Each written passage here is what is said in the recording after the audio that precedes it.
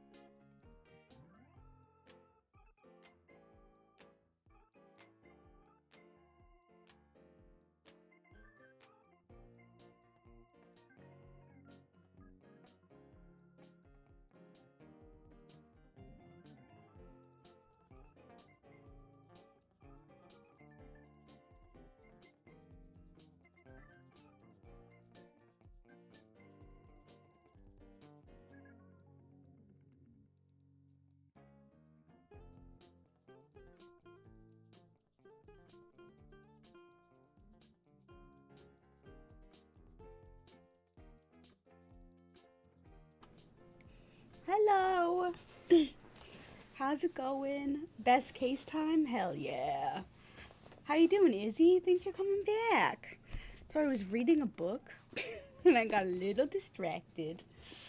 I meant to start a couple minutes earlier. I was eating dinner, but then I was reading, and then I was reading while shit was starting up, so we're having a night. My lips, I keep picking at them and they look terrible. I need to turn this music down. Funky music. This album is called Pigeon, and the song is called Cantaloupe Corner. Ugh. What point are we at? We have not started the last case yet. So, we'll be starting from 0 on whatever the hell this case is called. The 8-part beast.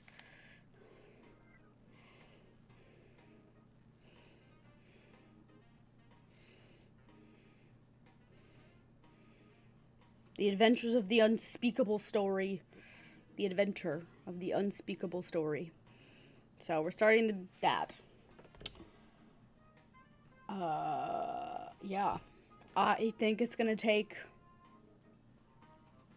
like 2 or 3 weeks at least. Minimum. My webcam picture looks terrible.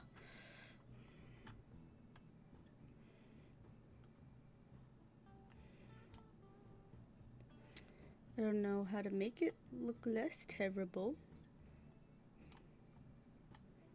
I don't know. You watch over 20 oh my gosh, 20 great Ace Attorney streamers. They blend together, but this means you can go feral for your favorite easier. Oh my gosh, you are dedicated. I can appreciate that. Yeah, we're starting from 0, so that'll be easy to follow. I'm very excited. It's gonna be a good time. What's gonna suck for me mentally is we're gonna finish this case and then I'm gonna have to take a break from this game for a bit to do spooky Halloween stuff. And then after Halloween, I will be back to game 2. And then, I don't know, maybe by the time I finish that, the Apollo trilogy will be out, and I can play, what's it called? Spirit of Justice and Dual Destinies, which is not the right order, but you know what I mean. You watch a ton during summer while you crammed for your final tests, and now they end up overlapping. Fuck yeah. I can appreciate that. Move my mic. The song is distracting me. Yeah. Let's get into it. I can like do a normal long stream tonight because I don't have anything tomorrow morning. I got stuff Sunday morning, but not tomorrow morning, which is great. I think that I have to be conscious. Well, I have a run at 11 o'clock, but like no amount of sleep could prepare me for that. Probably gonna get to use my rescue inhaler for the first time. Ugh, that'll be great.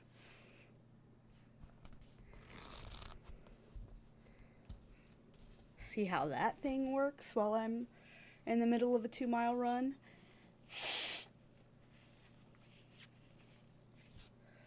Now that I figured out how to take my normal inhaler properly. Gotta make sure I remember to take that before I go to bed tonight. And my singular. I got told I have asthma this week, so it's in like the front of my mind. The Adventure of the Unspeakable Story. The sun is like just in my eyes. It's so annoying. Oh gosh. There we go. The Hounds of Baskerville, a hound as it was, but not such a hound as any mortal had ever seen. Damn it. It's coming! Sholmes's cry pierced through the thick wall of fog around us. Wisps of vapor flowed over the pistol as I cocked it, and I waited, breathlessly, in the stillness. The silence lasted for what seemed an eternity, until, at last, it appeared. From the shadows of the cloud, an enormous beast sprang out upon us. A hound it was, but not such a hound as any mortal has ever seen. Its eyes glowed with a smoldering glare. The whole of its ox-sized body was outlined in white-hot flames. Its rumbling pant and hideous howl, so terrified was I that I began to tremble with fear. "Look well, Wilson," Sholmes declared, gazing upon the mystical beast. "For this is the diabolical hound of the Baskervilles."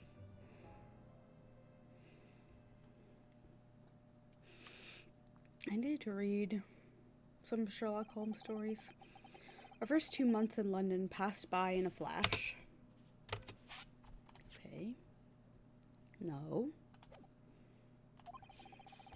In that disconcerting courtroom experience we were first thrown into on the day we arrived in this country, and in Soseki-san's terrible ordeal that had followed closely behind, we had emerged victorious. However, there then came an abrupt end to our opportunities to appear in court, which was hardly surprising, of course, since I was nothing more than an amateur, an unknown student of law from a faraway land. So, life in our little office was very quiet.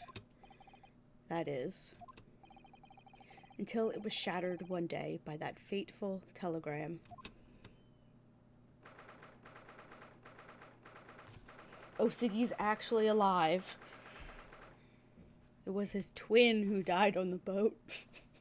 his stunt double that he secretly snuck on there.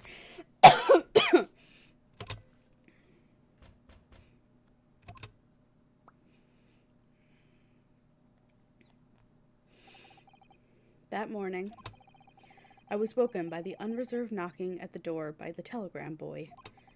But after he'd gone, Susato-san's behavior became very obviously strange. Susato-san? Yes! Is it time to leave for court already? Let me see. What case is it today? I don't think I'm scheduled to defend anyone at the moment, am I? Oh, no, of course not. How silly of me. But I think Iris said she would make us breakfast this morning. So, shall we go down to Mr. Sholmes' suite? Yes!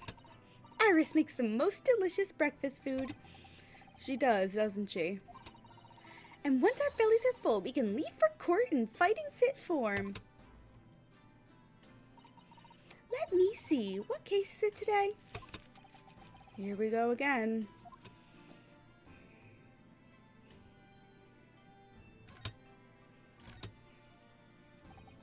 So, what was it about? The telegram that was delivered this morning, I mean. Oh, a telegram? I don't know what you're talking about.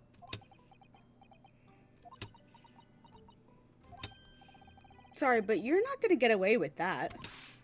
Well, I didn't think I would. Actually, don't give it a moment's thought. It's nothing interesting. Boring, in fact. Ahem. It was just a boring old telegram. That's 3 times now that she's tried and failed to convince me it was nothing. I promise that I'll tell you about it at some point. Alright, I understand.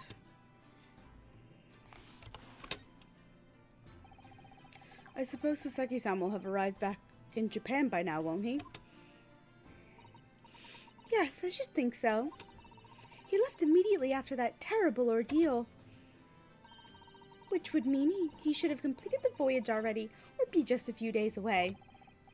A fortnight ago, we had a very long telegram from him. Do you remember? Complaining of seasickness. But by and large, it seems the voyage has been going well. Is something wrong, Naruhodo-san? I was just wondering what might have become of Soseki-san had he stayed in London. That's all. You mean, as regards Lord Van Zieks, the Reaper? Yes, I can't help wondering if seasickness would have paled into insignificance in that case.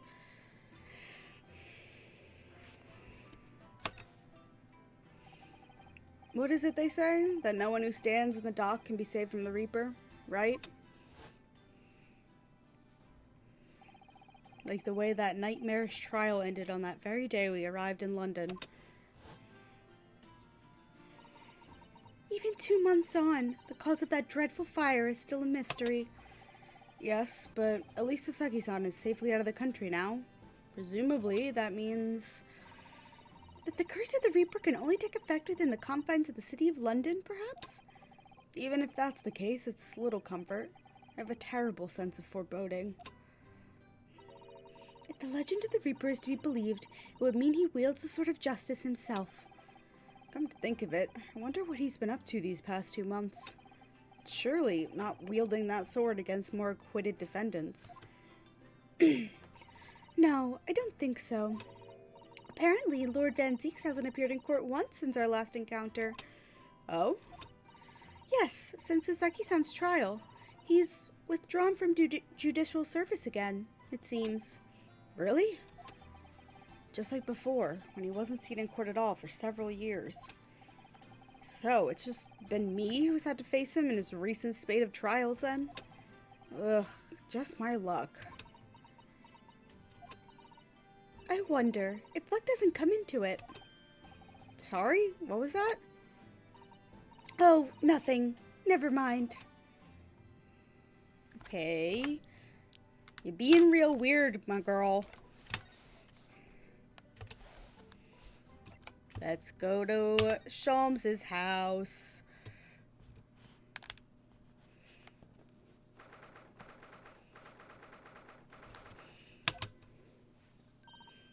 Good morning, Bruno. Good morning, Susie. Oh God, listen to that. Listen to the violin in the background.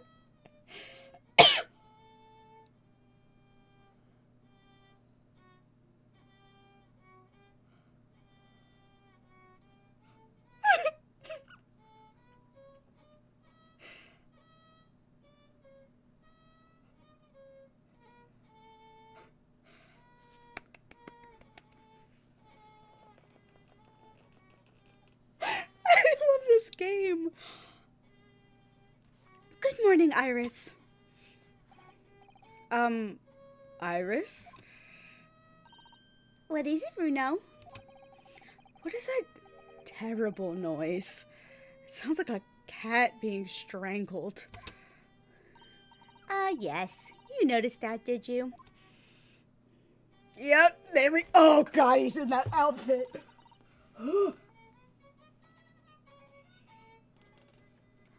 Haley isn't in the best form this morning, it seems.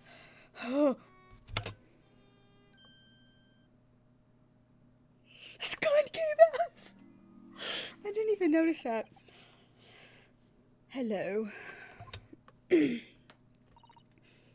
Hello, Mr. Sholmes. I can't handle this outfit. I don't know what it is, but oh my God. Good morning. A good morning to die, perhaps. Has something happened, Mr. Sholmes? You look miserable, and the way you were playing the violin before. My analytical mind is dead. Music is dead. The world is dead. Damn this blanched existence! That's all it is, my dear fellow. Nothing of consequence. He is absolutely bipolar coded, you're right. He's the drama queen. I'm afraid I don't understand. Well, Iris, isn't it time we ate? Some dry toast and insipid coffee for me, if it's not too much trouble. Meow. Doing a slow British accent is worse than just doing a British accent. Kitty cat. Oh, look. It's Wagahai. Wagahai? I hope I'm saying that right. Good morning, boy. That must be some sort of tiny door for cats to use. You've lived here 2 months and you didn't see that before? How did it get in here? Wagahai. Wagahai. Okay, thank you. Well then, everyone, time for breakfast. Oh, wonderful. Let me help you, Iris. It would indeed be a fine day to die. I knew something looked different. Something's missing from Mr. Sholmes' desk.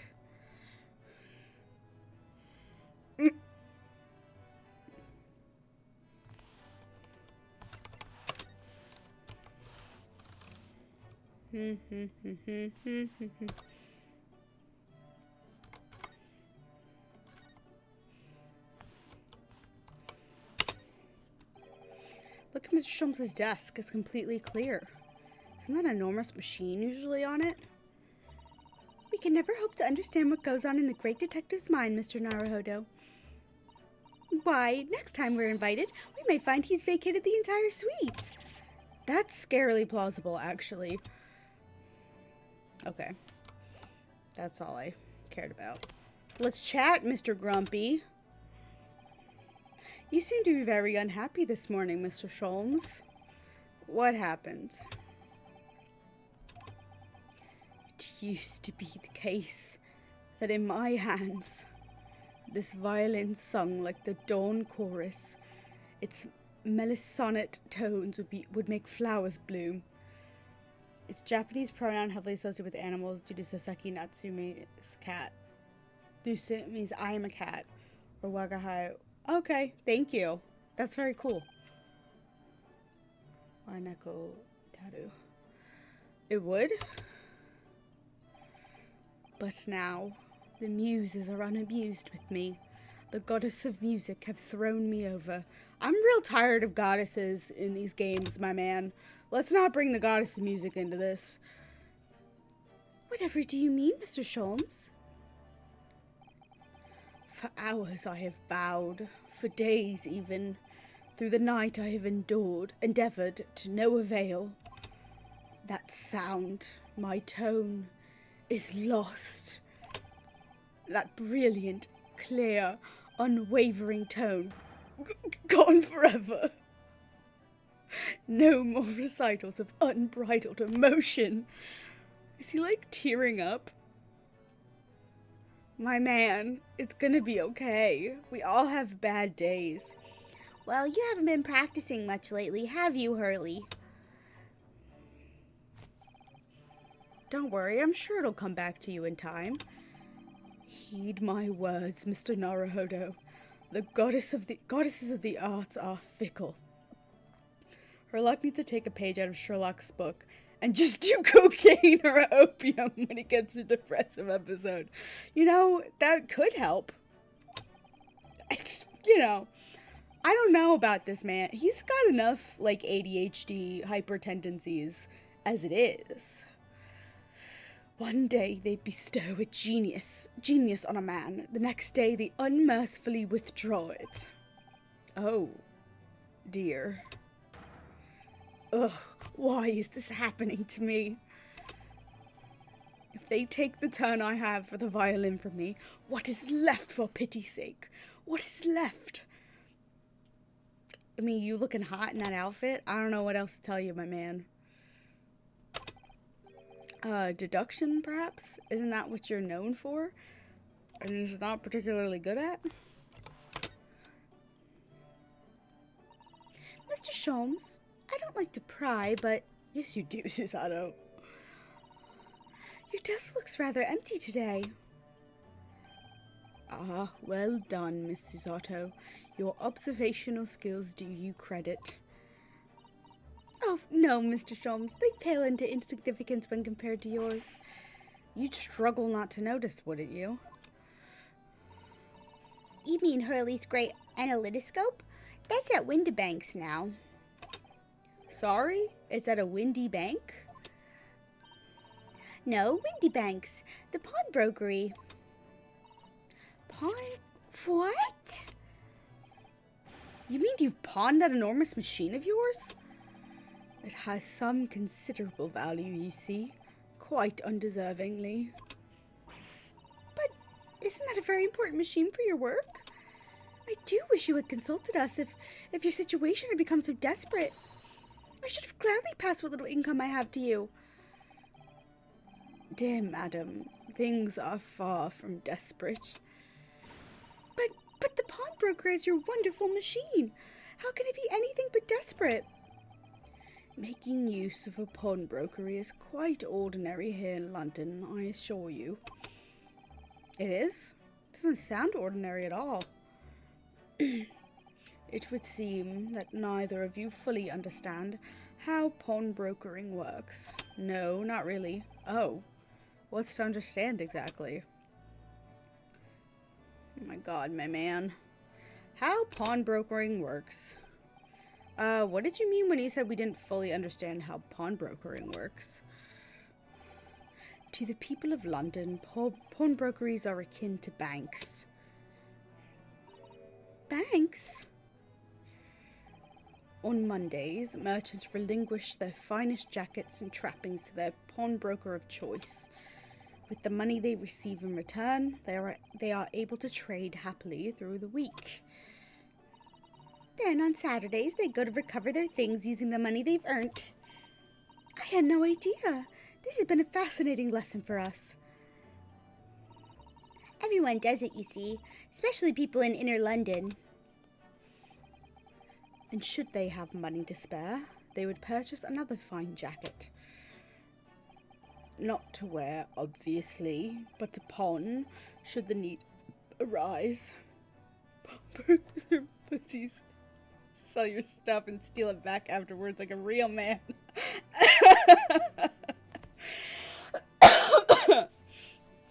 I think, what's-her-face would agree with you. Oh god, what's...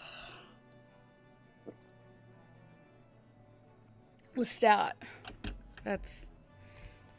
Yes, thank you. Gina Lestat. You would think I would know that name, but I keep forgetting it. Oh, how ingenious. So whenever we have something that's getting in the way, we leave it at Windibank's, you see. A pawnbrokery can be thought of as an extremely secure vault. Who would have thought that even pawnbrokers are different here in Great Britain? Of course, you have to watch Hurley with it. Sometimes he pawns things he really shouldn't. Don't you, Hurley?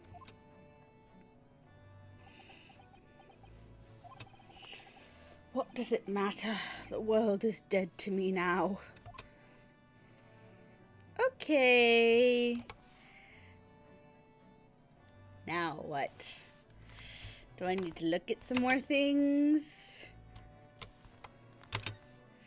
Oh, yeah. Talk with... Yeah, here we go. Mr. Natsume's cat seems to have settled into his new home then. Oh, yes. And I've become very attached to little Waggy. Would appear his previous owners completely forgotten to him. Cats are unfeeling creatures. Their mews as empty as the hearts of the muses. Sholmes, get a grip. Oh my god. If Mr. Natsumi had no intention of taking Waggy back to Japan, I wonder why he kept him in the first place. I expect he would have taken him if he could. But pets are strictly forbidden aboard steamships in our experience. And for good reason. Terrible things can happen if the rules of passage are not obeyed. Well, I don't mind, because Waggy is adorable. Your head cat and Herlock has a cat allergy would explain the mood swings. His immune system is going wild. Yeah, he really is. Oh, yes. What about the door? I don't remember seeing that tiny thing in the main door before. Where did that come from? Oh, you noticed? You are observant, Bruno. Look, I used this. It's my latest invention. What is that? I call it the cat flap-o-mat. Gosh, a machine for making doors just for cats? That's right. I can make a cat flap for a little furry friend like Waggy in seconds. Excuse me. I can do it in any door at all, no matter what it's made of. It's very powerful, you see. Wouldn't it have been quicker to just make the cat flap rather than making a machine to make the cat flap? Well, yes, maybe. But now I can make cat flaps for anywhere I like. Oh, I think it's wonderful. You must make one for us in the door to our office upstairs, Iris. Sorry, I got a text message.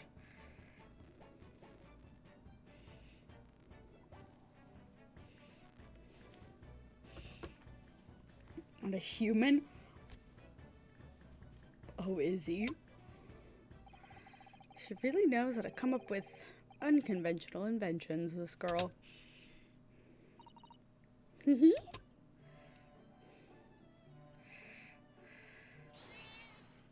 Oh. Oh, what was that? Wagga hi. Oh, kitty cat. What was that? Oh no! Wagga hi's tangled up in your violin! I think he thinks it's a toy. No, what is he doing to it? Oh dear, Mr. Sholmes' precious violin. Why should I care? What? I shouldn't be surprised. If the cat is a more accomplished musician than I now. Go take a nap, my man. Mr. Sholmes really is in poor spirits, isn't he? Well, anyway, I'll put it back where it lives, shall I, Hurley? Out of the cat's reach, if possible. Maybe we should assess the damage. Assess the damage. Oh my god. There's a lot of... This room is way bigger than I ever thought.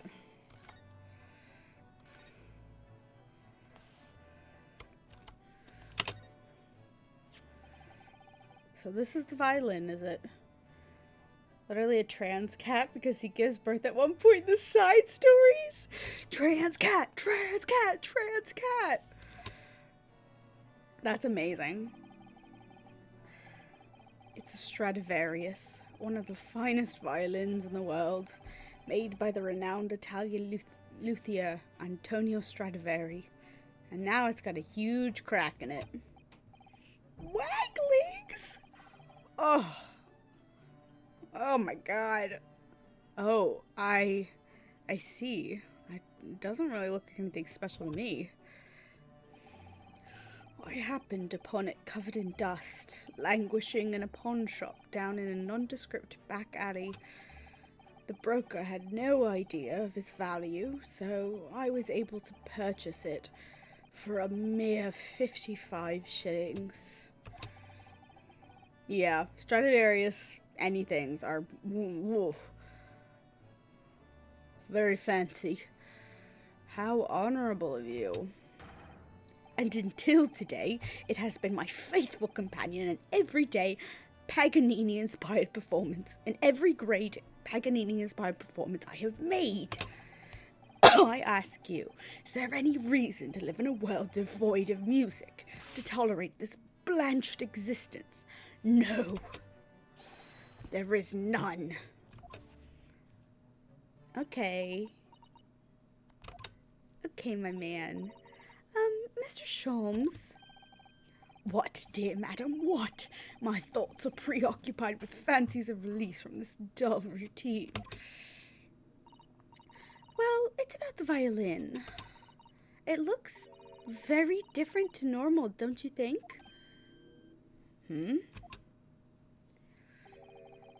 What do you mean, Miss Susato? Oh, Susie's right. Yes, the tone of the wood is completely different. And that's not all. I'm sure there was no crack here before. Wait, it's not even the right size, is it? What's this?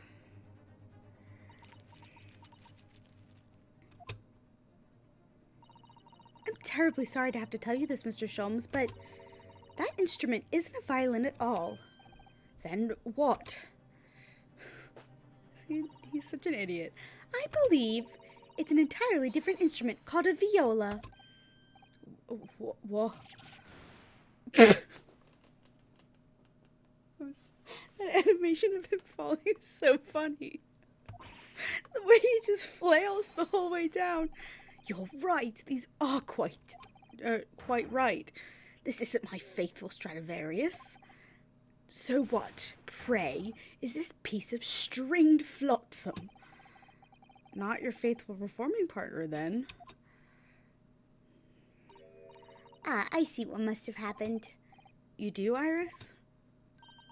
This is just a simple mix-up. Sounds like Iris might be able to tell us exactly what's happened if we ask her. Okay, happily. Let's chat again.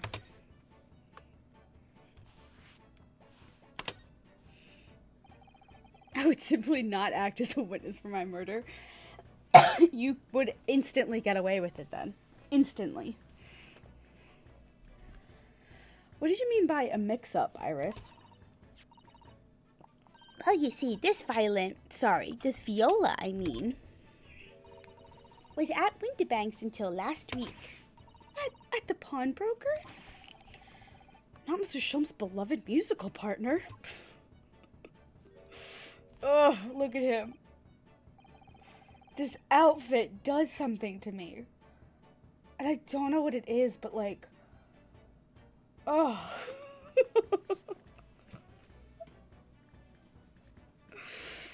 There is a proverb from the East with which you are no doubt familiar, my dear fellows. Anyway, always let a beloved child travel. Yes, indeed. So you sent your beloved violin to the pawnbrokers in hopes that it would experience personal growth?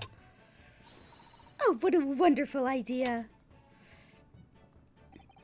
Last week I pawned my great analytoscope in order to release my precious instrument, but it would appear Mr. Winterbank mistakenly furnished me with this tawdry fiddle instead.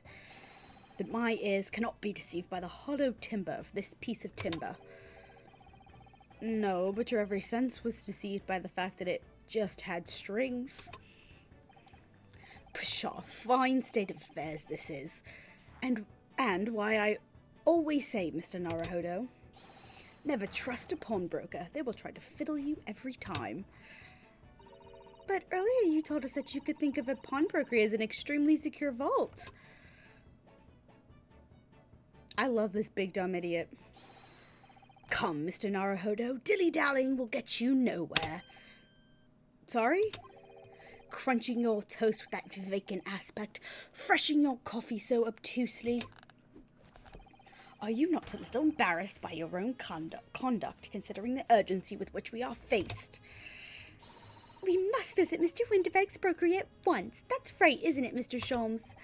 Precisely, Miss Susato, without a moment's delay. But I haven't finished my bacon and eggs. My dear fellow, surely you do not still intend to crunch your bacon with an increasingly vacant aspect, to press your eggs ever more obtusely. All right, say no more, let's just get going then. Don't worry, Bruno, I'd be happy to heat it up for you again later. Oh, thank you, Iris. As it happens, I am rather curious to see what a British pawnbroker's looks like. Chug it as you go. The idea of that. just vile. A new location has been added. I have lots of options.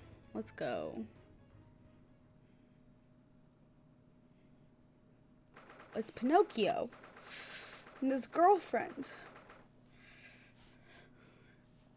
Looking at all the fun stuff. We got shoes hanging from the ceiling. Perksy.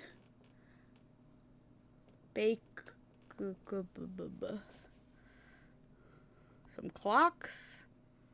A horse. A skull.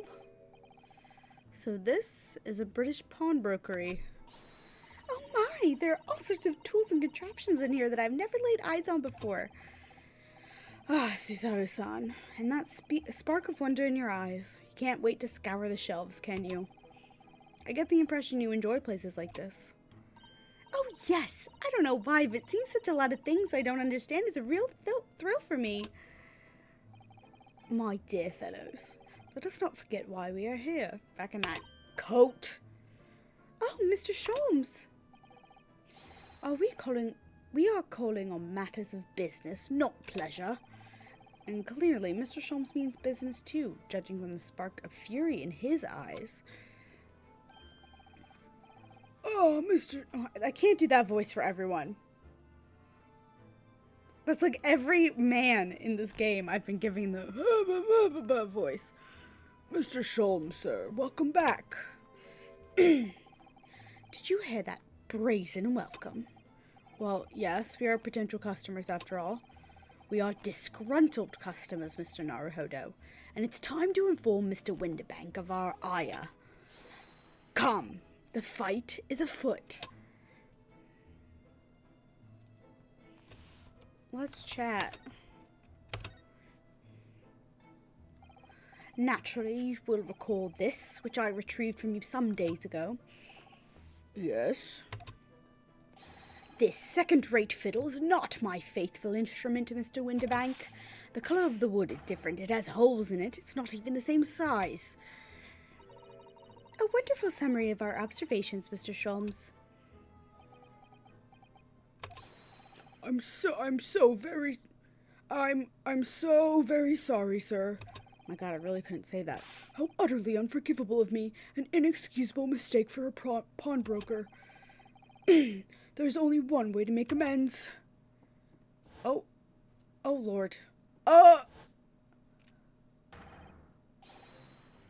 will have to take my own life. Sholmes, are you going to react at all? I don't think that will be necessary, do you? The way he sprinted at us with that gun. I've never seen anything like that in one of these games before. Before I pop off! Oh my God! If I may say just one thing before I pop off. Yes? It was you, sir, Mr. Sholmes, who took it upon himself to remove the item the other day, I believe. Sorry. As I recall, I entered the storeroom to fetch your violin when I heard, here it is. You did? This man is a fucking idiot.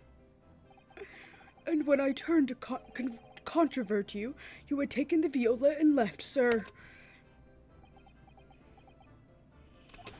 However, there can be no doubt that the blame lies firmly at my own door for allowing you to leave. So I shall not grumble or grouse any longer. May this guilt die with me. No. I love the way he falls. Every time. It's delightful. No. Stop, my dear fellow. The fault is mine. Windbag, please. Is this Oldbag's relative? Windbag? Anyway. Phew. It would appear that the fight is over. I do humbly apologize, Mr. Winterbank. Evidently, my questionable disposition precipitated this tragedy. Well, you wouldn't be Mr. Herlock Sholmes without that questionable disposition now, would you? Oh my God, my man. I do believe you may be right, sir. It's either laugh or cry, I suppose. You are, it must be said, one of my more challenging customers. I needn't remind you of the peculiar collection of items you've brought through my door in the past. Oh, peculiar items? I know. What a way to gaslight all of your customers into just being like, no, it's fine. Look at that straight up photo of a dog on his desk. That is just a photograph of a golden retriever that they shrunk down into this picture frame. In the extreme, ma'am. For example, the unpublished manuscript of an eponymous work, the novels of Herlock Sholmes or some such. Oh my! A new, fully fledged novel? And unpublished? A story I have yet to read, you mean? Ah, forgive me! Wait, before you die, you must tell me more. Susato. I must know more. Tell me everything. Wow, Susato-san is really fired up now. Figure out how to rob Windibags to get the dog photo. It's maybe the most valuable thing that they have in this building. Is that real photo of a golden retriever. Is there really an unpublished story under this very roof? Well, one day the gentleman here brought in an old metal chest, you see. I should like to entrust this to your care for a while, Mr. Windibank. For a chest like that, 1 shilling, sir, not a farthing more. It houses something of very great value indeed. The latest manuscript, recounting the adventures of one Mr. Herlock Sholmes. I beg your pardon, a manuscript? You wish to deposit a manuscript? Wait, look at that cute little box on the shelf next to the horse in front of the photo frame. No box on the shelf next to the horse in front of the photo frame. Which one? There's a lot of boxes. The green one, the blue one, the one that's round and got like a jewel on the front. I'm looking at the horse. There's a box directly next to it that looks like it's full of wood chips. The round one. Oh, yes. The round one is very nice. I like that one. I keep staring at it being like, maybe it has a very fancy hat in it. Or a crown.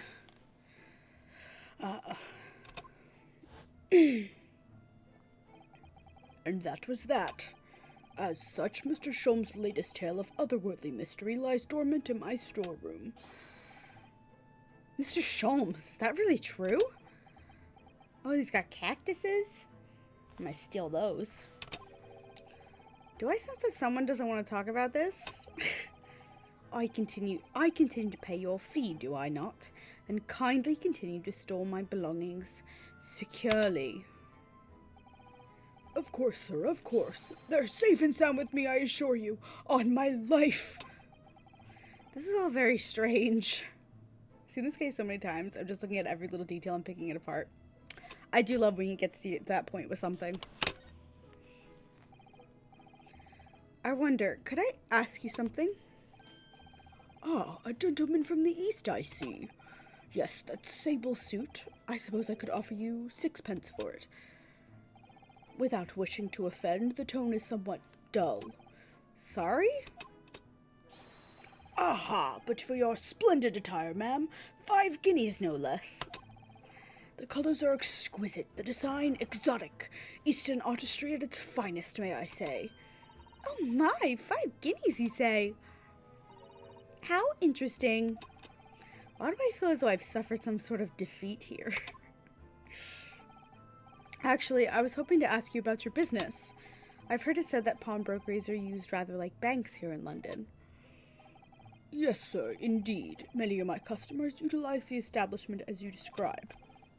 I appraise their items, offer them a proportionate loan, and 2 months of secure stowage. If, in that time, they repay the original sum to me, plus the agreed interest, their items are happily returned. But what happens if they don't pay you the money? Then the items are offered for sale in my shop, as you can see on the shelves behind me. So you never sell items before the 2 months has passed, then? That's right, ma'am, that's right, which means some considerable responsibility rests on my shoulders. Should a customer's precious belongings be lost, the only recompense is for me to end it all. The very idea, Mr. Windibank, is an absurdity. One should never talk of one's demise so casually. Says the man who was telling us all it was a good day to die only this morning. He is the drama, and let us not forget that I have already helped you take measures to ensure such tragedy never occurs. Oh, what sort of measures? I engineered a simple device which Mr. Windibank has installed here in the shop. I call it the red-handed recorder. Is that not so, Mr. Windibank? What was that deep sigh about?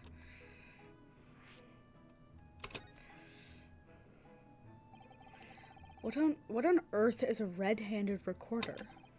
Use your eyes, my dear fellow. There are 2 just below the ceiling. Just below the ceiling. Am I supposed to see it? I mean, I see this one. This. I assume that's one. Am I supposed to be able to see the other one? I can see what appears to be a camera attached to some sort of timing device. Very astute. It is indeed a camera furnished with some 100 pieces of celluloid film. And every 30 minutes precisely, the camera automatically records the appearance of the shop. No, you looked okay. Good to know. Here's an example I can show you. Okay, this one, like, over the desk.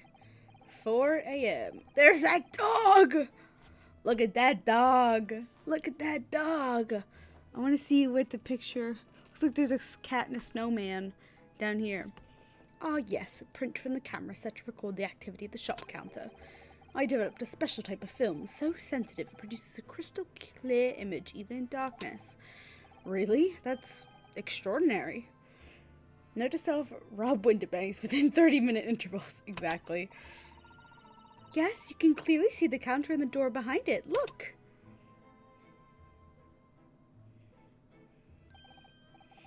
So you see, were someone to enter the premises with ill intent, his identity would be summarily exposed.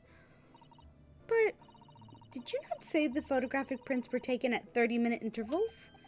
Indeed, as you say, my dear madam. Well, then what if the incident were to occur in between times? One could only say, that would be a cruel twist of fate. I must confess, your devices have been giving me some cause for distress of late. I beg your pardon, Mr. Windibank. Surely they are anything but distressing. Reassuring is the word. It's the cost of the film, sir. You most graciously placed not 1, but 2 cameras in my shop, after all, which means I must pay for nigh on 100 utterly useless prints every single day. I'm afraid the cost of the film will break me before I am very much older.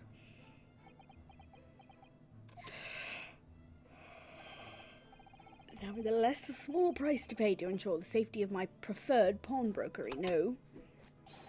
My dear fellows, we're on the verge of an age where safety and security come at a price. Another note, find a way to break a hole into the back door or pick the lock. Just for fun, my only targets are the dog photo and pretty box. I think that's a worthy bounty. Also, Sholmes' fucking crazy expensive violin. I almost called it a guitar. Oh, heaven help us. Just stop using it, my man. It's fine. He will never know. He's a dumbass. Now then, Mr. Sholmes, allow me to return your precious violin. Ah, the very thing. Thank you, Mr. Windibank. Bank. Keep calling him Bag. Perhaps this might mark the end of the peculiar items you tried to pop, Because if anything were to happen to one of them, this would be the only answer. I really think you ought to stop waving that gun around. Someone could get hurt. Fear not. Sorry? I've only loaded a single bullet, so no one but myself could possibly be harmed. That's not really what I meant. Good day to you then, Mr. Windibank. It's been a pleasure as always, Mr. Sholmes. So, Mr. Naruhodo, now we can explore at last. Keep her for a few minutes. Okay. Hi, Minnie Moo. Come here, baby girl. Come say hi. Come here. Hi, my baby. Oh, fine. Come say hello.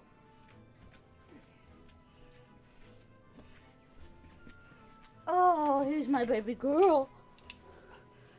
Yeah. Hi, sweetheart.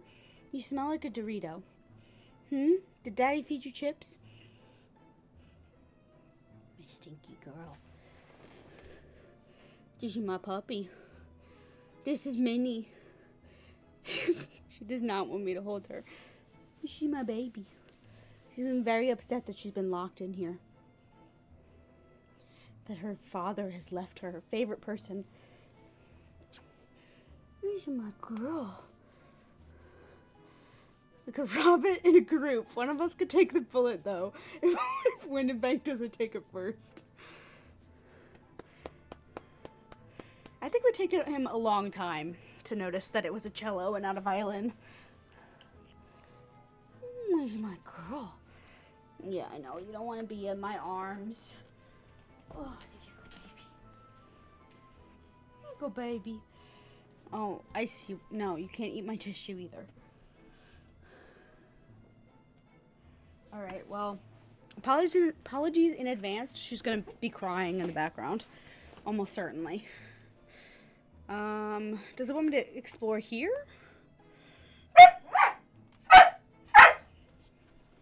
You're so loud. Did you know that? Too loud, in fact.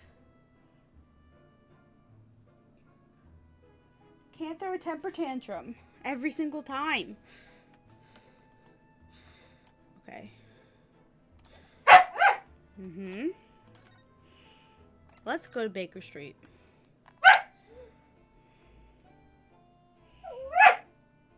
She's not happy. Oh my god, it's right here. Look at all the different things in the window of this shop.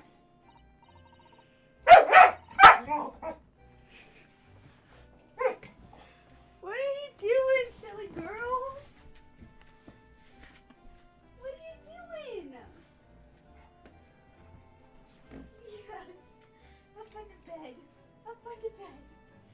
Yeah. Oh, my silly goose. My silly goose.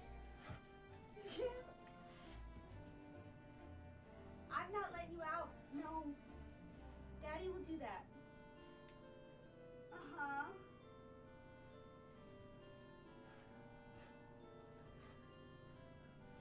Oh, yeah. You're my silly girl. Do I have to play with you in my lap? Huh? Come here. Yeah, you come here. Let's play Ace Attorney together. Oh. You sit right here. There's not a good way to have you just be in camera. You could just be in my lap.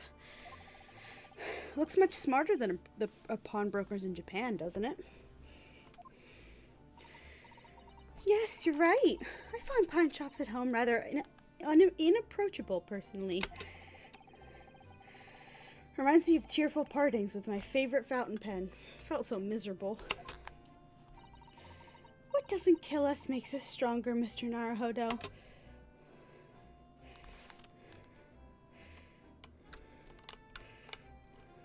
Okay.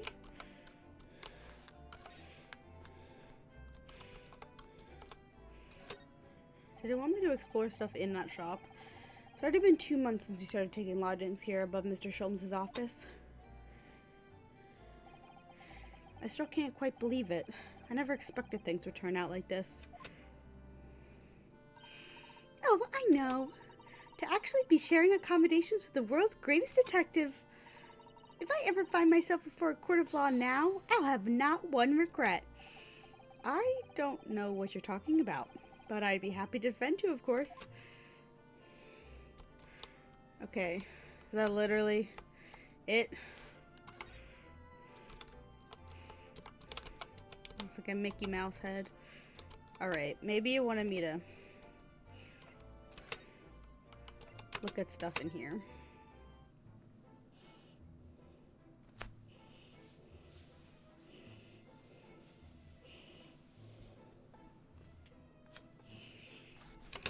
My puppy a little kiss.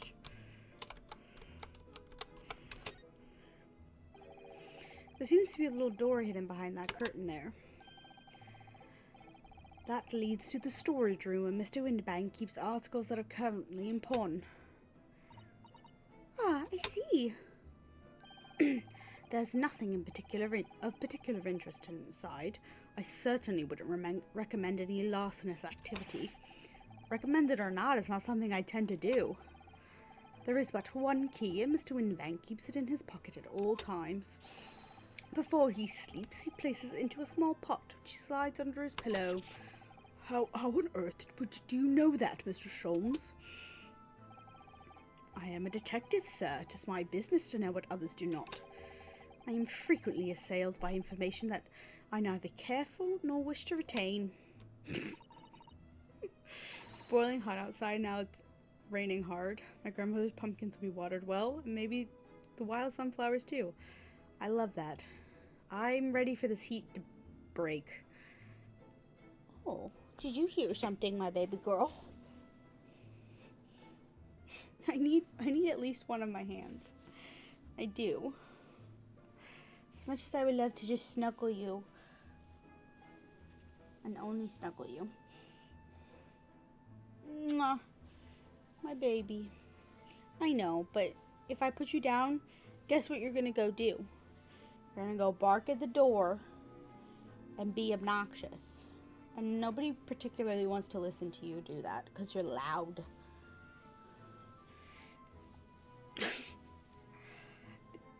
At this point, with all the false accusations he's made against people, he deserves to be framed. Oh, we're sitting up? Oh, we're standing! Wow! Can you show everybody how long you are? Silly girl. I can't see the screen with your butt in my face. Mwah. Kiss your little belly. I don't know what she's doing. What are you doing, honey? Can you sit your butt back down, maybe? Do you want to sit? Want to sit? Thank you.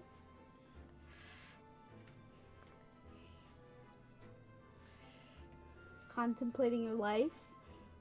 You're trying to get to my tissue. That's what you're doing.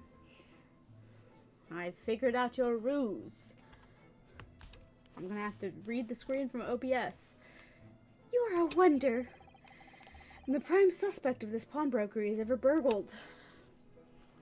Oh, is this gonna be a defending Edgeworth situation?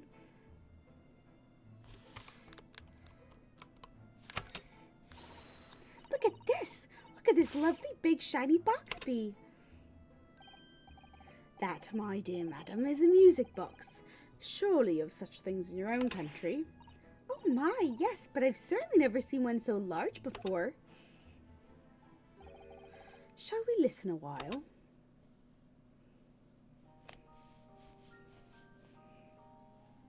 Minnie, what are you doing? What a sublime sound. It's like the music of angels. Never heard anything like it before in my life.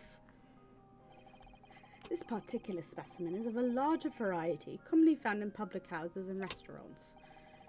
There is a metal disc inside on which the notes to be played are recorded. Simply by replacing the disc with another, any music you care to imagine can be played.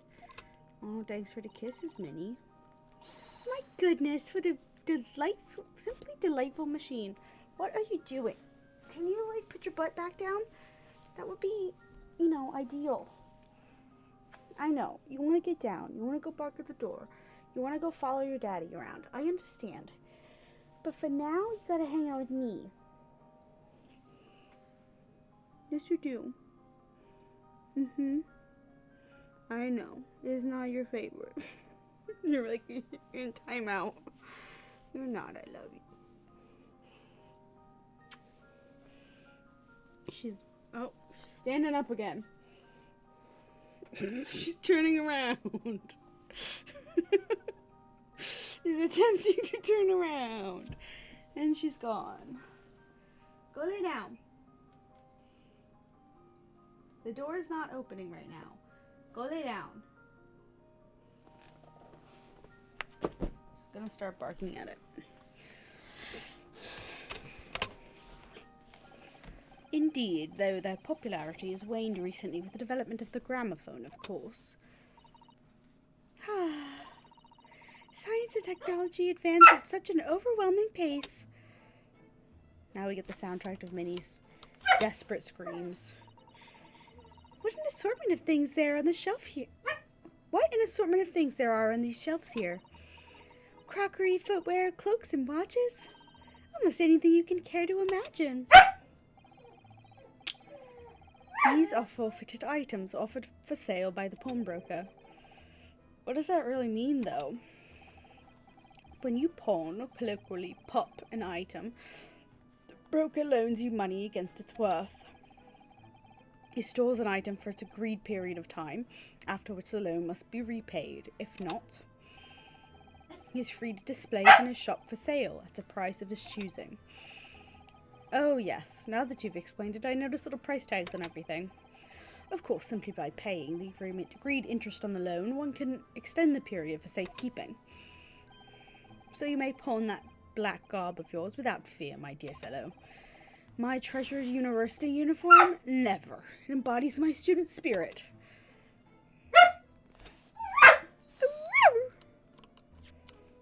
That's not the button I wanted to press.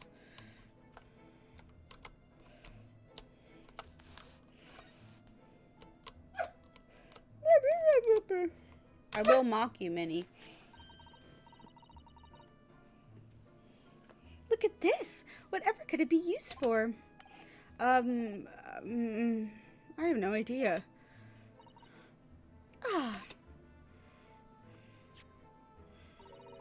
There's a small catch just here. Look. We're gonna open it, aren't we? Oh my, that's amazing. It has some sort of spring-loaded mechanism, which we'll never manage to put back to the way it was before. What are you two doing? What? Us? Nothing. No, nothing at all. Whatever this device is, it seems to have a pair of little windows to look through. Feels as though I've seen something rather similar to this elsewhere. I guess at Holmes's house? As a radio. Now, what do you suppose this rather enormous machine does? It seems to have two little windows for looking through. Allow me to enlighten you, my dear fellows. What you are looking at is a stereoscope. Okay. A stereoscope? Fascinating. It is aptly named, I assure you. Look through the eyepieces and see for yourself. Oh, I should be delighted to. Excuse me a moment while I have a look. Just before you do, there is something I should point out. My dear fellows, in order to see through the image properly, the stereoscopically, as it were, you will need to be cross-eyed. However, that is beyond you. It is of little consequence today. Alright then, I'm going to try it.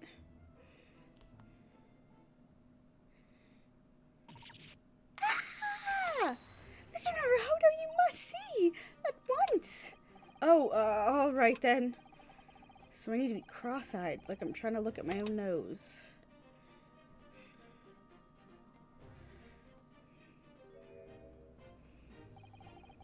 What the?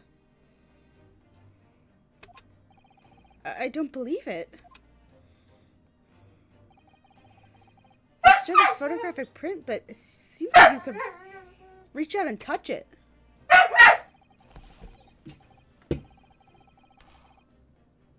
Can I help you?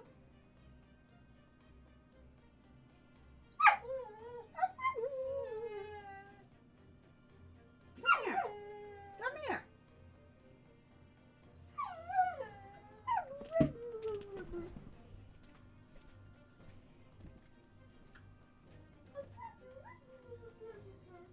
No, I'm not opening the door. No, I'm not doing that. You got put in here for a reason. Do I know what that reason is? No, but...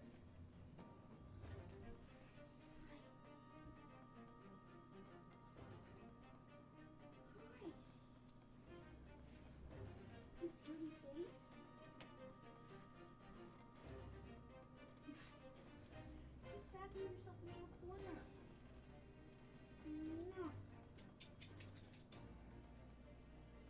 You just got your nose all over my glasses. And smudged them.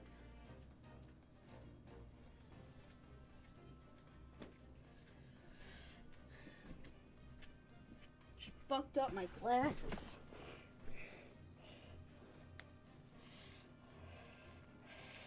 Nasty.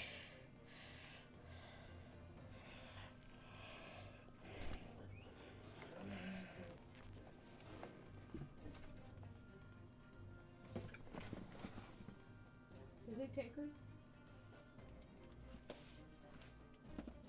I guess so.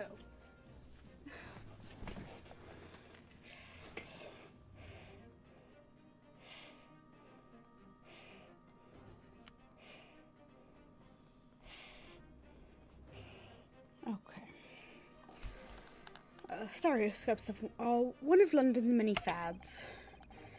They are often found at little stalls in the park. People queue for hours to see them. Why? Why are people meddling with such black magic? It is no magic, my dear madam. It is, well, far too complicated to explain at present. We shall save this lesson for another day. Oh. Okay. What else am I...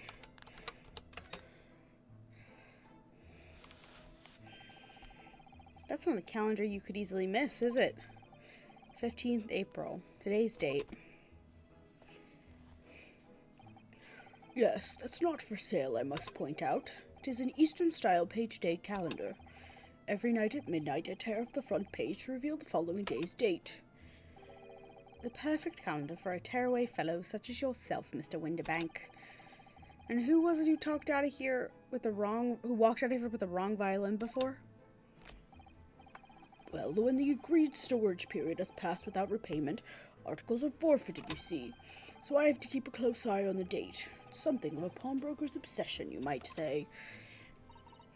Oh, yes, I can see you're very dedicated to your job.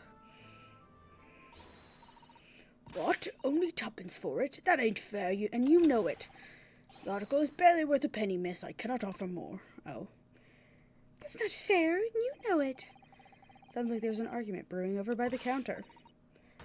Come on, that can't be right. Have you even had a proper butcher's at it? I've seen all I need to see, young girl. Oh, it's Gina. I knew it. Wait, don't we know? I'm sure I recognize her. Oh, yes, it's the young lady from Mr. McGilda's trial 2 months ago. Her name is Gina Lestrade, my lord. It is a chancer. Earns her crusts among large crowds, relieving people of their purses. What's commonly called a pickpocket. I refuse to do. I couldn't figure out a voice from him then, and I'm not figuring out a voice from him now. He's dead. Gordon Bennett, you lot. Hello, Miss Lestrade. I hope you've been well. What? You remember me then, do you? Well, I remember being completely surrounded by smoke, that's for sure. So, what are you doing in here? Down and out like the rest of us, nothing to eat. Come to pop that black weasel, coat, have you? What is it about this black uniform that makes everybody comment on it? Ah, good day, unless I'm much mistaken. You be the young pickpocket who stole our experimental smoke grenade launcher. Oh, Mr. Sholmes. So, you have something of value to pawn, do you? Allow me to see the article, and I shall negotiate with Mr. Winterbank on your behalf. Pull the other one. I don't need no help from some stuck-up D. Get out of my business. Go on, or I'll make trouble for you. As you wish, Miss Lestrade. I will happily remove myself from your presence.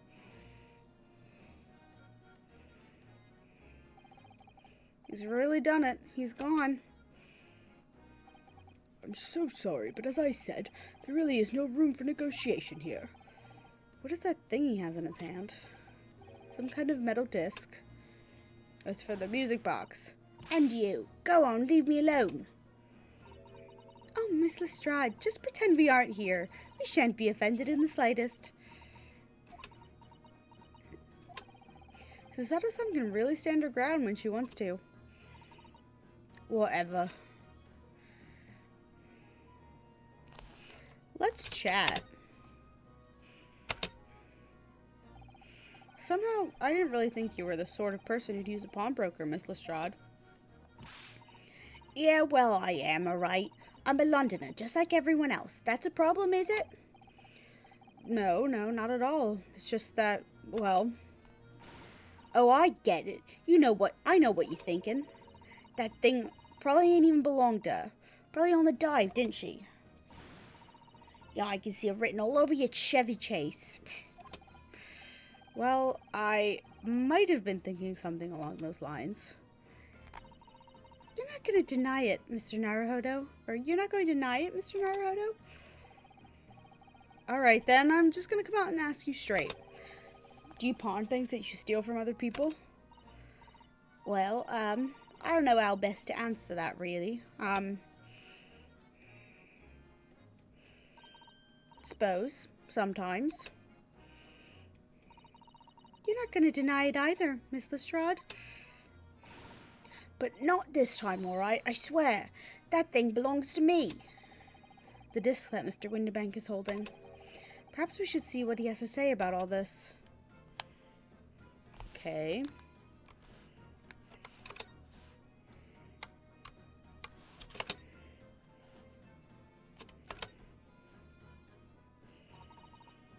Mr. Winterbank, what exactly is this metal disc that Miss Lestrade has brought in? It seems to have hundreds of tiny little bumps on its surface. Ah, this is a music disc, you see, for inside a music box. In a music box? What, you don't even know what a music box is? Tisk, you Eastern lot, ain't you savvy, eh? I know what a music box is. I've just never seen one of these discs before. Small protrusions on the metal disc encode the tune to be played by the music box. You simply insert the disc and set the machine going, and beautiful music plays. It's so incredible! Tell us, what tune is on this disc? Well, I'm afraid I couldn't tell you that. There's so many different types of music box, you see. British-made, German, Swiss. I have no way of knowing which particular machine this disc was made for. Ah, I see. And that's it in a nutshell. I wouldn't have any customers for an item like this, even if the young lady forfeited it. Really, I'm already offering more than I should at a penny. That's a packet of lies. He told me he did. He said it was, well... He? Who? Never mind you. It just ain't right, that's all. That disc's worth good money, I know it is. Well then, you'll have to try your luck at another pawnbroker's, won't you? Ugh. She's been in before, of course, this little tatterdemalion. I see.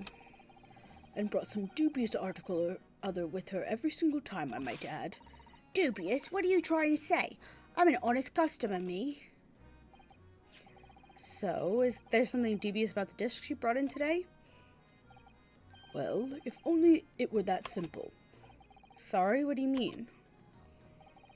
What she actually brought in was a storage ticket.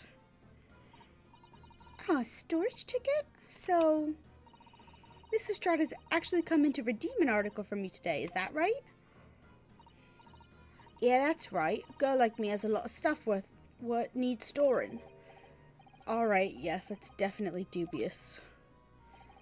The article in question would have been forfeited at midnight tonight, but as she gave me the ticket for it and repaid both the loan and the interest, I was obliged to return the article to her.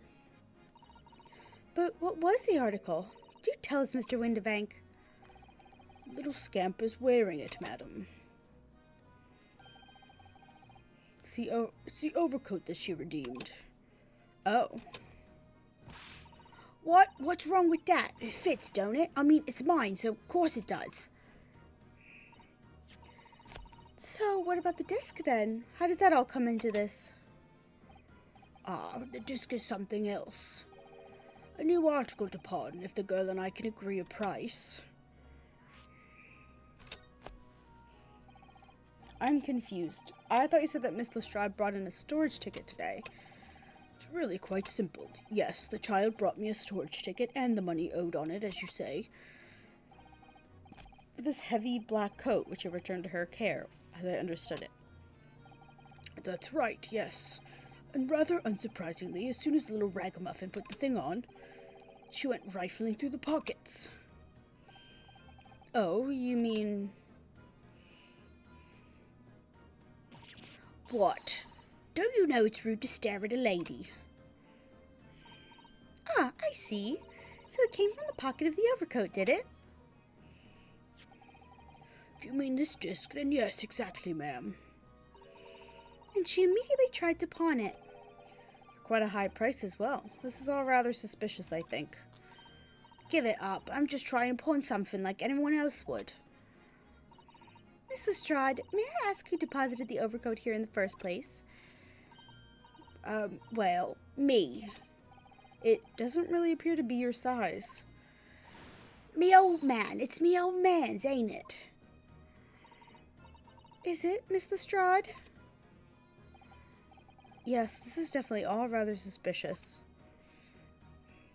Why are we interrogating her so thoroughly?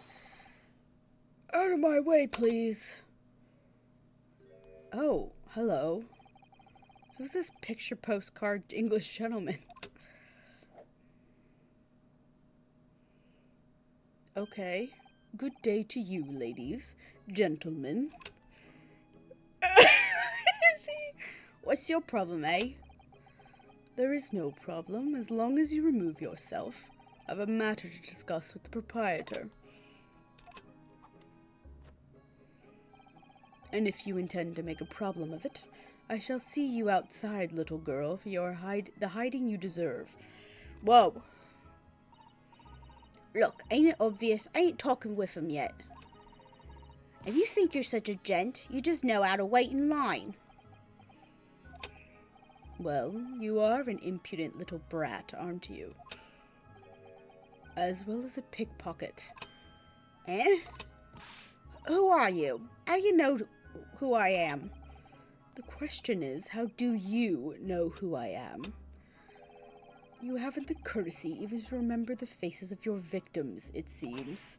Is he? Oh my god, girl. What? You mean from you? Broker.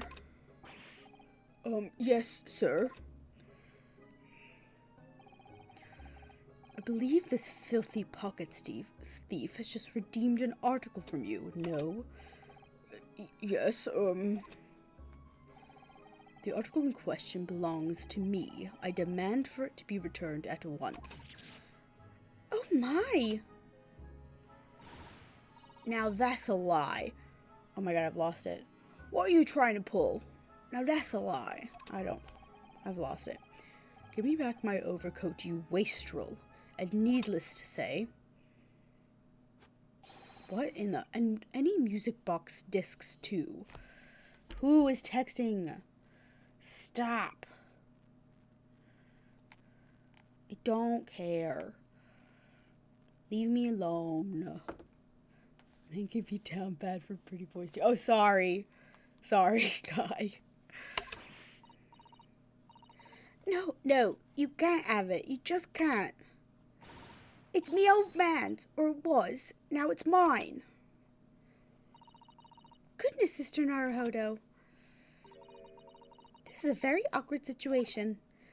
Yes. I think perhaps we should hear both sides of the story in a little more detail.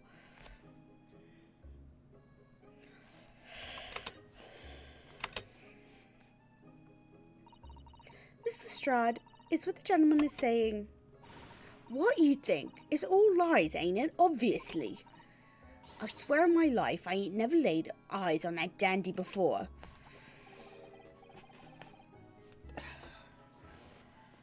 Let's hear it now, you little ragamuffin. Let's give the dish to the Snow White handsome gentleman. You stole it, didn't you? That ticket you brought in here just now. No, I swear it. I swear to God. It was barely an hour ago. I was walking down the street, minding my own business, when this little gutterling ran into me. I knew at once what had happened. I'd been robbed yet again, I thought to myself. Those wretched pickpockets. Yet again. Oh yes, as you can see, I am a man of impeccable style. It isn't the first time that I've been targeted by these back-slum scoundrels. Now then, relinquish my overcoat. Nah. Come along now, Miss Lestrade. Give the good gentleman his coat back. If you're going to cause trouble, I shall have no choice but to call the police. Hold on, why everyone think it's me? Just look at this dandy cove, and you think I'm the dodgy one. I'm sorry, but no one's going to believe you. Well, what about evidence? Yeah. Where's your evidence I've stolen something from you, eh? Come on, let's see it. Oh, I have evidence, naturally. You what?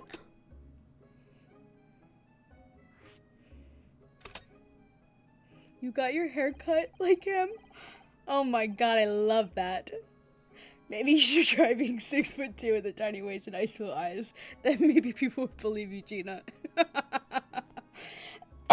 That's incredible. I love that for you.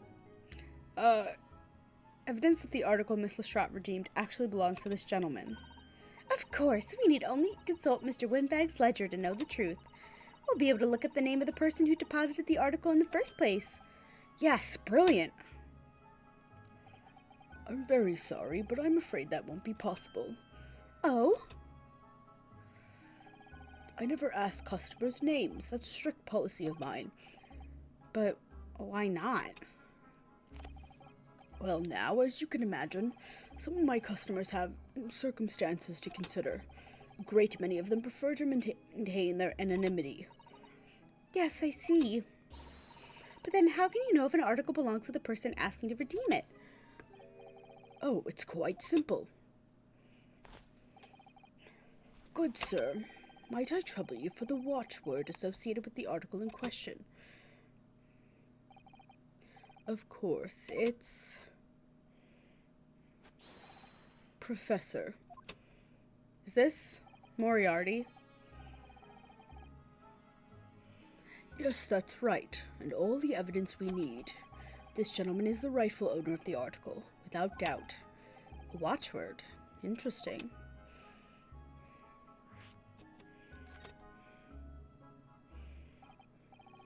So, about these watchwords, Mr. Windibank. As I just explained, I never ask customers' names when they deposit items with me. There are many reasons why. Certain customers would like to keep their activity secret. Oh my god, there's a Sholmes in the fucking background. What does he have in his hand? It looks like a bar of chocolate. What is this dumbass doing? That wasn't exactly a subtle glance at Mr. Sholmes now, was it? Look at this fucking idiot. Great detectives have no dark secrets. Not at all. Yes, well, anyway, that's why I always ask for a watchword whenever I accept a new article. In many ways, it's like a secret combination of numbers used to unlock a vault. The date of deposit, the description, and a watchword uniquely identify each item. And of course, then I give the storage ticket to the customer. And so when cards redeem something, I ask for the ticket and the watchword. And if that someone tells you the correct watchword, you return the article? That's right, sir, yes. Just as soon as the requisite fee is paid. And I have supplied you with the information you require already, but for the avoidance of doubt, the article in question is an overcoat deposited 2 months ago on 15th February. With a watchword of Professor. All perfectly correct information, sir. But, ow! Really, it is beyond a joke now. There is no further room for doubt.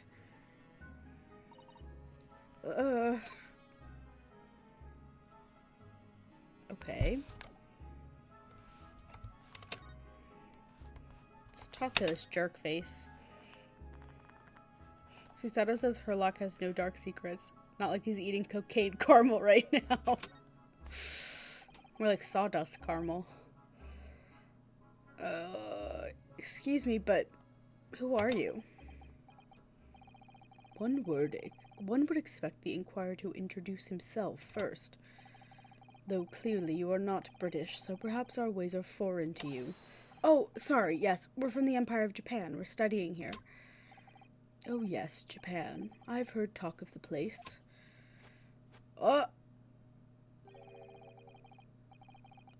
Who is this?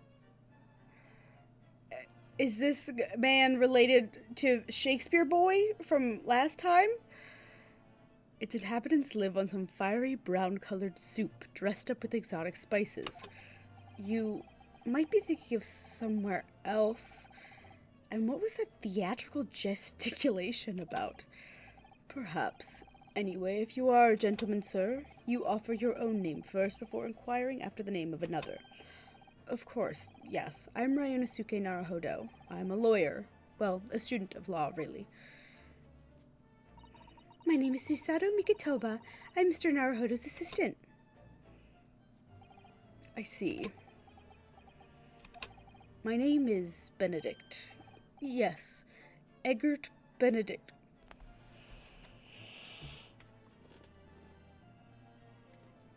They named him Eggs Benedict?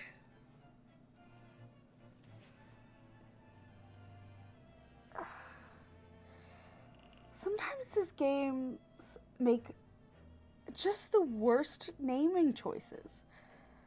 His name is Eggs Benedict. My special guy. You're right on that, Izzy. He's extremely white. Maybe the whitest person we've met so far. Eggert Benedict. That sounds like he's given a fake name, the way he had to think about it. Enchanté. He's so refined in how he holds himself and how he speaks. But that name is suspicious. Yeah, there's no way this man's name is Eggs Benedict, actually. Now to the matter at hand. What is he doing? My overcoat. Return it at once to someone with the style to carry it off. I can't handle the animations in this fucking games. What is happening? What is this reference now? Every move he makes, every breath he takes, I can't stand watching him. What is I feel like I'm in a fugue state right now.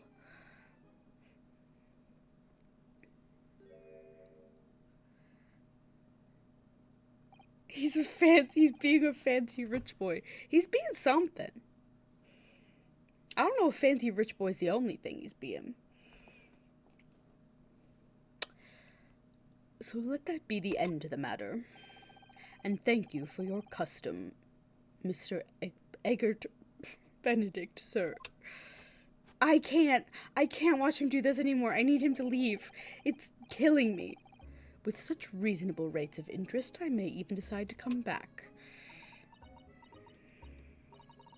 This is why I hate grown-ups. Just 'cause I'm a diver, everyone thinks that makes me a liar. In the contents of the coat pockets, if you please, broker. But of course, sir, here's the disc for you. Just this one. Pardon, sir. I was expecting another. That is, I deposited another. Another disc? Oh dear. I regret to inform you, sir, that what was deposited with me was merely the overcoat. The disc happened to be in one of the pockets, but I was completely unaware of it until now. So, Gutterling, you're hiding more of what's rightfully mine, are you? Says who, eh? I don't know nothing about it. Very well. Then I shall bid you farewell. Say goodbye to style. Wait a minute, that disc is mine. Oh my gosh. What do you think you're doing, you little tramp? He's being honest, how I'm perfect. You've drawn blood, you filthy animal. Oh my, yes, there's blood in the disc. It's because of all those sharp little bumps. The man must have scratched his finger on them. I found it first, alright? I mean, it belonged to me, old man. So, you're not having it. Oi, you take it. Me? If I hang on to it, they'll have it off me again. So you keep hold of it. Miss Lestrade, why is this disco important to her? I'm losing her voice, so, pardon me. You there, in the black livery.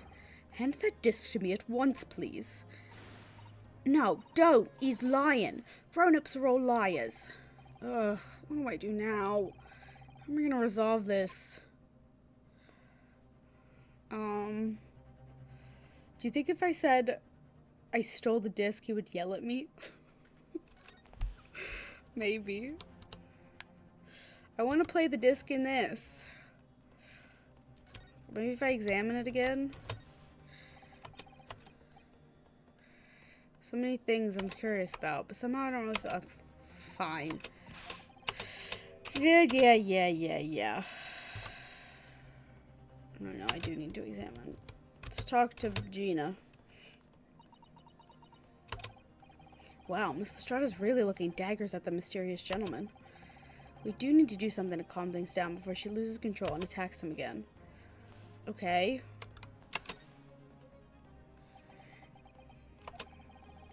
Look at those piercing eyes. He's clearly in no mood to talk. We have to do something quickly before this mysterious gentleman leaves to fetch the police or something. What about the pictures? Can't we, scrounge up the pictures from 2 months ago when he would have deposited it and see who it was? Mr. Winterbeck is clearly at a loss here. I have to do something about okay? What do you want me to do? I can't present anything. I can't... Oh, wait. This dumbass. I forgot he was over here. Mr. Sholmes? What are you examining with such keen interest there? As you enjoy a bar of caramel, I see. Sawdust caramel. That was a thing... Oh god, he's depressed again.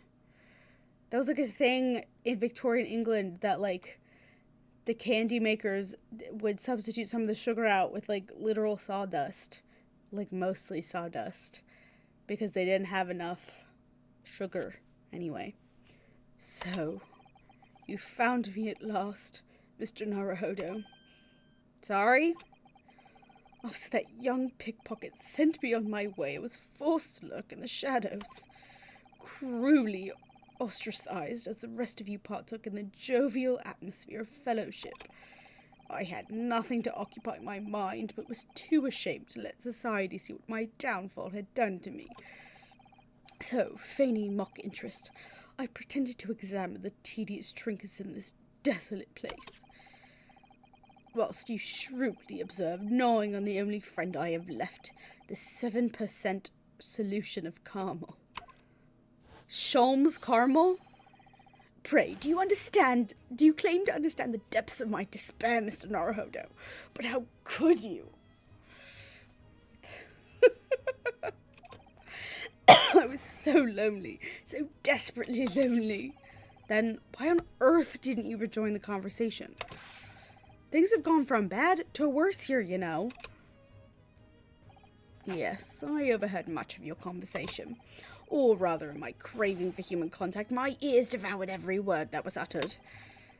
You really were sad, weren't you? Ryu, you need to get used to this clingy boyfriend that you now have, because that's what he is. Your clingy, sad, bipolar boyfriend. Osugi is dead. Now it's on to Sholmes. Poor Mr. Sholmes. I feel simply awful for you. It would seem that my inferences are correct. Oh, surely you're not about to tell us. You solved the entire case once again. My dear madam, sometimes I wonder. In this instance, Sholmes is in love with Ryu, but not the other way around. But, Kazumi and Ryu are, they're just both in love with each other. Ryu more, it's kind of the opposite, but Kazumi also loves. I can't express into words what this game is doing to me. But he's like a sad puppy. Sholmes is like a sad puppy following Ryu around.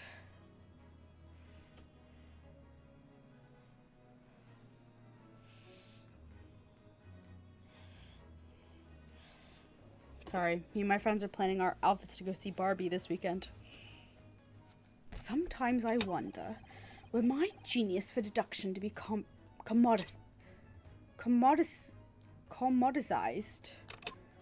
Kazuma, I know it's Kazuma. How much could I pawn it for? Seems Mr. Sholmes has had another of his flashes of inspiration. But, you know if it will help to resolve the situation between Who knows if it will help to resolve the situation between Miss Lestrade and the mysterious gentleman? We do know his name now, my man. What's the right thing to do? Let's listen to him. If I get to watch you both do little silly spins, then I'm all for it. Well, Miss Lestrade, it would appear you find yourself in something of a predicament.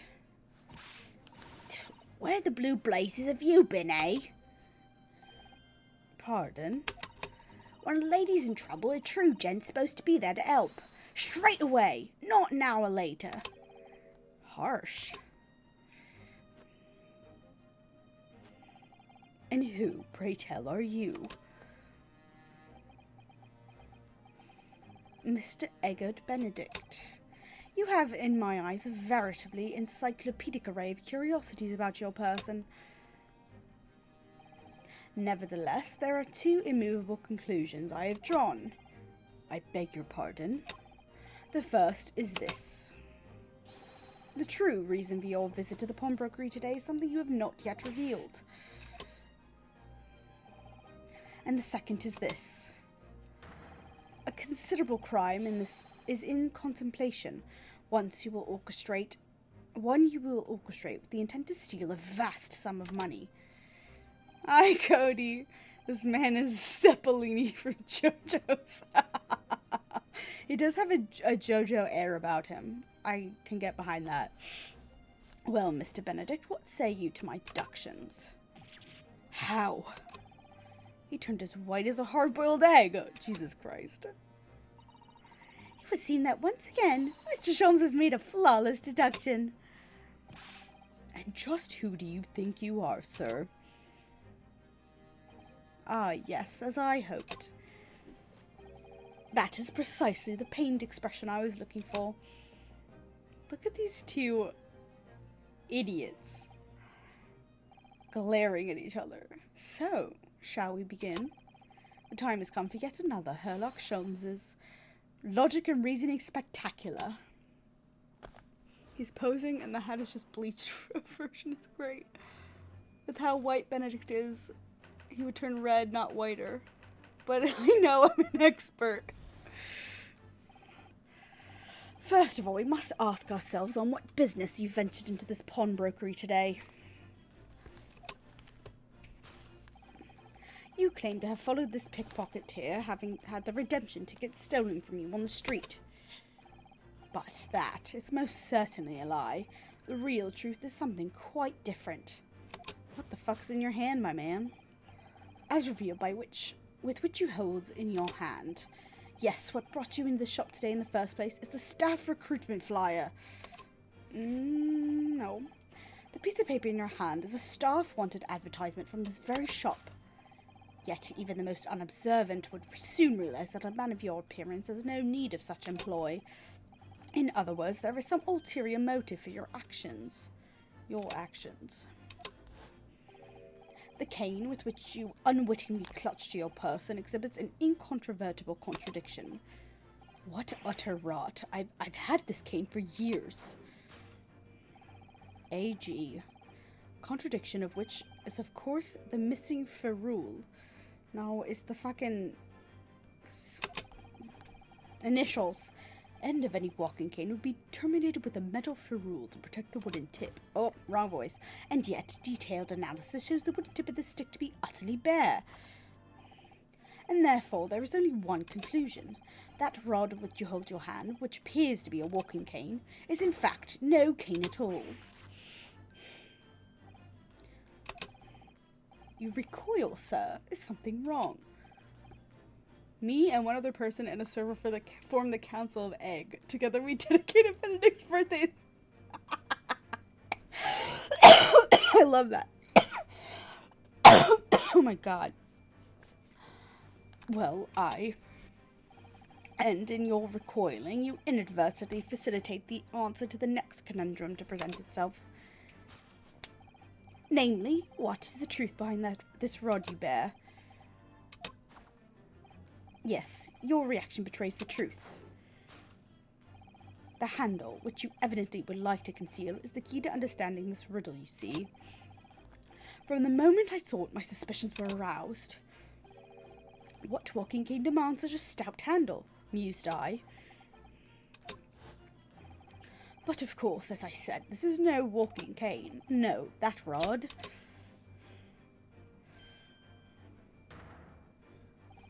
is the broken handle of a shovel. What? Are you insane? And now, having determined this undeniable truth, the conclusion is clear. Your true motive for coming here was to take employment at this establishment in order to excavate the ground beneath the premises. What a calculated crime you have conceived, sir. A wickedly calculated crime. Sholmes, what the fuck are you talking about? Mystery Man's aim? To tunnel underneath the pawnbrokery. No. Wrong. Incorrect. Great crime. Now, Mr. Benedict, let us continue. For we must expose the details of this elaborate crime you have in the planning. This is utterly absurd. You suggest that I, a gentleman, intend to excavate the ground beneath this pawnbrokery with a broken shovel. What on earth do you propose I could expect to find there? Oh my god. Some long-forgotten treasure, I suppose. I can't handle his little dances. Save for such a fanciful theory, what possible reason could I have to do as you say? Oh, but there is an ample reason. As you are only too well aware, Mr. Benedict. Ah, and your furtive glance is more telling than I could have hoped. What? Let us consider what would motivate a man to infiltrate a shop such as this and covertly dig beneath its floor. The answer is revealed by the council notice on the counter for which your eyes were inadvertently drawn. This little gives notice to public works to be carried out in the local area. And according to the enclosed plan and the upcoming sewerage works, beneath the shop runs a sewer that adjoins another, one that runs under the bank of the opposite side of the street. This madness has entered the sewers now, has it? By excavating the ground beneath our feet, you would gain access to the waterway that flows in very close proximity to the great vault of the financial institution opposite. What are you?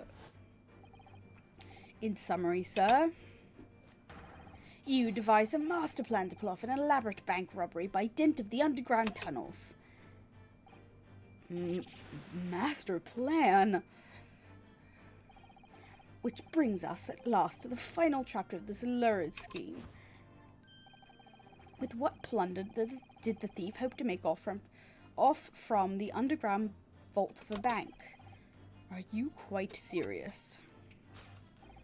Having consulted with Scotland Yard some days ago, I happen to know the answer. But naturally, the answer is no secret to you, is it, Mr. Benedict? I have no idea what you're talking about. Allow me to present a rather interesting piece of evidence. You see, this picture postcard tells us all we need to know. A postcard of the Great Exhibition? I'm afraid you've quite lost me. Currently in the final stages of preparation, the Great Exhibition will soon be underway, and the government has provided extra funds to complete this centerpiece, the Crystal Tower. Funds that currently sit on the vault in the bank, on the opposite side of the road. Pardon? Yes, the considerable crime you have been contemplating is the theft of that which sits in the vault of that bank, the special reserve funds of the Great Exhibition. Of course, that is top secret police information, so keep it under your hat, please. Thanks for sharing it with just everyone here. To steal the Great Exhibition's reserve funds. Sholmes. Once again, a questionable display. Thus concludes Sherlock Holmes's great deduction of the Herlock Sholmes. I can't say his name in his accent. Great deduction of this pawnbrokering puzzle. Herlock Sholmes. Who let this man run free on his own is a great question. He's been having a real bipolar day, Cody. He started out literally wishing death upon himself. Then he was all upbeat again. And then he came in here depressed that he got kicked out by a teenage girl. And now he's back on his high horse. He's just having a day. Mr. Sholmes? Well, Mr. Naruhodo. An impressively upbeat deduction for a detective racked with loneliness, would you not agree? Was it true what you said about the bank over the road and what it has in its vault? Indeed, though few know of its existence. It is one of the government's most closely guarded secrets, and I just told everyone in this room. Gregson told me in the strictest confidence.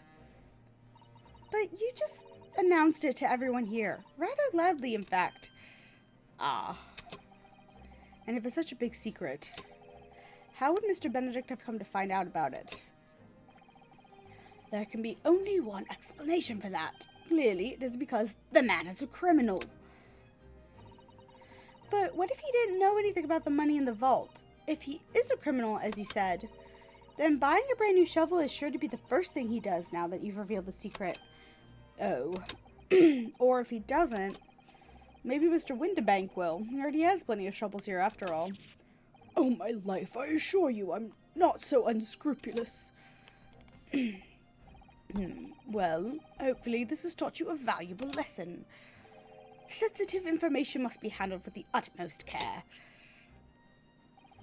One can never be sure that someone privy to secrets won't disclose them, and once the word is out, it's out. Perhaps I'll think twice before confiding in you next time, Mr. Sholmes. An excellent idea, Mr. Naruhodo, an excellent idea. Ah, ha, ha, ha, ha. Well then, Mr. Naruhodo, you know what to do, I'm sure. Yes, let's listen to that great deduction again and see if we can massage it into shape. How you doing, Cody? I hope you're having a good one. Very well then, let us start once more from the beginning. of Herlock Sholmes' magnificent logic and reasoning spectacular. Let me set an alarm on my phone real quick before I forget. I'm sure I'll remember to wake up, but... Doing good. Accidentally took a nap. Comic woke you up by turning your side into ground beef. Oof. Why ventured? I'm gonna skip through this claim to pickpocket, but I'm most certainly a lie. It's really something quite true. Reveal with something which you hold in your hand. So, by Mr. Sholmes' reasoning, Mr. Benedict came here in order to apply for a job so he could dig down through the floor. Yes, in an attempt to tunnel into the sewers to gain access to the money in the vaults of the bank across the road. But he wouldn't get very far with a broken shovel, would he? Have I been? I've been good. Happy the week is over. Tired. I'm going to see Barbie on Sunday with some friends, finally.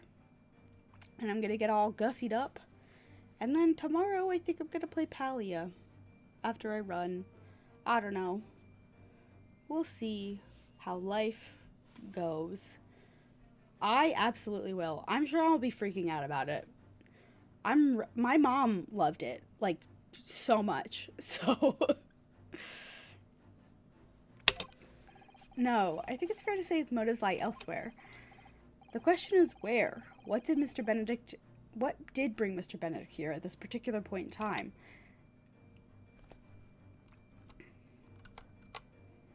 Kane. Oh, what is this? Oh, look at this scribbled note on the back of the flyer here. I don't believe it. What is it? Listen to what it says. Name, Gina Lestrade. Height, 5'2". Green cap, scruffy waistcoat, grubby white shirt, blue satchel, ragged. It's a detailed description of Miss Lestrade. Goodness! There's even a sketch of her hat and all. Although, if he showed it to her, she'd fire that smoke grenade launched at his face for sure. It is quite an interesting image. And look, the details of the shop have been written down here too. Winterbank's Pawnbrokery, Baker Street. Redemption deadline 15th April.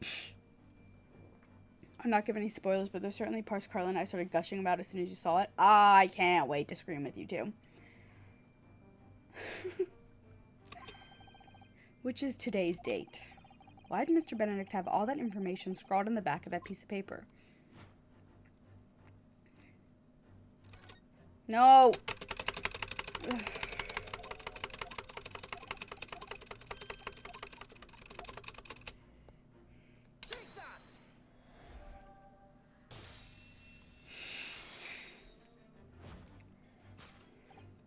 Yes, what brought you to this shop in the first place is the info about Miss Lestrade. Quite so, my dear fellow. It would appear that the writing in the sketch on the reverse of the flyer pertained to the pickpocket Miss Lestrade and to her Winterbank's pawnbrokery here. You originally told us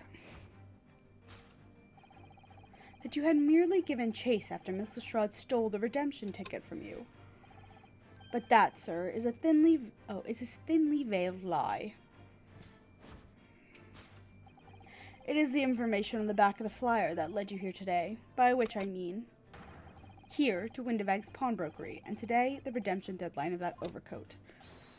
So, you waited outside for the young girl matching the description you have written down to arrive. And you have gone to some lengths to hide the reason for your pursuit of Miss Lestrade.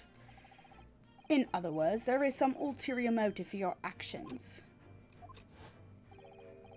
The cane for which you unwittingly clutch in your person exhibits an incontrovertible contradiction. What utter rot! I've had this cane for years. Yeah. Contradiction of what... No. What's this? What's a ferrule? It's the metal cap commonly found on the end of a cane, Mr. Naruhodo. Ah, the bit that makes a nice clacking sound on the pavement. Yes, exactly. And Mr. Sholmes is right. It appears to be missing on this cane. But it doesn't actually look broken, does it? No, it doesn't, though the gentleman certainly did recoil when Mr. Sholmes identified the cane as suspicious. In other words, there's some secret about the cane that Mr. Benedict would rather we don't know.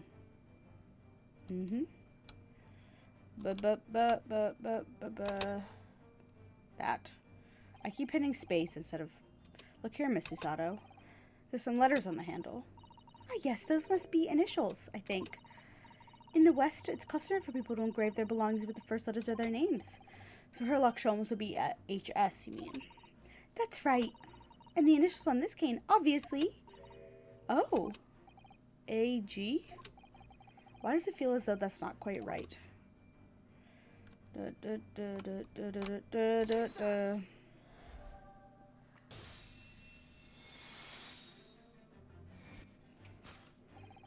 The contradiction of which I speak is, of course, the initialing. A most astute observation, wouldn't you say, Mr. Egbert Benedict? Egbert, not Egbert. We are led to believe, sir, that your initials are EB. Yet in a most possessive manner, you have in your grasp a cane bearing the initials AG. Side note, every single time I play this game, all I want to do afterwards, or every time I play this game and Herlock Sholmes shows up, I just want to go watch the Robert Downey Jr. Sherlock Holmes afterwards. Like, every week that he shows up, I have the thought in the back of my head, I should go rewatch that movie. I love that movie. That movie's so good. Okay, I'm so glad it's not just me. Every time I see him, like, I could go for some Robert Downey Jr. right now. Anyway. An incontrovertible contradiction indeed, would you not agree? No, you're wrong. This cane isn't... You said before that you had that cane for years. Discombobulate me kills me. Discombobulate is great. It's also just a great word in general. So don't try to tell us you just borrowed it from a friend or found it in the park. In short, though you hold yourself to be a gentleman, you have withheld your true name. You recoil, sir. Is something wrong? Oh my god, I'm like hiccuping and burping. In your recoiling, you inadvertently facilitate the answer of the next conundrum to present itself. Namely, what is the truth behind this rod you bear? Yes, your reaction betrays the truth. The handle, which you evidently would like to conceal, is the key to understanding the riddle, you see. Okay. Stunning eyes. He does have pretty eyelashes. Let's consider the bare bones of what happened here. Miss Lestrade redeemed that fine-looking overcoat. Now a mysterious man has appeared, introducing himself with a fake name, and claiming that the overcoat belongs to him. But we know that he actually identified Miss Lestrade from a written description, which suggests that everything else he's told us is untrue. So what we need to do here is somehow prove that the overcoat cannot possibly belong to him. Okay. Oh, it's ripped. This is not what I want. Is it the tear in the shoulder? Yes, it is. It is almost certainly that.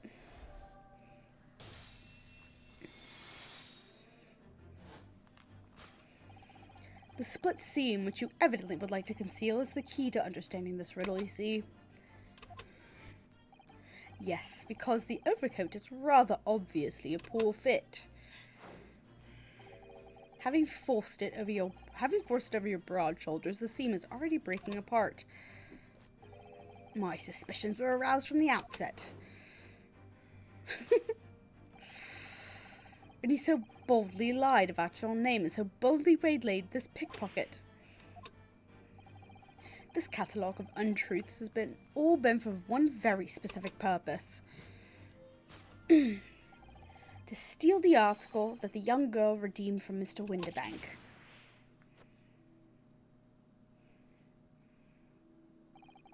But what really irks me is this.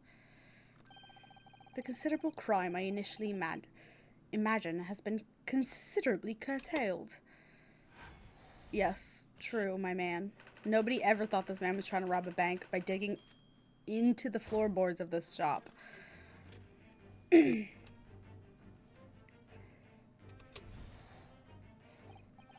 Mr. Benedict, let us continue. Oh. Why did I set a timer?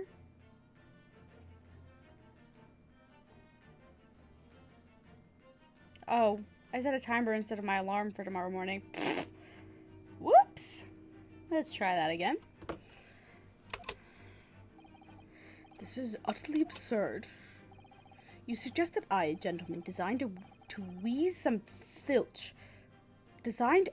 filch some tawdry article of pawnage. Have you forgotten that I redeemed the article in a proper manner using the watchword? Had I not been the one that deposited in the first place, how could I possibly have known the relevant details? Ce n'est pas.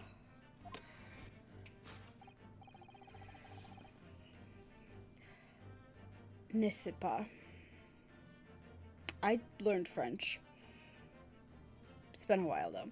Oh, but the watchword can be discovered. As you are only too well aware, Mr. Benedict. And your furtive glance is more than telling, blah, blah, blah, blah, blah. Consider how one might come to learn a secret watchword relating to the pawned property of another.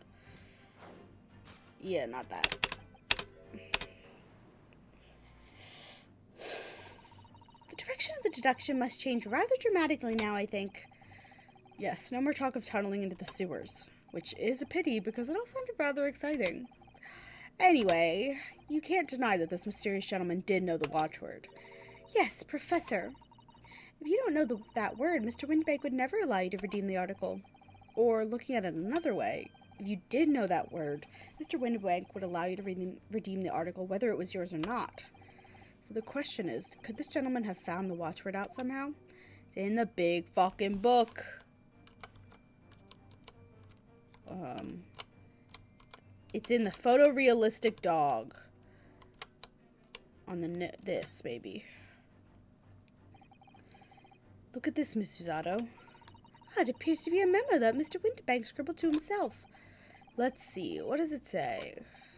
Oh, Professor.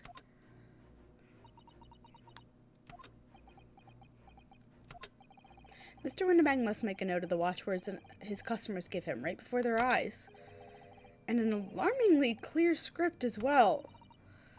Oh dear, I don't know where to look. Let's look at the gun. The pawnbroker's revolver, an old lamp. Picture of a cat and a snowman. I still think it's the dog picture. I'll look at the gun though really fast. This is Mr. Winbank's gun.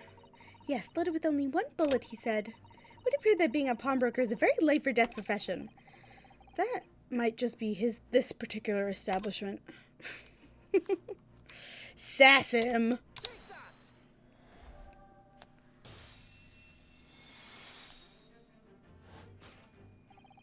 The method is revealed by the notelet on the counter with which your eyes were inadvertently drawn.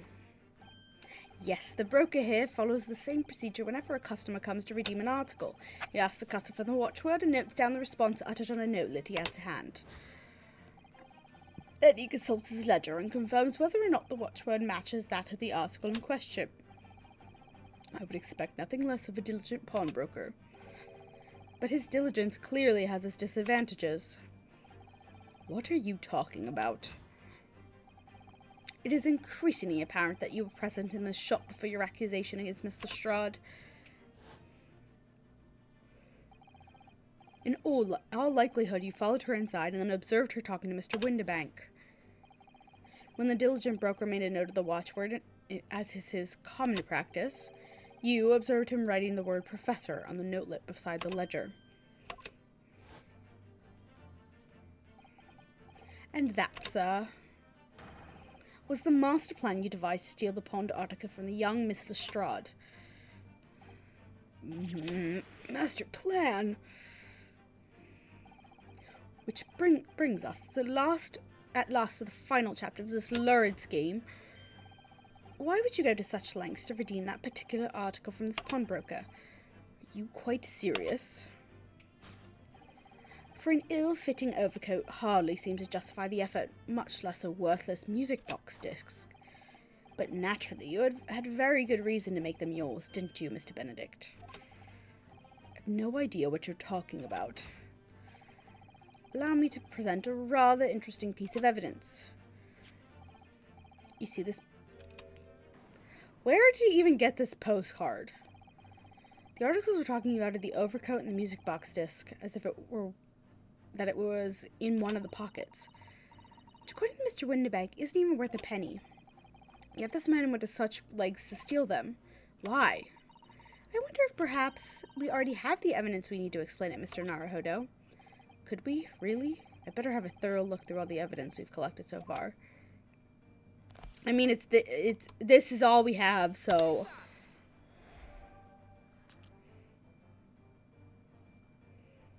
God damn it. What spectacularly contrived logic led you to this mindless conclusion? Maybe you have to examine it. I don't fucking know. Yeah, whatever. We got it wrong. I get it. Dock me a life. I have literally... Yeah.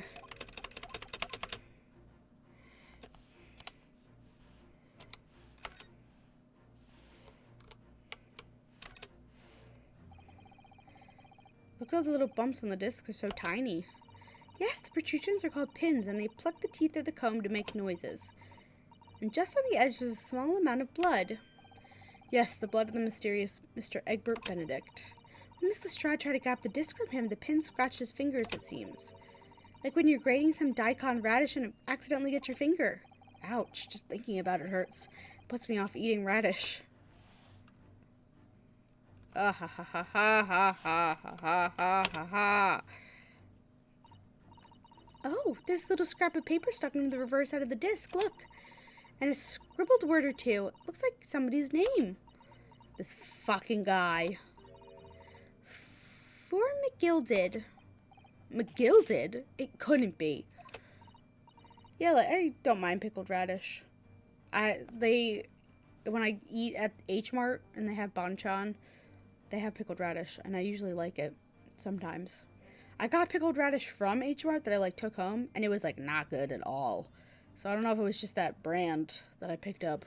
It was really bitter. It was not good. But it is Mr. Naruhodo. Bitter and had a Play-Doh-y taste. Not a texture, but a taste. I don't know, it was weird. Name I shall never forget for as long as I live. But why? Why in his name? Why is his name on this? Okay, now.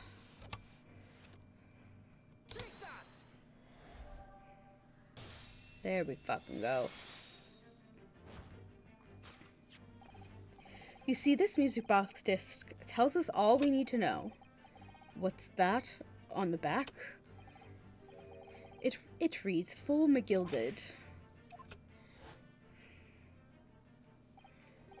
Ah, Mr. Magnus McGilded, the unfortunate philanthropist who perished in curious circumstances at the Old Bailey 2 months ago. It's probably soured. Yeah, I don't know what... And it was, sealed. It was vacuum packed. I just probably got, shitty brand. I didn't buy, the most expensive one.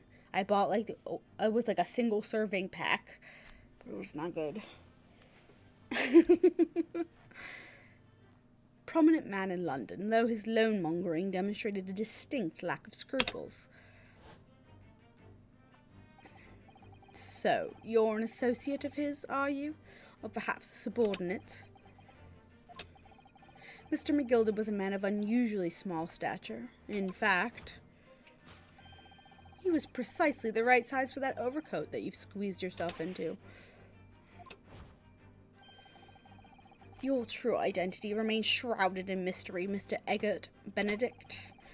But the final conclusion here is crystal clear. The reason you came to this pawnbrokery today... I love these dorks. Look at them spin. Was to retrieve an article left behind by the late Magnus McGilded. Give Gina her fucking coat back. To inquire an item deposited by Mr. McGilded. I love these dorks. Look at them. They're so cute. Well, well, Mr. Magnus McGilded.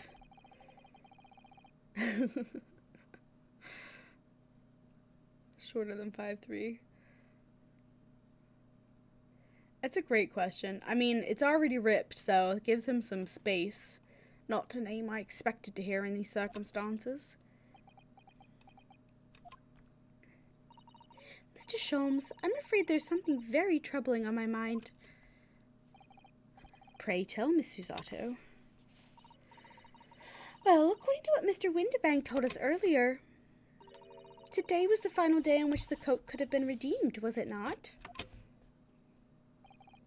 Yes, ma'am, that is correct. Today would be precisely 2 months since it was first deposited. Well, today is 15th April, so 2 months ago today. Would have been 15th February, sir. That's right. It's all carefully recorded in my ledger. Deposited at 10:30 p.m., I see. Was he already dead then? What? But that suggests... Yes, 15th February is precisely the day on which the omnibus murder took place. And 10:30 in the evening is precisely the time at which the terrible events were unfolding. Suggestive is not the word. It would seem the matter is entirely beyond coincidence.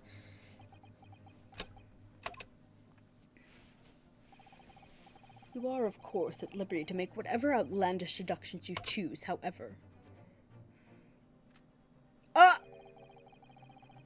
I must insist you hand over the music box disc now. Why do all these people have fucking guns? It would be a terrible shame for you to return to your native land in a box. What do I do? Oh, God. I didn't want to do that. I hate this game. I hate this game, and it's fucking fast. I hate to give in, but what other choice? I didn't want to do that. I wanted to say no. Thank you, Mr. Windibank. This is my shop. I can't allow any harm to come to my customers. If that were to happen, I should have to take my own life. Mr. Windibank, no. Right then, that's enough. Hi, you. Inspector Gregson. Inspector? That's right, Sunshine. An alarm was raised in one of our dedicated emergency lines. There's too many people here. I'm doing too many voices. So we got as fast as we could. But now, what's all this about, eh? Oh, praise be, you're here at last. I was moments away from forfeiting my own life in my own establishment. I didn't want to give it to him. Would seem you have the upper hand.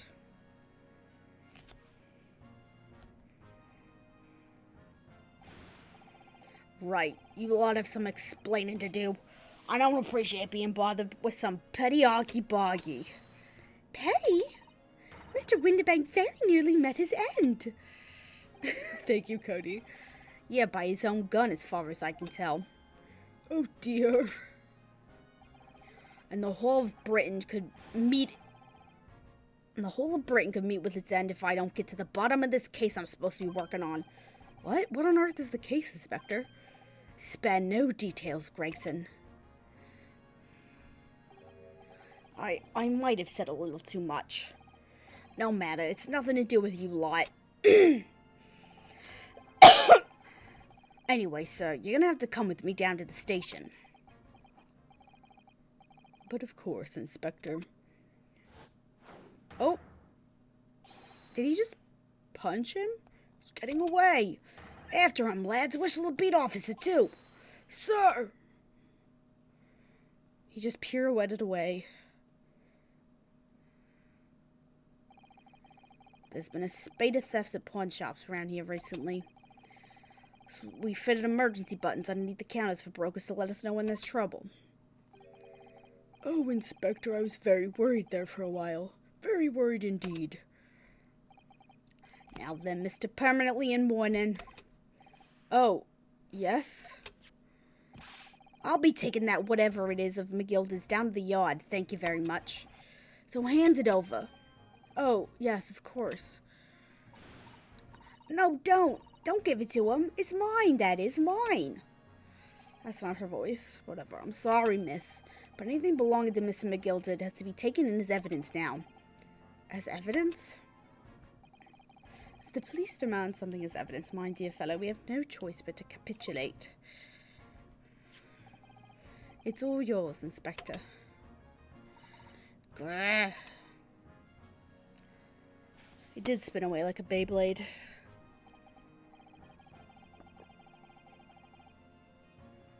So we handed Mr. McGilda's discs over to Inspector Gregson, and we were summarily turfed out of the shop onto the street. End of part 1? Thank God. On to part 2. Only took 2.5 hours. Beybladed. I would love to save my current progress. Thank you so much for the option. I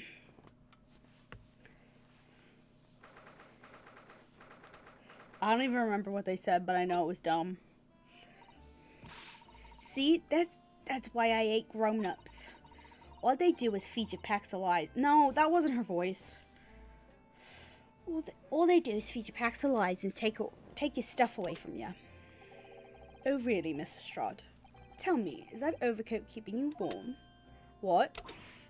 Oh my, surely you were given that. Yeah.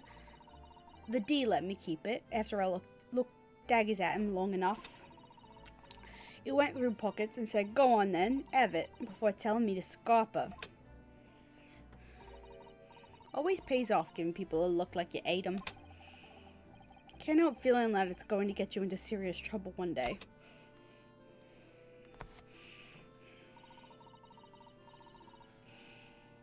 What I really wanted was that nice shiny disc, mind.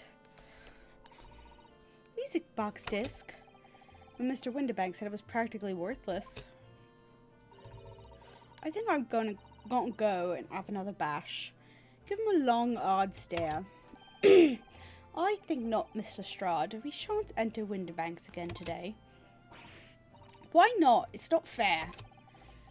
Can't be helped, I'm afraid. The police are investigating the scene now, taking a statement from Mr. Winterbank. That disc's mine. I had the ticket for the coat, and it was in the coat's pocket. And there should have been something else in all. That's what's Rotten Cove. That's what Rotten Cove said, ain't it? That Rotten Cove. Yes, he did mention something about another article, didn't he? Well then, that's mine too, whatever it is. Now she's really pushing her luck. Miss Lestrade, I think it's time to admit defeat. You've had your haul for the day. Yeah, it's all your fault, Sholmes. So what are your plans now? Will you dine with us this evening? Eh? Iris would be delighted to cook, I'm sure. I might entertain you with a modest violin recital.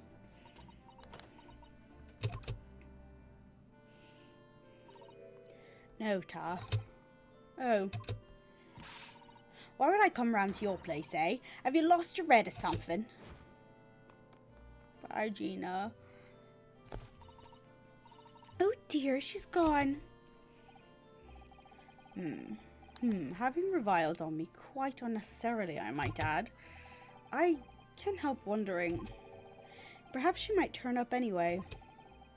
Interesting. Once she's had a chance to calm down, I think there's a good chance she'll decide to come. Very well then. I'll inform Iris to set a plate for our potential guest to the dinner table this evening.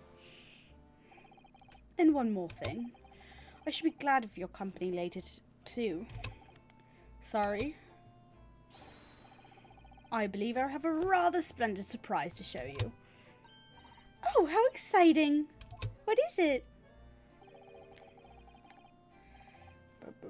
This is a short part. That's good.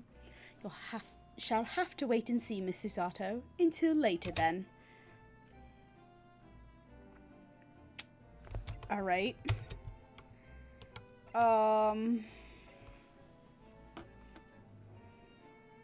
Do I think he escaped the cops? Maybe. Maybe he Beybladed his way down the street and lost them.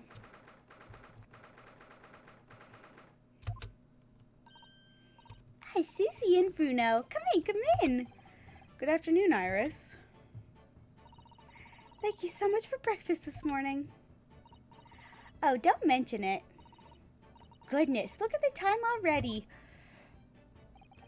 Busy as always? I am. I'm preparing everything for dinner this evening. Already? You're obviously cooking something special, are you? Oh, yes. After all, we have a special guest joining us. Guess who it is? Go on. You'll never guess. Look at those little eyes of hers shining. Oh dear, it is awkward when you already know the answer, isn't it? It's Ginny! Isn't that exciting? Oh, what a surprise! Yes, that's wonderful news. Wow, Iris seems overjoyed at the idea. I can't wait to learn some pickpocketing tips from a real professional. Oh yes, that does sound like fun. I'm not sure that's entirely appropriate. Are you Mr. Naruhodo? By the way, Iris, what's Mr. Sholmes up to? Oh my god, look at him. Really? Oh, he's been like that ever since he got back. Crackers and his were too greasy for fish and chips. He slipped right through them. Yes. Hello, Mr. Sholmes. I beg that you won't speak to me. Sorry? I don't know who you are, but kindly take your leave. As you can see, I'm not here. I don't know how to respond to that. I do apologize. When he gets like this, he's completely oblivious to everything. Yeah, I can see. Really, he behaves just like a child sometimes, Hurley does. This is coming from an 11-year-old. Mr. Sholmes and Iris have some kind of parent and child relationship, don't they?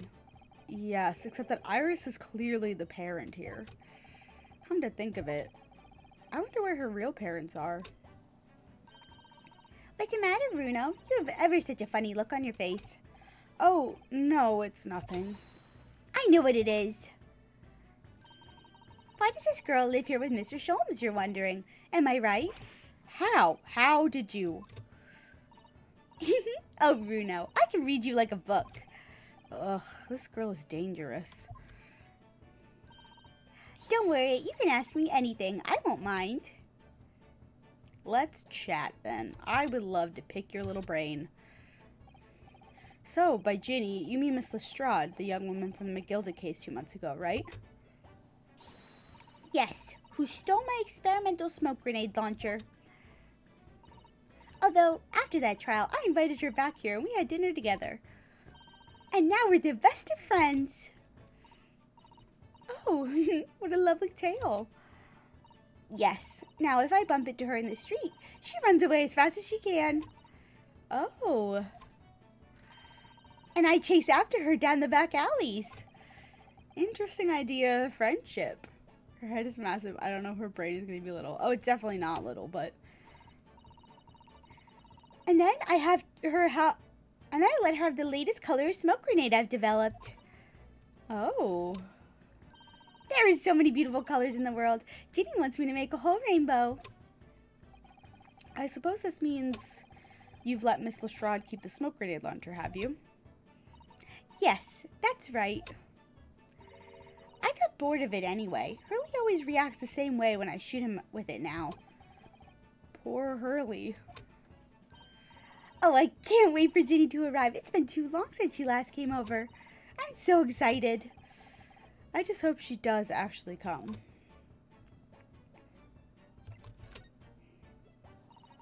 I'm sure you've been wondering why it is that I live here with Hurley, haven't you? Well, it has crossed my mind. That and where are your real parents? Oh, my mommy and daddy aren't with me anymore. Mommy passed away when I was born. And at around the same time, my father, well, he had to go to a faraway land because of one of the cases he and Hurley were working. Was it the guy who died in the very first case? John Watson, but not John Watson? Was it to get milk? Cody. I had to go to a faraway land to get milk. Oh, wait a minute. Did you say he and Hurley? Yes. Daddy and Hurley were always solving mystery cases together. Mysterious cases. Should have mentioned that before. He wrote them all up in his diaries. That's what's in the metal chest over there. Really? He recorded them all? So, you mean it's true? Mr. Sholmes really did have a partner with whom he tackled some of his most taxing cases? Oh, yes. I mean, it's always nice to have one, isn't it? So Mr. Sholmes' partner was your father. Exactly. Hurley told me I wasn't allowed to look in the chest. But that only made me want to look even more. So I opened it up and found your father's memoirs. Yes. So I asked Hurley, who wrote these? He nearly fell off his chair. But then he told me. That's when I found out that the author of those accounts was my father. So Iris's father was Mr. Sholmes' partner.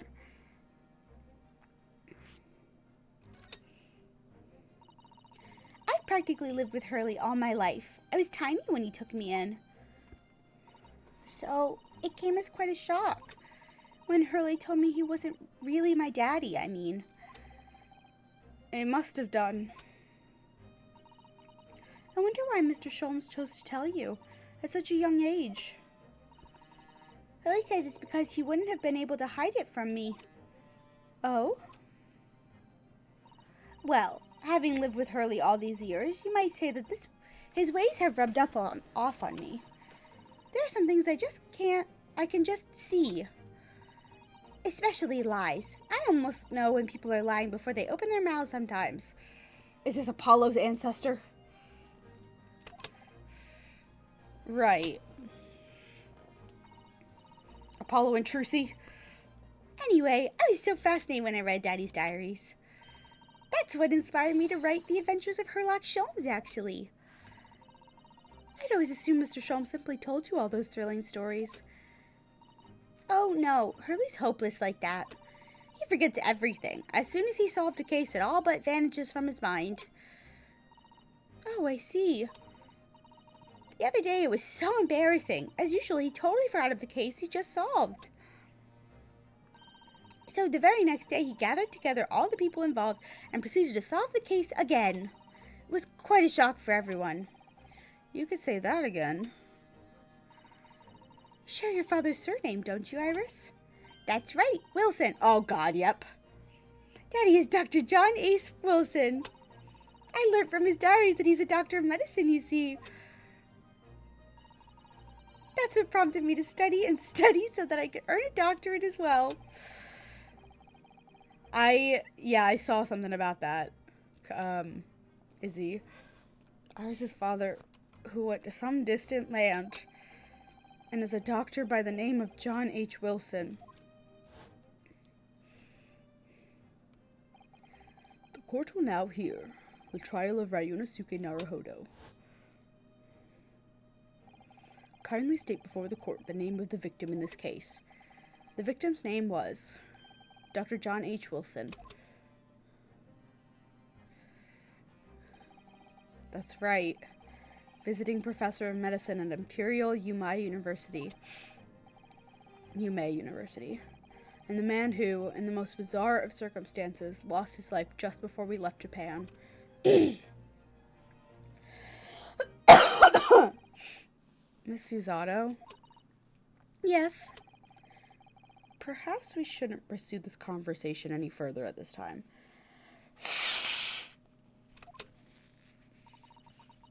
think that would be for the best. Oh, God, this outfit kill me. Oh, my dear fellows, how good to see you. Eek, Mr. Sholmes! Why ever would you not make your presence known to me before? Well, no matter now. So, how the devil are you? We've been with you for most of the day. Goodness, really? Do tell me, Mr. Sholmes, is your violin unscathed? My violin? Whatever are you talking about, my dear madam? Are we sure that there isn't a twin that just bops around? Or is he really this dumb? Oh, Never mind that now. I have something far more interesting to show you. Behold, my dear fellows. Oh, another music box disc. No, not another disc, Miss Susato. This is the one Gregson demanded we hand over as evidence. Mr. McGilden's disc. Oh my! Then, what's it doing here? You know, at times, Mr. Naruhodo, I think that I thought I have an undeniable term for detection. I may well be even more adept at larceny. Oh, that would be wonderfully exciting. I'd be your pickpocket assistant. And Rudel could be our go-to lawyer if we ever got caught. Oh, okay. That makes sense. Right. Plus, Susie has such beautiful handwriting, she could write all of our menacing crime notifications. Yes, I'd be delighted. I'm just gonna pretend this conversation never happened, I think. Ryu, I love you. Hey, dumbass. How'd you get that? I don't understand. How did that disc come to be in your possession? I thought Inspector Gregson took it back to Scotland Yard. Alright, I need to take my hair out of this ponytail because it's starting to give me a headache. Ow.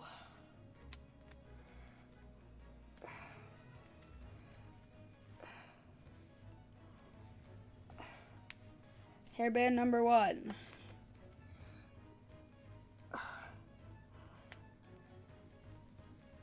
Hairband number 2.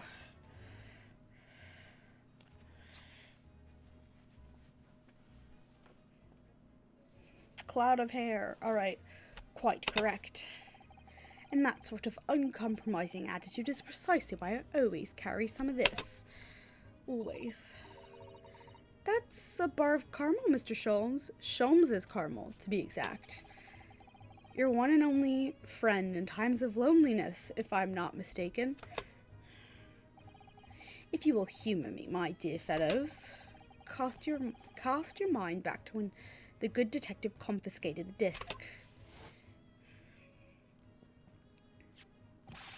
I'll be taking whatever it is of Mr. McGilda's back down to the yard, thank you very much. So hand it over. Yes, of course.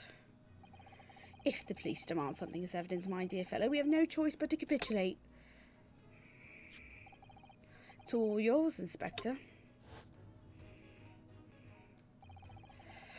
For the briefest of moments, I had the disc in my hand, oh God. Thought you were about to say hairband number 3, I was going to be concerned. No, sometimes you do need 3, but this tie is fine. Like, it's enough to hold my hair up. But, like, this beast of a mane sometimes takes a lot. Yes, you did. But I still don't understand. It was at precisely that moment that I summoned my one and only friend into action. I pressed the disc into a pair of bars, like this. That's amazing. The disc and all the minuscule protrusions have made an image on the caramel. Indeed, this caramel is quite exceptional. I developed it myself, you know. Should have been brave and kept in the substance abuse instead of replacing it with caramel and coffee. Yes, you're right, and they shouldn't have been a coward and made Phoenix drink grape juice instead of what is obviously bottles of wine in the fucking Borscht Club. So glad I didn't let my hair get long enough to need more than one. My hair, but part of my problem is just my hair is really thick. Like, it's really, really thick. So, like, if I wear my hair up for too long and it's not in, like, the perfect position, it starts to give me, like, a stress headache after a while. Suitably soft for making impressions, but resistant to melting. The result is a precisely controlled solution. How extraordinary! Carrying a pair of these on one person's frequently proves very useful indeed. Take a house key, for example. A simple press and its unique form is duplicated. I can enter anyone's property at will, and never without high sucrose nourishment. Yes, it sounds illegal. From the image, I was able to recreate this. I confess, I was most curious to know what manner of music it would issue from the disc when played.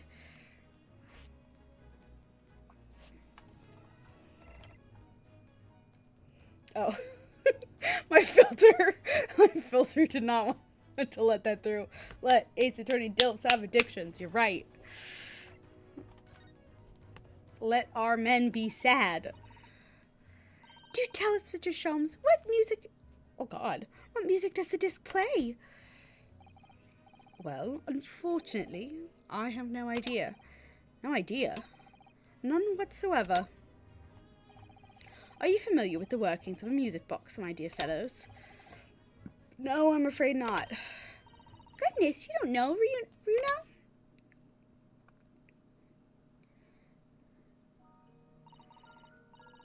Inside the music box is a special metal piece called a comb, which produces the sound.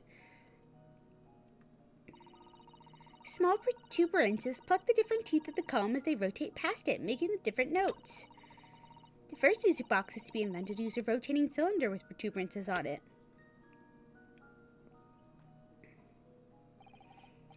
But over time, a new type of player was produced which uses discs such as these. With that development, the popularity of music boxes spread far and wide, all around the globe. Why exactly? Because the discs are easy to produce and can be interchanged to facilitate the playing of different tunes. There are a great many firms in Europe now manufacturing music boxes as a result. It is wonderful to be able to enjoy music, even when no performer is present. But it is the very success of the invention which means we are now presented with an insurmountable problem. What do you mean? Fanfiction that got you to buy The Great Ace Attorney was one where Herlock overdosed. Oh my god! That does sound intense. Holy crap! Wow. That's a lot. As you may imagine, the construction of one firm's music box does not match that of another. And we have no way of knowing in which music box the particular disc was designed to be played.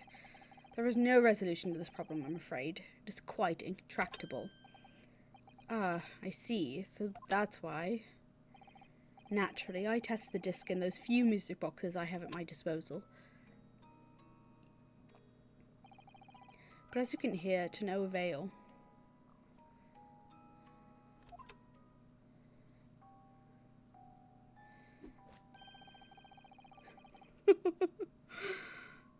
The results were equally unsatisfactory in this one. So, I am presently engaged in acquiring an example of all the music boxes ever made in Europe. Every single one? That's Hurley for you. Always taking things too far. But my dear girl, an unresolved riddle is quite repugnant to my constitution. But surely all the different types in Europe will amount to a huge volume of music boxes, won't it? Yes, that is certainly true. In the worst case. I shall just have to ask you to vacate the attic room. What? Yeah, no, that won't be happening, my man. Thanks, though. Magnus McGilded. Not a name I expected to hear again so soon. Yes, it's only been 2 months since that grisly case. Maybe he's not actually dead. So who is? Mr. McGilded perished within hours of the trial's conclusion. Oh god, look at him. Was it the curse of the Reaper? No one knows. Still now. How did you get that scar on your face, my man? Handsome, dark man. I don't like you, but you are handsome. I'll give you that. The omnibus was reduced to a pile of ash. Not a shred of evidence remained. I love how they don't adjust his model to not break his wrist when putting in this outfit. And with the man's death, the truth about the murder in which he was so intimately involved was buried.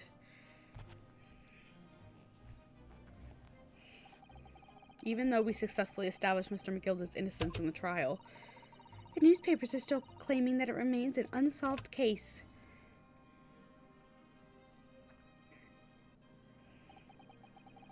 The murder of the brickmaker, Mr. Thrice-Fired Mason.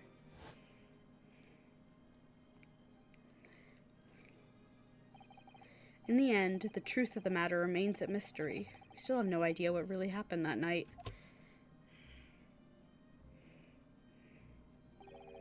And although Mr. McGilda was found not guilty through my defense, I still don't know if that was the right judgment or not.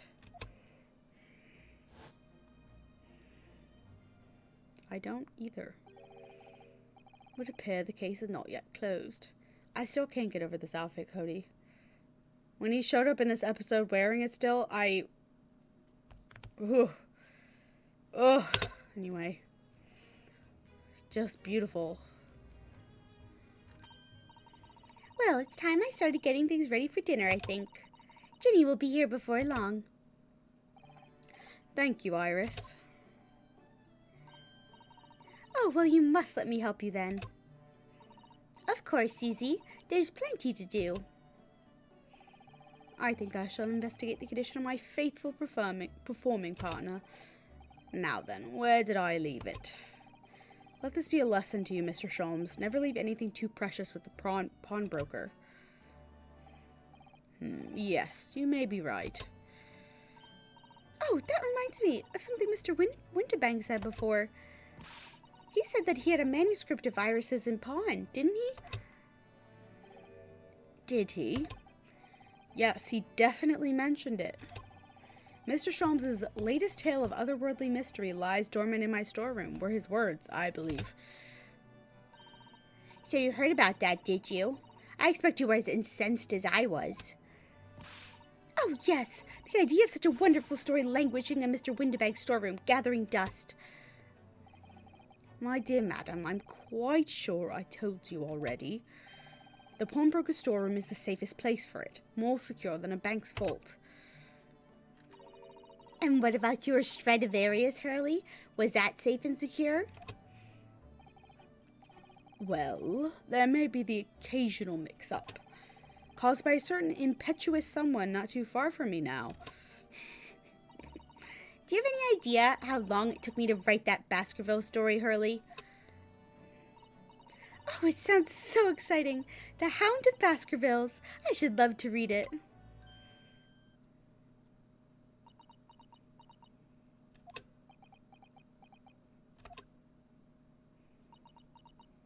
Susato. Ah! What have you done? What's going on here?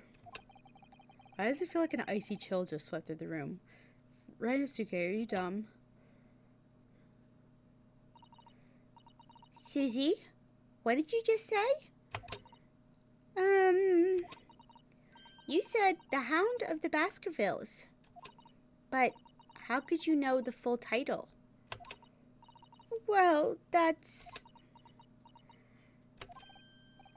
because Miss Susato is such a great fan of all the stories about Mr. Sholmes, of course.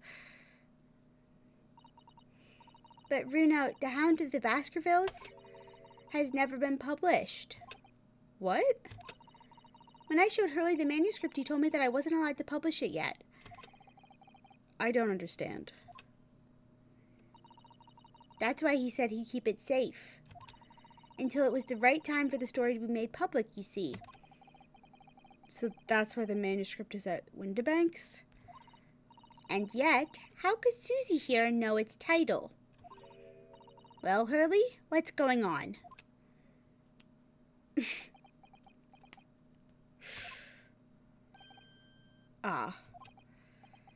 What is it, Mr. Sholmes? It would appear our guest has arrived. Miss Lestrade.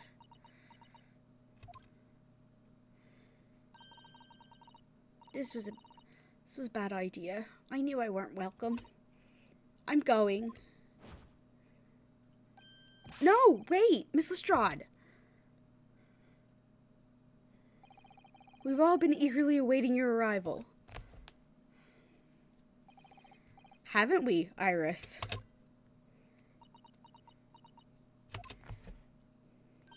Oh, yes. Just wait there, Ginny. We'll have everything ready in a jiffy. Come along, Susie. Right, of course. It's a pleasure to see you here, Miss Lestrade. Please, make yourself at home. Don't stand in the doorway, my dear girl. Come on in. What say you to some Mendelssohn? Mendelssohn.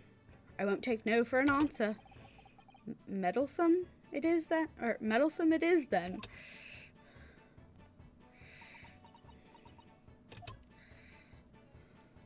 Kitty cat.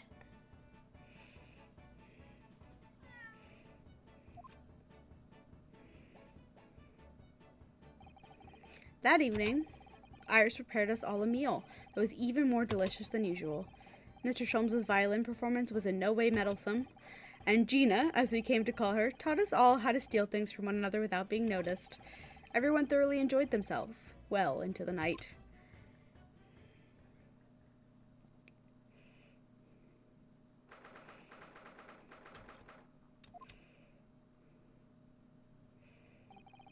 That was a very enjoyable evening, wasn't it? Oh, yes. Iris's cooking was truly divine. And I feel as though I can still hear the enchanting strains of Mr. Sholmes' violin even now. Best of all, I could steal the glasses from his lordship's face next time we're in court.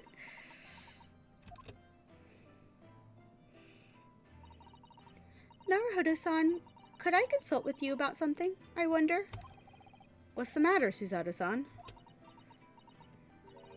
It's about the telegram I received. Ah, the one that arrived first thing this morning, I suppose. I've been summoned. What? Summoned? What do you mean? The telegram was from the Lord Chief Justice's office. Lord Strongheart asked to see me. Lord Chief Justice? When? Tomorrow morning. What? Then we have to start preparing at once. Oh, no, that won't be necessary, Naruhodo-san. I've been summoned alone. Alone? What on earth for? Yeah, that's what I thought, Cody. I have no idea. I suppose I shall find out tomorrow. What's all this about? Whatever it is, it's making me feel very uneasy. Oh, who could that be, I wonder? Oh, it's Iris. Good evening, friends. Ah, Iris. Hello again. Oh, hi, Gina. And Gina, too. Yes, Ginny's going to stay with us tonight. She's going to sleep in with me. Isn't that right, Ginny? Well, yeah. How lovely. Let me make a pot of tea.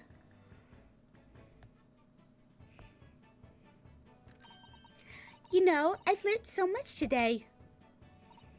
Oh, what in particular? All those things Ginny showed us. Wasn't it wonderful? Ah, you mean all those pickpocketing techniques. We had fun trying them out on each other, didn't we? I think I have awakened a natural talent. I could earn a living from it. You might be getting ahead of yourself a little there.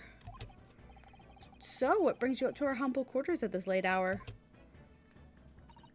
Well, you see, I came to return this. Wait, what? That's mine. Oh my, however did you... I told you, didn't I? I have a natural talent for it. Oh yes, I'd forgotten. Iris literally is a child genius. So anyway, here, you can have it back. Not that I really understand why you wear it, though. Ah, thank you. All right then, good night. Yes, good night. So this is your office, is it? What do you think, Ginny? I think I wouldn't fancy me chances with a lawyer living in a place like this. Yes, me too. Seems as though Iris here still has something she'd like to talk about.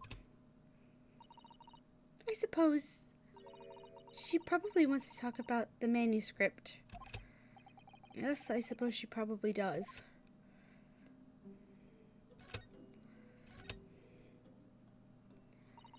Iris, I suppose you're hoping to talk about the manuscript, aren't you? Aren't you going to tell me? I'm so sorry. I need a little more time, please. All right, I understand. I hope I haven't made you feel awkward. Oh no, not at all, Iris, not at all. I don't know what all this is about really, but it's a story you made up, is it, Iris? This a mental script or whatever you call it? It's not exactly a story that I made up. It's something I read in Daddy's diaries. Daddy's? That's right. I don't suppose I mentioned it to you before, Ginny, but my daddy was Hurley's assistant once, his partner. Eh? They solved all sorts of strange and mysterious cases together. Is that right, mister? Apparently so. I was as surprised as you are, though. And Daddy wrote all the details of every single case down, you see, in his diaries. So I studied them and write my stories based on what actually happened. So, where's your old man now? Where's your old man now, then? Oh my god. He had to go away on urgent business to a faraway land, and he'll be gone a very long time. So, I've never really met him. Oh, right. Come to think of it. I don't know anything about Gina's parents either. Perhaps we should ask her. I don't know about that, but okay. I don't think Gina would enjoy that discussion, but... Iris, this Hound of the Baskerville story. I take that it's another tale inspired by your father's accounts. That's right. I thought it was fascinating. But it's different somehow. From the other cases, I mean. Oh? How? I don't really know, but it must be special in some way. Because after I'd written it, I showed the manuscript to Hurley. He turned as white as a sheet. It was the first time I'd ever seen him like that. Pains me to have to say this to you after you've toiled over it for so long, Iris. But this story must not be published at this time, under any circumstances. But why not? It's one of my best works. I'm not at liberty to say, not now, so please do not ask me. All right then, I won't. But I do solemnly swear that I will explain everything one day, Iris, when the time is right. And that's how the manuscript came to be with Mr. Windibank, isn't it? Yes. Hurley said it had to be somewhere very safe. That really gets my goat, that does. He's treating you like a child. It's mean, it's what it is, keeping secrets like that. I'm sure Mr. Sholmes isn't trying to be mean. Eh? If he had said he wasn't at liberty to talk about it, I'm sure there must have been a very good reason. I think so too. Tisk, you lot are too trusting for your own good. Well, you can pull wool over my eyes. Sholmes is lying to Iris. I bet my life on it. What? Hurley's lying to me? Alright. Let's talk to Gina. Nope. Just standing there in the shadows. We got a fish tank back there. I've realized that I don't know anything about your parents, Gina. I ain't got any, have I? Never did have. Oh. Look, the East End's full of orphans like me. No one wants nothing to do with us from the minute we're born. Not even our mums.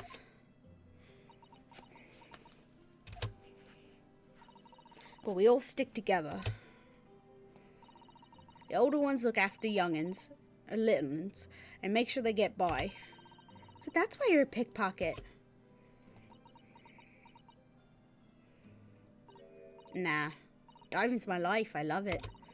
I get a kick out of it every time I lift some pompous idiot's purse. And that's how we all afford to eat. I'm like Robin Hood, ain't I? That's how I see it. Oh, Gina. I do think about it sometimes. What it'd be like to have parents, I mean. I always thought I'd make it everything right.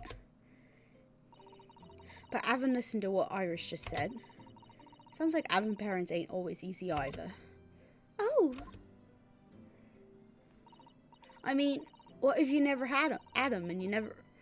What if you know you never had him and you don't feel like you're always wanting to meet him? It's true. I do wish to see Daddy so much. Oh, Iris.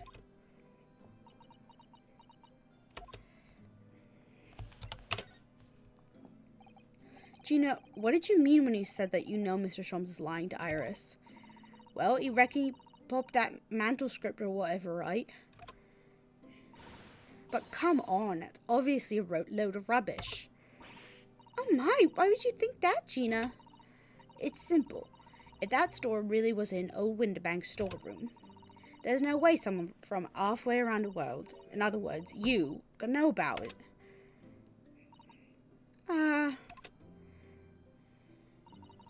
Sorry, Iris, but if you ask me, he sold it.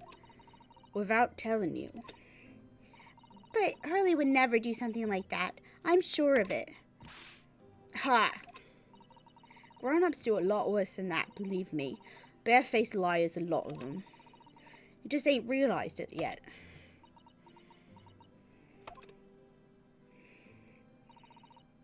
I'm telling ya, that mantle scripts ain't at Winterbank's. You'll soon see if you had a look. Even if you think you can trust him, I don't. That Sholmes is a liar like the rest of them.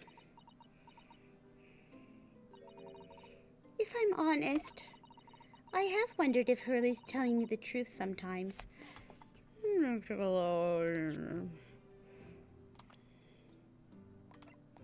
34. 16. What are we? 23, early 20s? I don't know how old we are. 10. Oh, she's 10. 17. He's an adult. An adult. Ryu's 23. Thank you. That's what I thought. See? Oh, but I didn't mean it like I think he sold it. I mean that sometimes I wonder if he might have hidden my manuscript somewhere. Somewhere I don't know. Even though it's wrong of me to doubt him. Don't be too hard on yourself, Iris.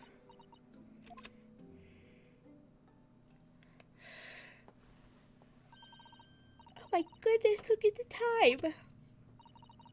Come along, Ginny. We should go back downstairs. Yeah, alright. And please, don't mention any of this to Hurley, will you?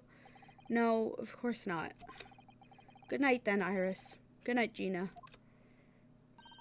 You must let me make you breakfast for tomorrow morning. I insist. Oh, yes, please. I can't wait, Susie. Good night then.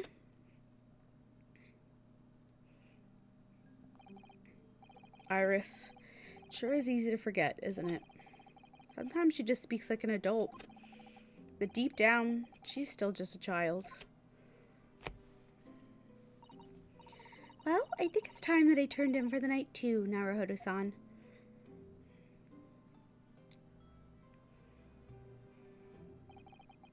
Dr. John H. Wilson, Iris's father, but also the name of the murdered visiting professor at Yume University. It can't be a mere coincidence. There's something deeper going on. We're going to see more of racist Goose Girl.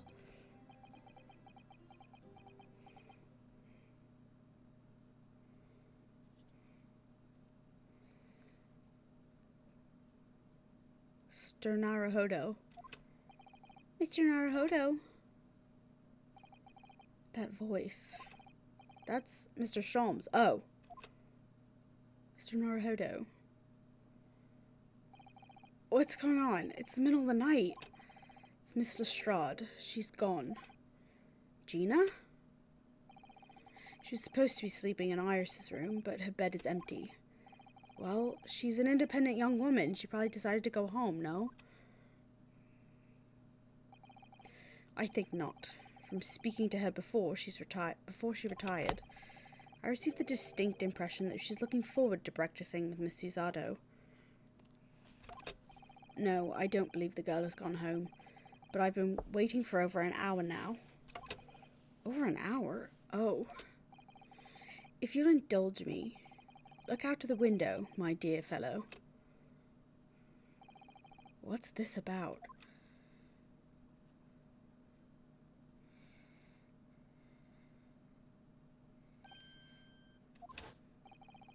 Wait a minute. Why is there a light on at this time of night? That's Mr. Winterbank's pawnbrokery. Mr. Winterbank's... Oh no! It's simple. If that store is really an old Winterbank's storeroom, there's no way someone from halfway around the world, in other words, you, could know about it. Sorry, Iris, but if you ask me, he sold it. Without telling you. Could Gina have gone? Seems you have some knowledge of the situation, Mr. Naruhodo. Sorry? Oh, no, not really. Well, anyway, we must investigate. At once. Miss Usado.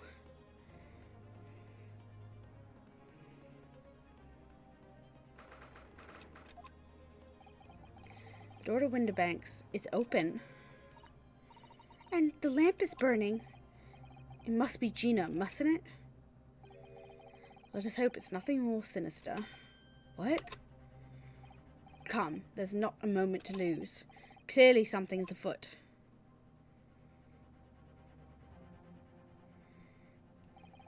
Oh, no, there's blood. There's no one here.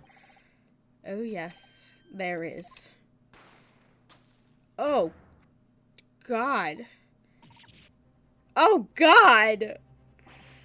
What the? Has Sholmes been shot? Leave me, Mr. Naruhodo.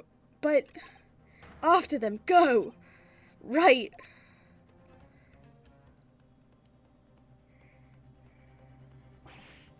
Blast! I've lost them. Hello, what have we here? The alarm was just raised on the pawnbrokers, sir. Would you know something about that? Officer, come with me. It's my friend, Mr. Sholmes. He's been shot. Shot? Yes, I know. That was the first thing I noticed. With the policeman close behind me, I ran back to Winterbank's.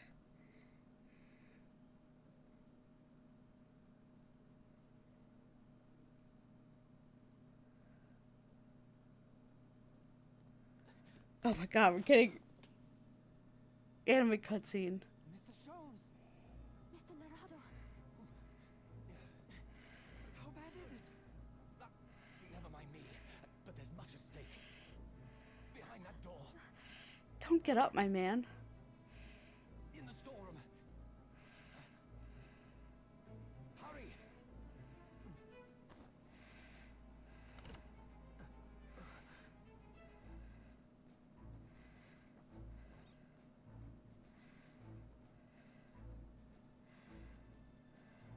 Oh no!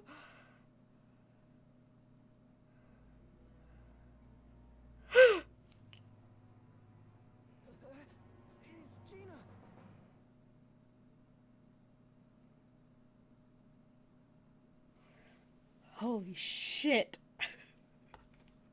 Holy crap.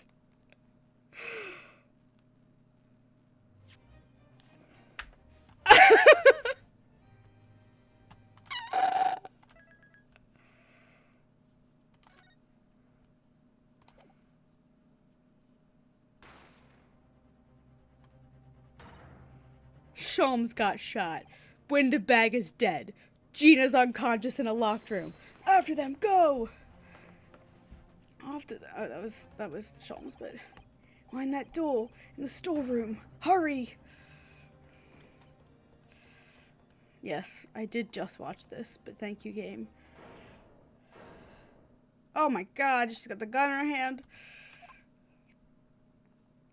Definitely been planted on her. From that moment, Windibank's pawnbroker became a crime scene. Everything that followed happened in a whirlwind of activity. The arrival of the police, the preliminary investigation of the scene, and the questioning. It was just before dawn, before I was allowed back to my lodging at 221B.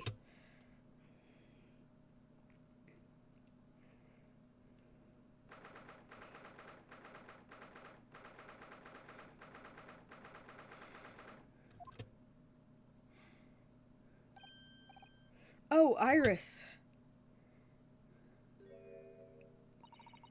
A telegram came, but all it said was wait at home. Oh, yes, we asked one of the policemen to have it sent. It was simply impossible to come back.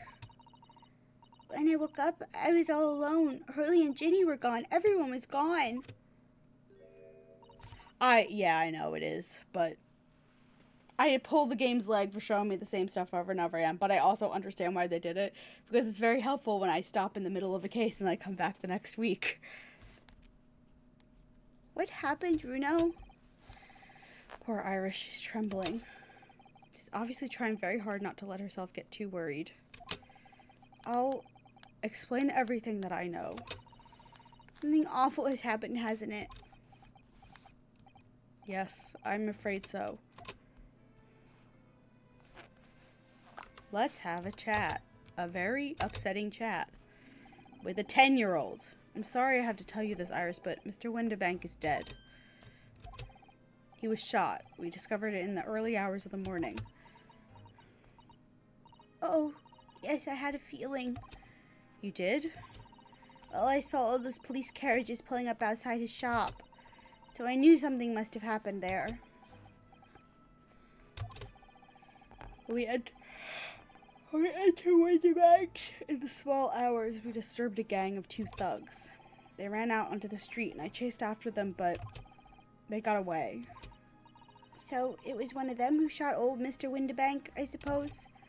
I don't know, but that's not what the police believe at this moment. Oh, why not? They've arrested someone else as their prime suspect, you see. Gina. Jenny? But why? Well, the thing is... No, Ginny wouldn't do something like that. I know. None of us think she did it. Then why have they arrested her? I'm sorry. There was nothing I could do.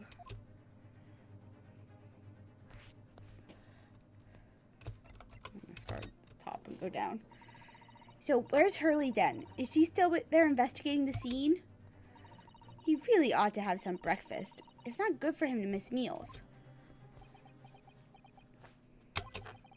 I don't want you to worry, Iris, but I have some news about Mr. Sholmes.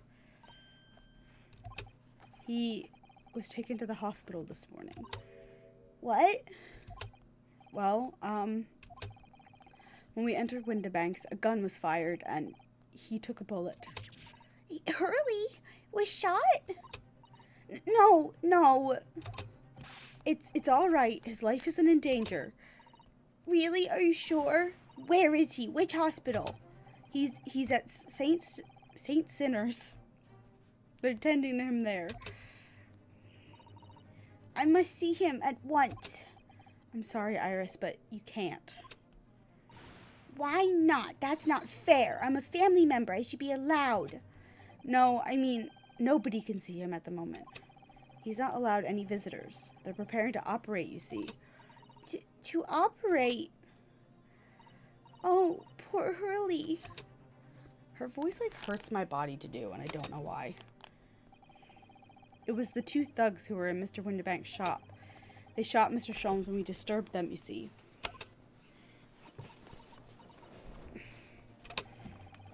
It was pitch black inside the shop at the time. My mind went totally blank, I'm afraid. I just froze. Off to them. Go! After that, I ran into the street, but, well, they were long gone. I shouldn't have hesitated. I'm so sorry. It's my fault. I let them get away. I think that's a very good thing. Sorry?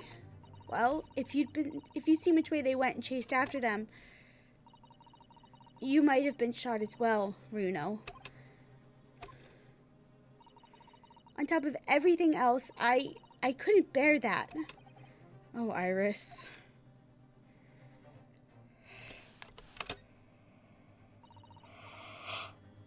Where's Susie, Runo? She's still at the police station. Oh, why? I expect she's still being questioned. The police said they wouldn't be finished for a while. Why aren't you there then? Well, I didn't get a good look at the criminals anyway, so they weren't questioning me for long. And Mr. Sato stayed behind at the scene to tend to Mr. Sholmes, so they didn't get started until later. I see. Besides, one of us had to come back to be with Iris. I'm glad Inspector Gregson agreed to me leaving early. You should have let me know, and I would have come to the station.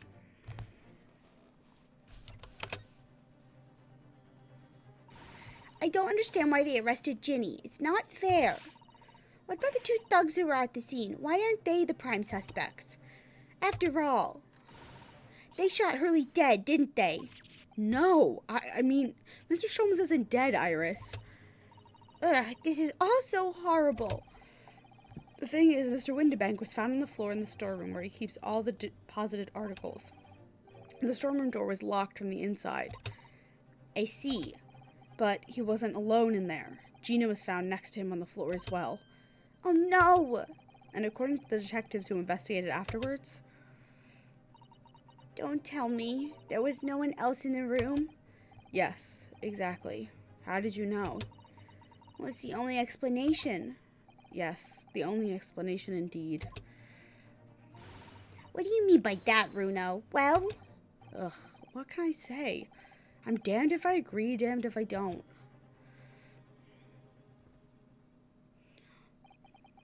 I'm afraid I'll need to go out again now, Iris.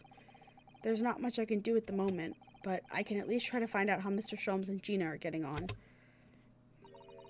I want to go too. Take me with you, Runo. I can't stand just sitting around here waiting. Also, she's 10, and you maybe shouldn't just leave her alone. I'm not sure how I feel about taking a 10-year-old child to the scene of her murder. Oh, okay, that's fair too. But I don't want to leave her all alone here either. Alright then, Iris. Perhaps you can help me. Oh yes, I'd love to. Gina's at the prison. Mr. Sholmes is probably in his hospital bed. And don't forget we have to visit the crime scene. We need to conduct a thorough investigation. Ah, I can see you're ready for action. I imagine Iris would appreciate going to the hospital sooner rather than later. Alright, let's go to the fucking hospital. Sholmes, my man. Center Hospital. Let's go. Let's fucking go. Wow, this is such a glamorous place you've got here. Hurley! Oh! He's not here. No, that's strange. The nurse definitely said he was in the bed by the window, didn't she? Is he fucking climbing something like a dumbass?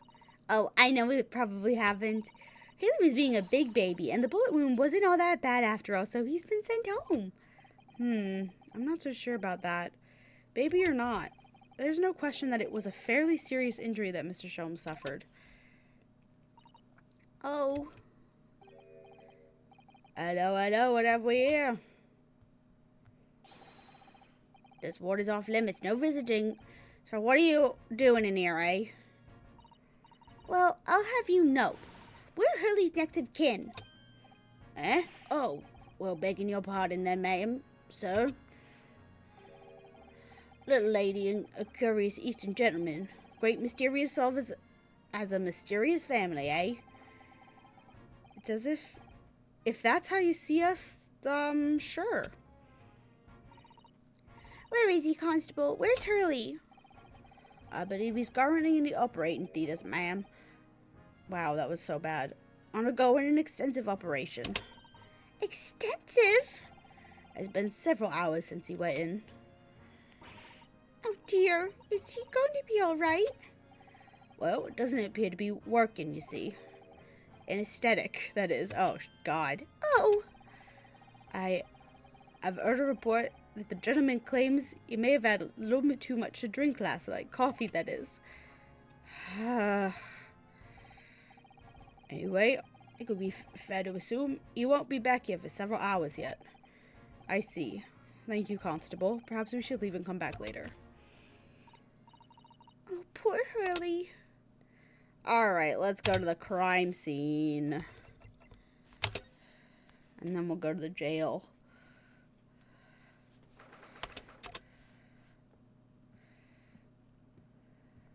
I don't know why they would let us investigate the crime scene right now, but...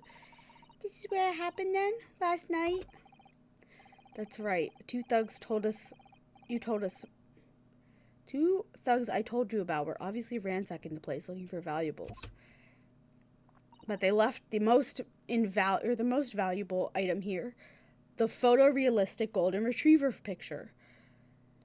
But apart from the policeman in here, you wouldn't know anything that happened. There's no sign of a disturbance. You wouldn't know anything had happened. No, you're right about that, actually. In fact, if anyone, it's the police who seem to be the ones doing the ransacking. I know what you mean. They're like a gang of organized criminals all dressed in black. Oi, I heard that. Oh, it's you. Oh, Inspector. Good morning. Suppose I'd thank you for your vigilance last night. We got to the scene before it was that's not his voice.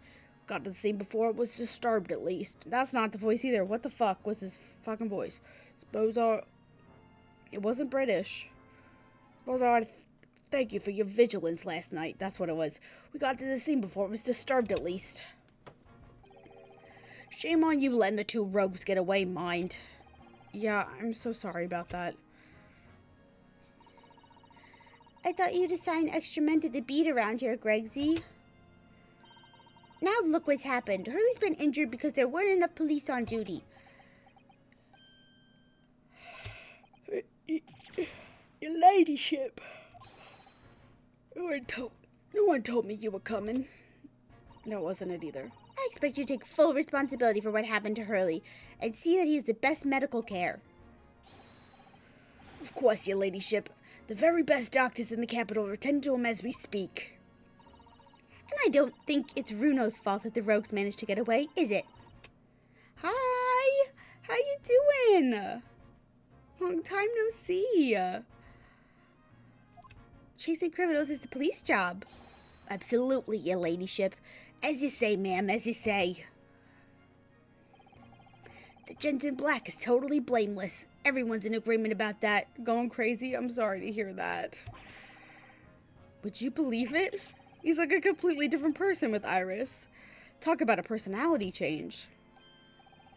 Oi, where are me manners? You're thirsty, your ladyship. Perhaps you'd like some juice? Some nice refreshing fruit juice? Oh, why? Are you thirsty, Gregsy? I have some of my special herbal tea with me, if you'd like some. Oh my god, this man. Lovely. Ta very much. That really hit the spot, your ladyship. He's using so many Britishisms, and yet I'm doing this, like, terrible accent. I don't even recognize him like this. How have I been? I've been good. Hanging in there, you know. As good as can be.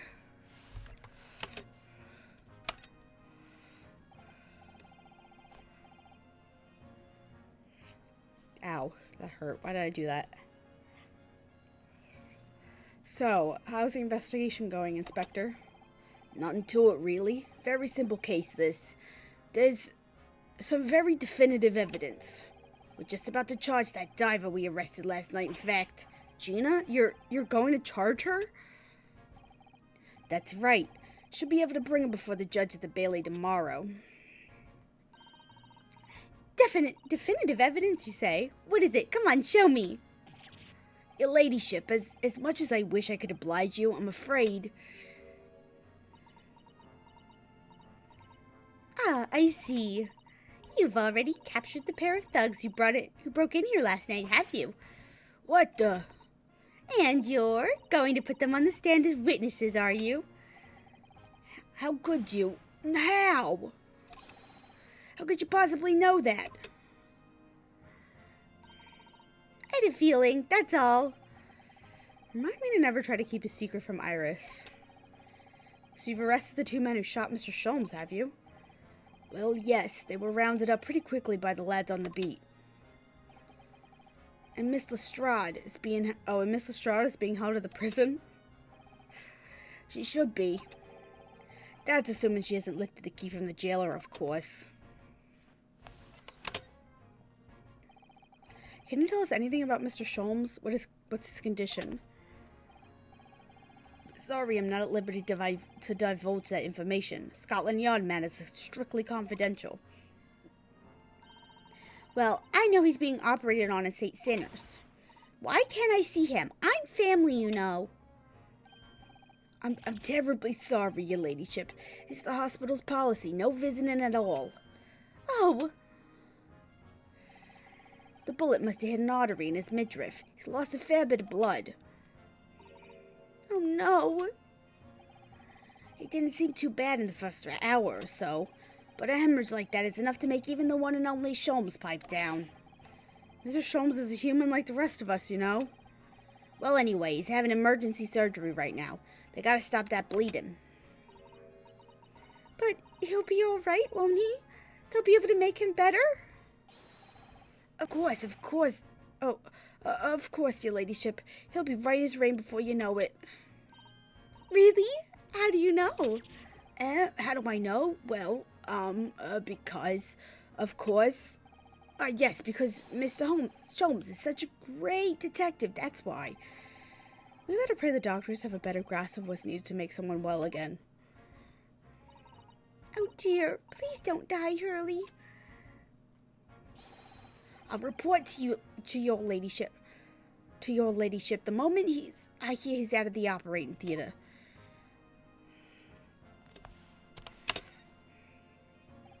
I couldn't help but noticing, Inspector. What? Out with it, sunshine. Well, there seems to be a marked difference between the way you talk to me and Iris. Watch the sauce, Sonny. I'm a copper. We don't go in for favoritism. But he's right. You do treat us differently. It's because of those Adventures of Herlock Sholmes stories. That's why. Oh? I grew up in him, don't I? Inspector Tobias Gregson. Oh, well, yes, because you're an acquaintance of Hurley's. What did you write about the inspector, Iris? I don't remember, really. It was one of Sholmes' lines. Gregson is the smartest one of the Scotland Yarders, is how he put it. Oh, did I write that? And you know what that one line did for me, eh? The very next month, my pay doubled. Doubled, I tell ya. Oh, that's amazing. All because everyone at the yard reads them. They read all the Herlock Sholmes stories. They've even set up a fan club for me. Of course, that explains everything. It was around that time that you behaved such a toady to me. Can you blame me? All it'd take for one bad word from you and Sholmes could change his tune about me. Gregson? No. The great detective will say he's getting quite overrated these days. Think what would happen to my salary if it came out in print, eh? The whole thing gives me the willies. I can't tell you how many nights of sleep I've lost worrying about it. But that would never happen, Gregsy. Every month when the new Rance magazine comes out, my hands are trembling as I turn the pages. awful for you. Here, have some of my tea to settle your nerves.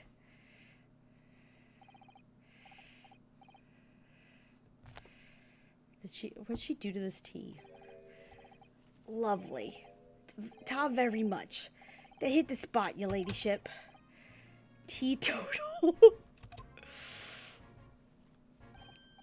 Oh yeah, there's something I was supposed to talk to you about actually, Mr. Naruhodo. Yes, what is it? I've got an important message for you. I clean forgot about it till now. An important message? I wonder what it could be.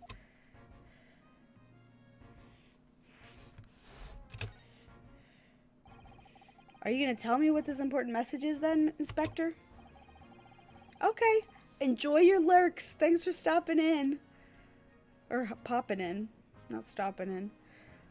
Yeah, it's about that young lady who's normally by your side, your assistant. Dear Susie, is she all right? She's at the station, isn't she? Being questioned, I believe. Nope, not anymore. She had to head off. Head off? Where? To Lord Strongheart's office, of course. He summoned her. Ah, yes, of course, I'd forgotten about that. One of the whipstocks took her there in a yard carriage after we finished questioning her. But she asked us to tell you she didn't have the fare for the return journey and to go and meet her there. She's got a nerve using Scotland Yard as a bloomin' messaging service. I see. Well, thank you for passing that on, Inspector. She got to ride in her Scotland Yard car. Why did Susie have to go see the Lord Chief Justice? She didn't tell me. Turn on my do not disturb for another hour. Not airplane mode. Thank you. But I better head over to the Lord Chief Justice's office to fetch her straight away. 10:30. Okay. Are they gonna let me examine the crime scene? Probably not. I've investigated thoroughly, but I can't find anything out of place. What are you talking about? I must have... This. All right, then. Let's see what we can uncover. Oi, what do you think you're doing, Sunshine? You can't touch anything in here. Oh, but we were hoping to investigate. This is a crime scene, for Pete's sake. No touching. What's the problem, Gregsy? Luna's a lawyer, you know that? Oh, I'm ever so sorry, your ladyship. Ever so sorry. The rules and regulations are a thorn in my side.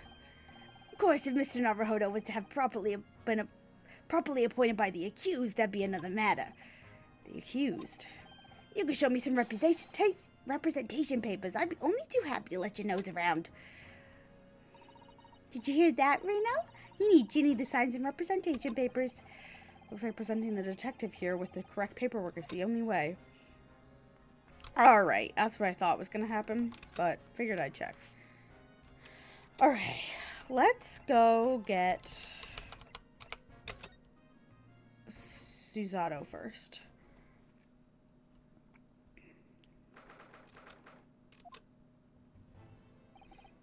Yes.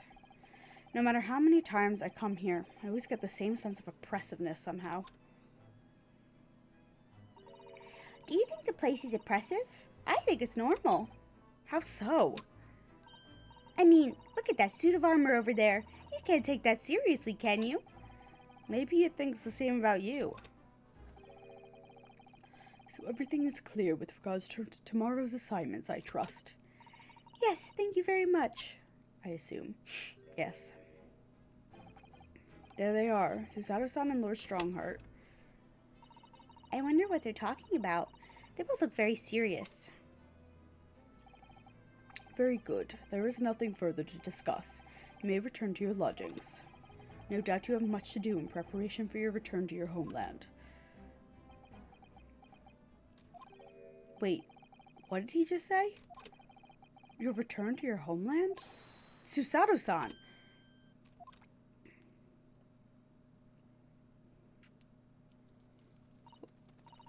Oh, Mr. Naruhodo. What was all that about?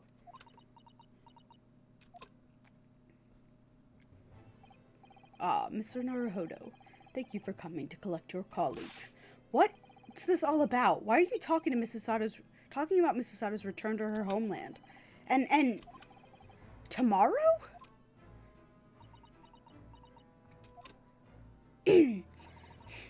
Tomorrow? But what about Jenny's trial? You mean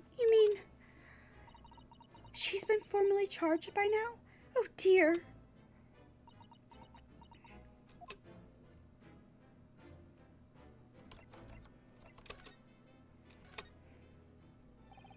Miss Usada, what's all this about? Oh, please don't concern yourself, Mr. Naruhodo. It's only me going back to Japan. Your life here can continue just as it has. That's not what I asked. What happened? Why are you leaving? It's my father. He's fallen ill. Oh no! Professor Mikotoba? If I may. Yes, sorry. You must be the defendant. Ryunosuke Naruhodo, I believe. Yes, that's right. My name is Yujin Mikotoba. I'm a professor of forensic medicine at Yume University. We received an international telegram from the Empire of Japan informing us of the news. 10 days ago, Father collapsed with a fever. The cause is apparently unknown, and it seems he grows weaker day by day.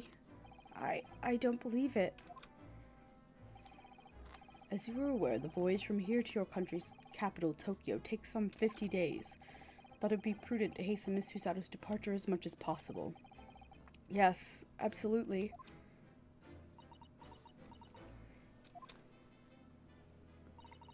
I will leave London first thing tomorrow morning.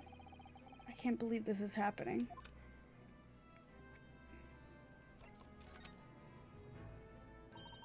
So Gina has been charged. She'll have to appear in court? Yes, she was formally charged a few hours ago, and the date of the trial has already been set for tomorrow. No, not even 24 hours later? Gina? The Lestrade girl and the murder of the Baker Street pawnbroker, yes. An all too conspicuous case. The pickpocket was clearly disturbed mid-robbery and shot the man in a panic. No, the art is overstretched as it is without wasting time on these open and shut cases. It's not wasting time. Ginny would never do something like that. Mr. Naruhodo. Yes, Lord Strongheart. In deference of your fine services to date, I shall overlook this young girl's insolence. But I have no recollection of admitting a child into my office. Leave now. Of course, Lord Strongheart. Criminals will tell the most palpable lies in order to evade justice. The police can ill afford the time it takes to unravel all their untruths. Meanwhile, more crimes are perpetrated. We have far more serious matters with which to contend. Serious matters? Didn't Gregson mention something like that yesterday? Yes, Inspector Gregson made a similar remark yesterday. It's no concern of yours, though I'm sure I need not remind you of that.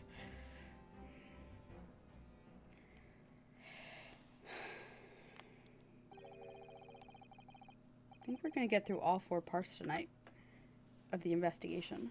3 minutes precisely until my next meeting. You must excuse me. There's just one more thing, Lord Strongheart, which is, it's Miss Lestrade's trial. I wonder if you might permit me to defend her. A timely suggestion. Sorry? The girl currently has no representation. But that's not fair. Yes, she may be a pickpocket, but she still deserves a fair trial. Do not misunderstand me, young lady. The government provides for those too poor to afford representation with the public defender. The accused need only sign the relevant paperwork, and a defense barrister will be assigned to the case. However, the young girl in question has refused that right. Why would she do that? A question you would do well to direct at Miss Lestrade. You'll find her at the local prison. Yes, thank you. Now then, it's time I was leaving. Good day to you. Goodbye. What a day. Gina charged with murder. Susato-san about to leave.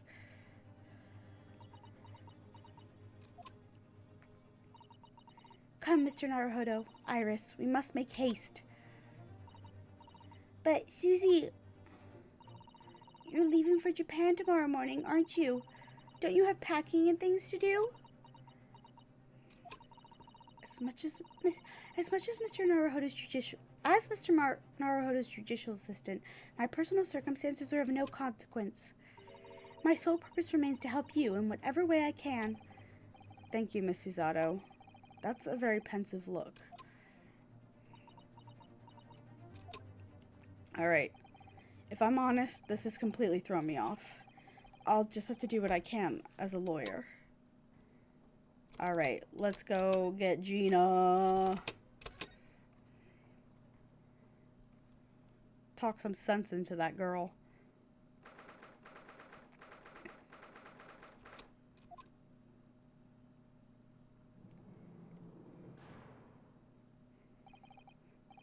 Hello, Gina.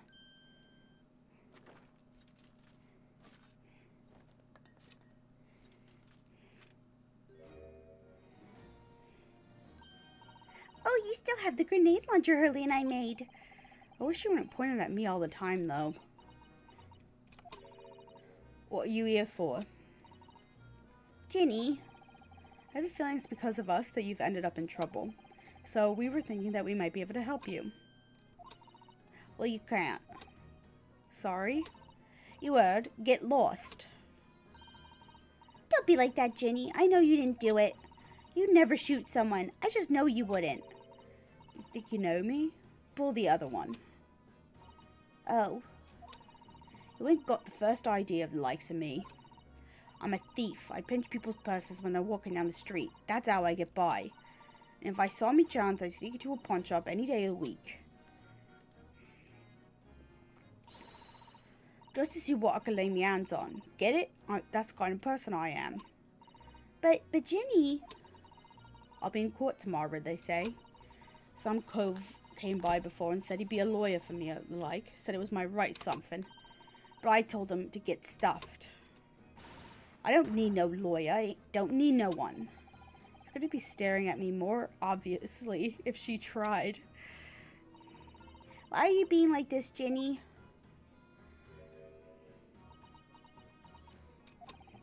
Ouch. That is one stern look Susato is giving Gina.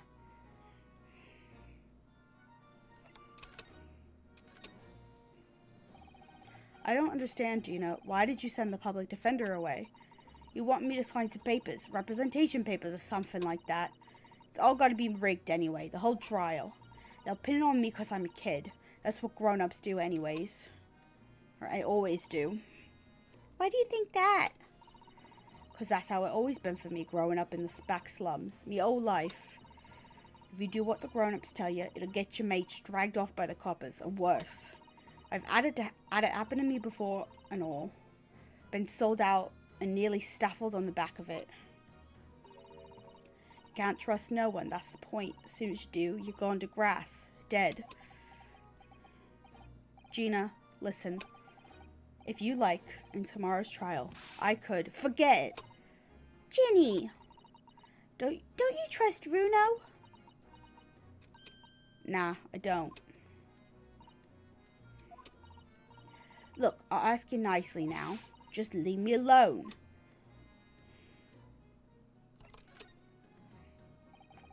Will you tell us what happened, Gina? Last night at the pawnbroker's. There's nothing to tell. I figured he'd pay me, so I broke into the place and started going through the storeroom. But the old bloke walked in on me and you know the rest.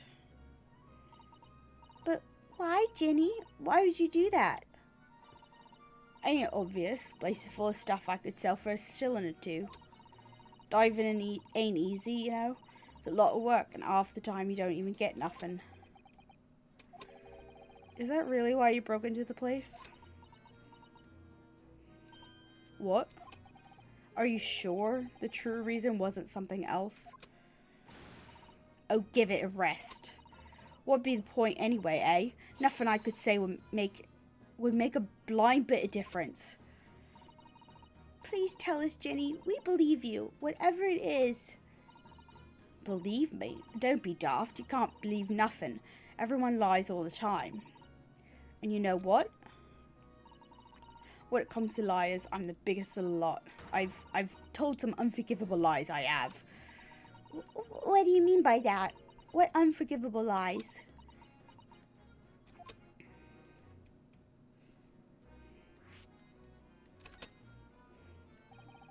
What did you mean before, Gina, when you said you were the biggest liar of the lot? Why don't you tell us what these unforgivable lies you've told are? Maybe we can help. Sorry, we're out of time. They're gonna want to question me now. Jenny, please. Oh, yeah. I want to give you this. Something to remember me by.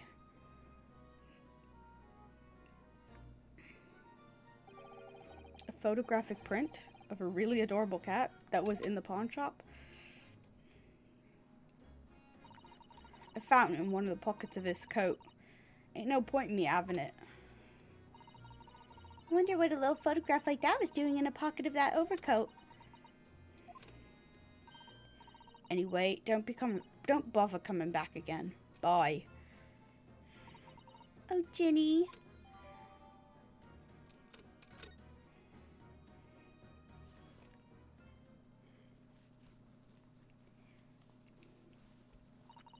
Gina, I wonder if you might hear me out.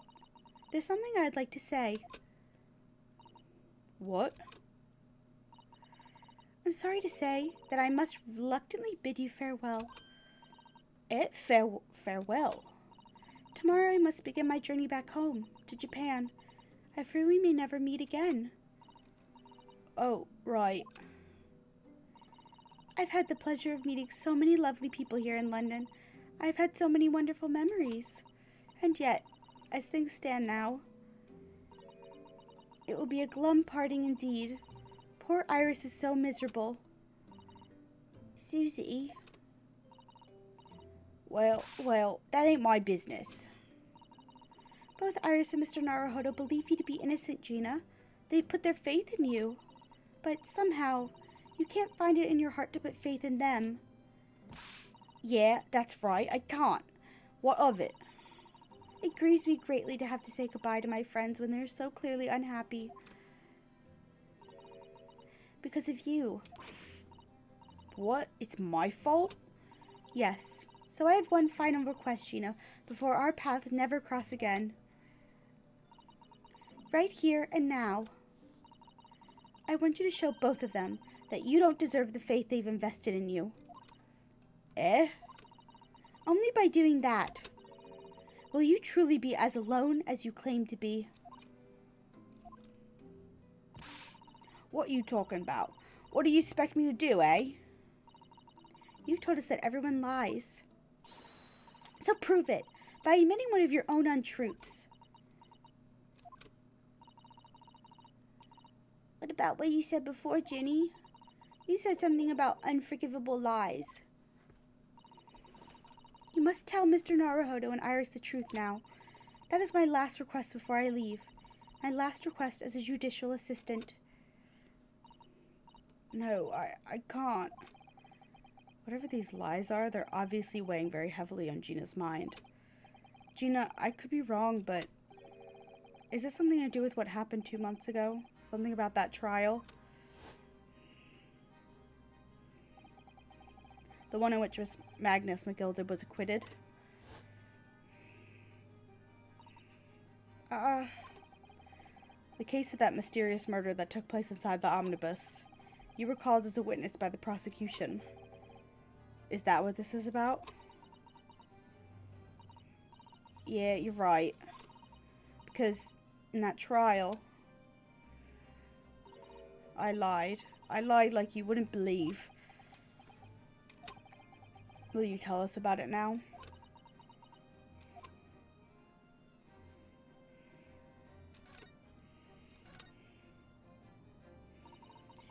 like you said, it all happened 2 months ago. The coppers got hold of me and shoved me in the witness stand. And based on your testimony, Mr. McGilda was declared innocent. Yeah, well, the thing is, I lied about a whole bunch of stuff. I knew it. What sort of thing did you lie about? I wasn't hiding. I was hiding under the seat that night. That was the truth. It was pitch black in that little cubby hole. Couldn't see a thing, and then I heard that loud thud, like someone falling on the floor. And that's why Mr. McGilda discovered you? Yeah. He pulled me out from under the seat and sat me next to the dead man. There weren't much light to see by, but when I looked at him, at me hands, I had the cove's blood all over him. I was so scared. I couldn't even speak. My God, I'm losing the voice. You had his blood on your hands? In other words, it was Gina that was the witness on the roof deck saw through the skylight. Then Mr. McGilda started asking you questions, I suppose. Who you were, why you were hiding under the seat. Yeah, he did, only that's not all. What do you mean? I mean, he threatened me. Threatened you? How? He made me swear about what I seen and what I'd heard. About what he was going to do after the cove was found dead. He made me swear I wouldn't tell no one about any of it. If I did that, he said he'd let me scarper before the coppers showed up.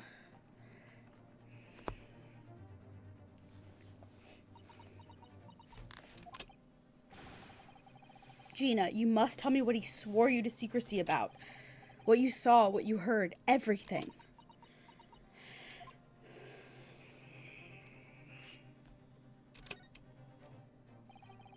You said Mr. McGilda made you swear not to tell anybody what you saw, but you were in the pitch black compartment under the seat the whole time, weren't you? Yes, with Mr. McGilda sitting above your head, if I remember correctly. Yeah, that's true, but it was when I heard the thud of the cove in the floor. I let out a little scream, see? Couldn't help it. Mr. McGilda heard it and dragged me out by me arm. That's when I saw it. I was on the floor next to the old geezer what had been stabbed. A disc, all bright and shiny. A disc? Do you mean... Yeah, that's it. The one what the D took off me at Winterbanks. The music box disc was there on the floor of the omnibus. Not for long, Mr. McGilda spotted it straight away. He picked it up all smartish and stuffed it in his pocket. So that disc was in the omnibus 2 months ago at the scene of Mr. Mason's murder. And the bog trotter told me I weren't to mutter a word of it to no one.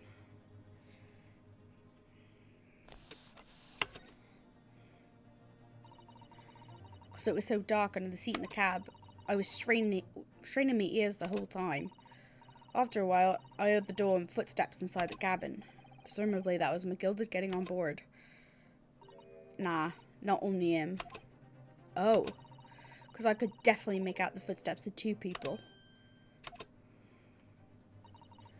In that case, it would seem likely that it was Mr. McGilda and the victim. Mr. Thrice-Fired Mason.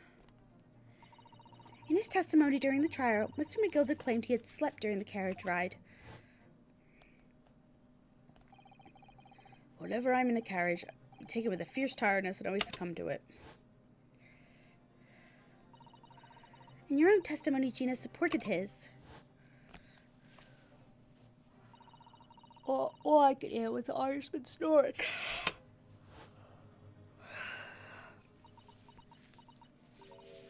Yeah, that weren't exactly true. I keep losing her voice, like in the middle. Neither of them was asleep. I could hear them talking the whole time in low voices. What? What were they talking about? Sorry, I don't know. The sound out of the horses and the wheels was too loud. But that still tells us something. Mr. McGilda and the victim knew each other. So McGilda was lying, as I suspected.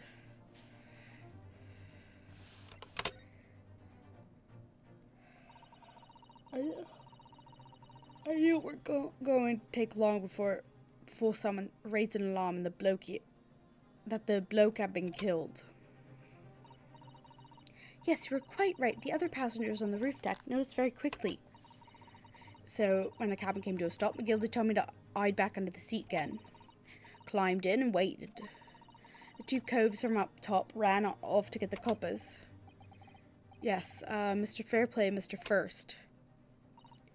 Right, and after they'd gone, Mr. McGilda asked the driver to do him a favour. A favour? Now then, fella, what I need you to do is take this coat of mine, and deposit it in a nearby pawnbroker. And for your troubles, let's see now. I'll give you 10 guineas. Nearby pawnbroker? You mean on Baker Street? Yup, you got it. It was Windabanks. Coachy snapped up the money and ran off to pop his coat as fast as he could. So then there was no one left in the garage, and Mr. McGilda opened the box into the seat and let me get out of there. But not without conditions. I see.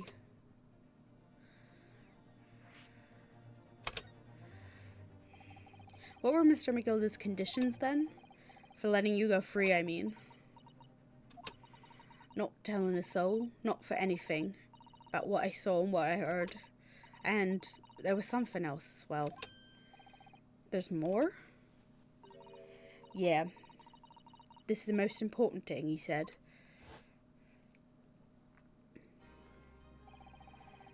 I'm after sending the coachman on a little errand for me, with some small change in his hand. Now then, did you hear what I asked of him? Did you see anything at all?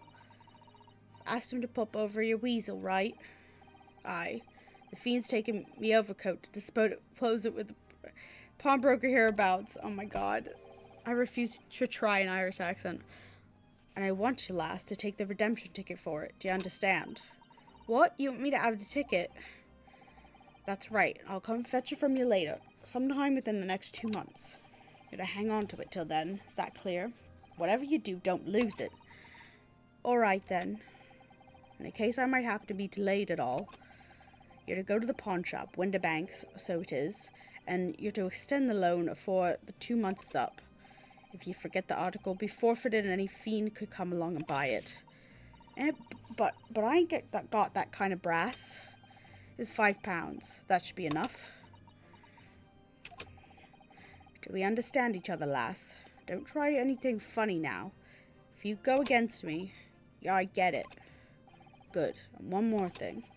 In a few days from now, you'll be visited by the police, I have no doubt. The coppers? Aye, they'll come asking you to take the stand in court to testify as a witness. Let's just have a wee chat about that, shall we? What is it you might say? What is it that you won't?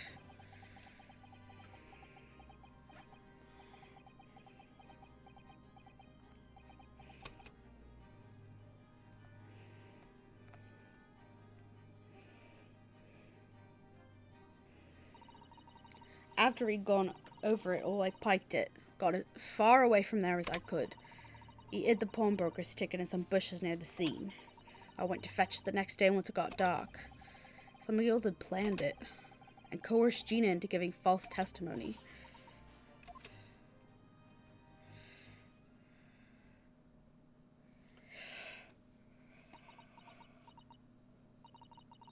I bet you're ready to string me up. Eh? I lied in that big old courtroom. Told some corkers. The thing is, he said he would make it so we couldn't live in the East End no more. That's what he threatened me with. What a wicked man. He knew everything what went on in the back slums. He knew we had no one to look after us, and he was all just looking out for each other, getting by. So you mean Mr. McGilda would have... In a heartbeat, he would have had a lot of us chased out of there if he wanted. And then where would we have gone, eh? Nowhere, that's where. So, I didn't have no choice. Thank you, Gina, for telling us everything. But I'm for it now, eh? Go on, admit it. You must be livid. Well, you can make amends by doing me a simple favor. A favor? What? Sign the representation papers for tomorrow's trial. If you don't actually want me to represent you in court, you can rip it up later. But we need that paperwork or we can't investigate. The police won't let us. Investigate what? The scene of the incident last night. Mr. Sholmes was shot, you see. You what? Well, he's having a big operation right now, Ginny. Is it bad? Is he going to be alright? Sholmes is going to be alright, right? That's why I want to investigate. For Mr. Sholmes' sake as much as anything. Right. So what you're saying is if I sign that bit paper, everyone's happy. Is that it? Something like that? Miss Susato? Yes, of course. I have the representation papers here.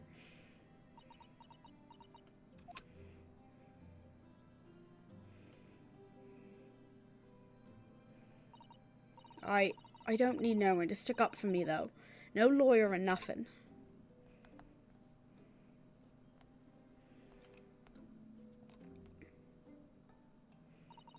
Poor Ginny. She seems so lonely.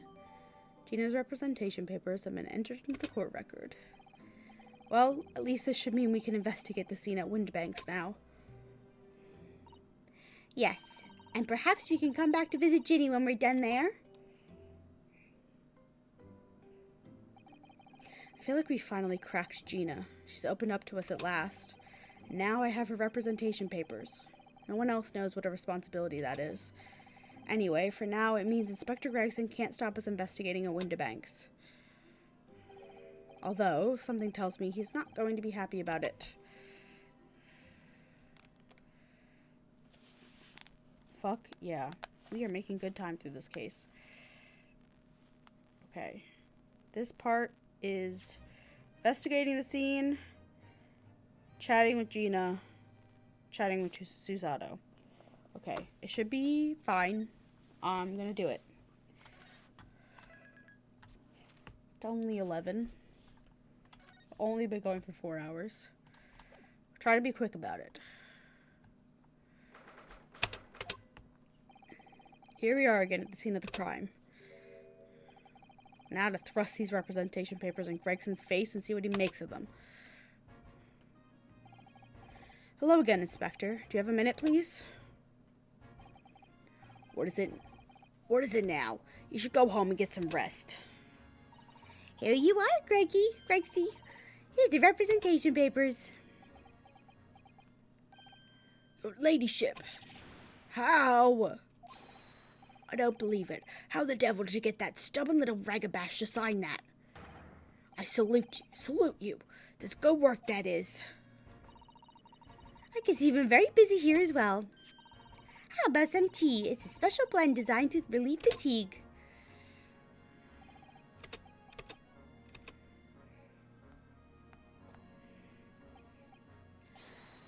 Let's see now. Yes.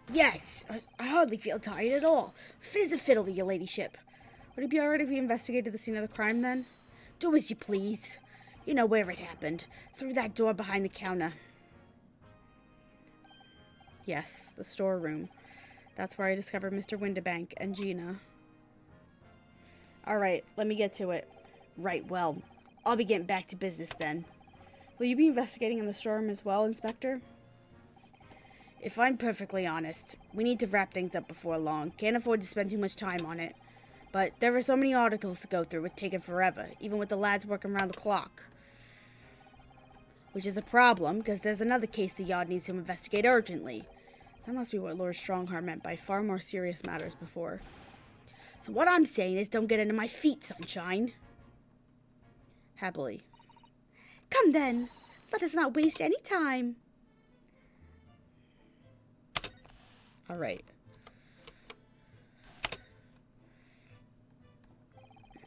There's the article ledger here, and Mr. Windbag's notes, and, what's this? Looks as though someone has left a little photographic print behind. That was there earlier. Oh, look at the back. There's some writing. Is there? Oh, show us, Susie, show us. Date posted 15th February, 10:30 p.m. Article deposited, one gentleman's overcoat. £1. Redemption deadline. Oh, okay. Okay, she's reading it. Gentleman's overcoat, pawned for £1. Clearly was a very fine coat. In fact, I think... Yes, this must be the ticket for the overcoat that Ginny redeemed yesterday. And is still wearing. Oh, and is still wearing, which belonged to Mr. McGilded. I never expected the redemption ticket to be handwritten on the back of a photograph, though. It seems Mr. Windbag just used whatever piece of paper he happened to have in hand. This photograph of a cat looks very familiar, doesn't it? It does. I'm sure I've seen this exact same picture somewhere else recently. Oh, yes, you're right. Very recently. It's the same one that Ginny gave us earlier. Of course. I was forgetting that she gave us that print. Well, what are you waiting for, Mr. Naruhodo? Get it out. All right. Let the cogs turn. Oh, they're like... I feel like they're slightly different. The cat's eyes are... Am I crazy? It looks like the cat's looking slightly... I think I am just crazy. Well, if the one on the counter was used as a redemption ticket, perhaps the other photograph that Gina gave us has something written... No, they are exactly the same. Something written on the back, too.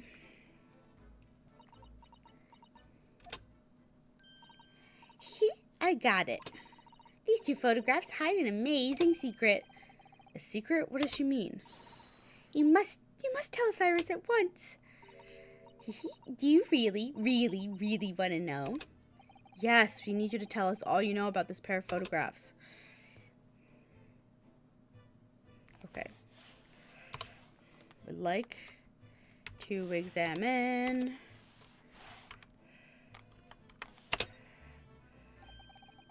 Look at the back of this print here. There's something written on it. One small box, 10 shillings. 13th February, one small box. Loan amount paid 10 shillings. Redemption deadline 13th, 9:30 p.m. So this photographic print is a redemption ticket. For an article that was deposited 2 days prior to the incident on the omnibus, it would seem. Yes, a small box.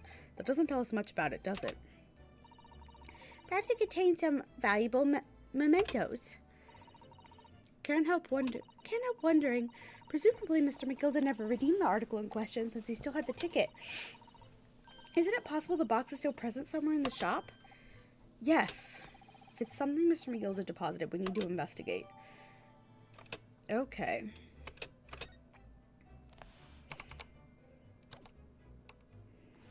I'm going to keep examining.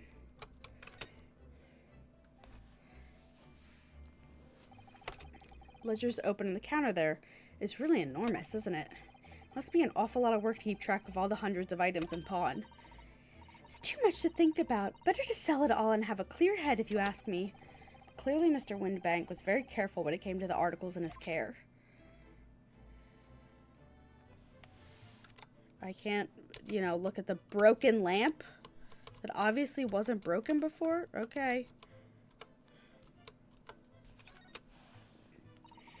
That's a music box. Do you have them where you come from, Runo? Yes, but I've never seen one as large as this in Japan. Oh, well, this will be a treat. Shan't we have a listen? We've already listened to this. What do you think? Isn't it sound pretty? It's a beautiful sound, yes, but it's a little hard to enjoy when all the policemen in the room are giving you fierce looks. Never mind that. If any of them say anything, I'll tell Gregsy to have a word. Iris Wilson, Superintendent of Scotland Yard. Okay. These shelves are where the pawnbroker puts articles that have been forfeited for display for customers to buy. Yes, it's a really strange miscellany, isn't it? I mean, who would buy this horse statue, for example? Well, sometimes you can find some real treasures amongst all the junk, Are you alright, Runo? Oh, it's just, looks like a collection of useless junk as a whole, but when you pick out individual things, you can't help wishing you owned them, even that horse statue. That's exactly how the pawnbroker works. They're very clever.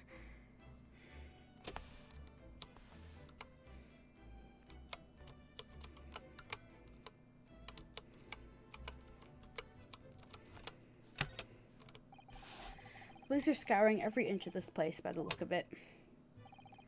Instructions from the yard are to examine every article in the shop and then ledger and book accounts. Every article? But that's a ridiculous amount of work, surely. We've been hard at it ever since the shop was declared a crime scene in the early hours. Sifted through all that to the shifts, at least, but still, we're working through the night, that's for sure. Even if we barely have scratched the surface. Crime and pawnbrokers must be every policeman's worst nightmare. It's every copper's worst nightmare, you know, a crime and a pawnbrokers.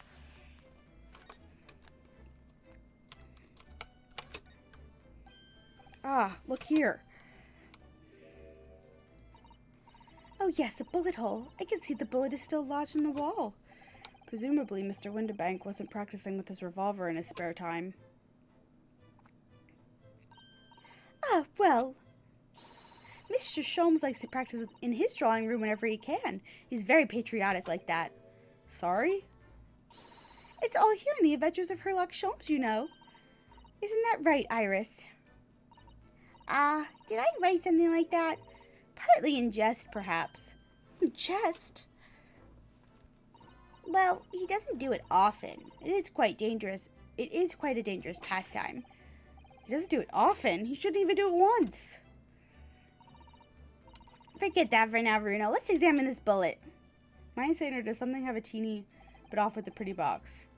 Could be. What's that around the bullet hole? Is it blood?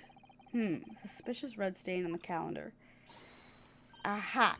I may well be able to help with that. What? There's nothing like the sight of blood to get the blood pumping, is there, Bruno? I have a feeling I'm not as bloody-minded as you, Iris. I'm afraid the sight of blood makes my blood run cold. There you have it, you see. When it comes to blood, we're all different types. Yes, what a scientific observation. So you need this. Oh no, what is that scary-looking thing? Hurley and I haven't actually come up with a name for it yet. But as soon as you see it in action, you'll understand what it does. Watch.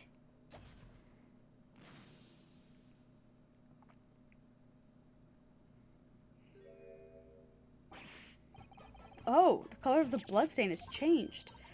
There. Does it make sense now? Yes, I think I'm starting to understand. Good. It works on the principles that different people have different types of blood, you see. Yes, how wonderful. The chemical it fires combines with the blood and makes it change color. So you can identify whose blood it is that you're looking at in a flash. Oh, what a fabulous invention, Iris. Isn't it? I bet Jenny would say it's bleeding great. So whose blood are we looking at then? Well, all the chemical does is turn the blood a different color, so just find someone whose blood turns the same color and you'll know who it belongs to in a flash. It's more like 2 flashes, really, isn't it? 1 flash or 2, this could well turn out to be a very valuable clue. We must make a note of it in the court record. Let's keep testing and adding the results to any other blood analysis to the portfolio. As long as I have reagent left, sure. Okay, I don't feel like re-examining all of the things up here that I've already seen. That wasn't what I wanted to do. I want to go back here. Behind that door is the storeroom, isn't it? That's what Gracie said.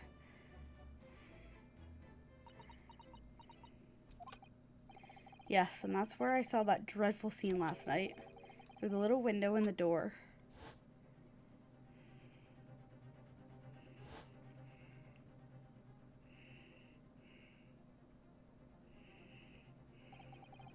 Mr. Windibank face down on the floor with Gina beside him. As the accused legal representative, you have the right to examine that scene, Mr. Naruhodo. We must make a thorough investigation. Yes, of course, we will. Behind that door, that's the real scene of the crime. Don't worry, if there are clues in there, I'll find them. Okay, I guess I have to move. Yeah. I'm sure there's something else I need to examine in that room. But for now...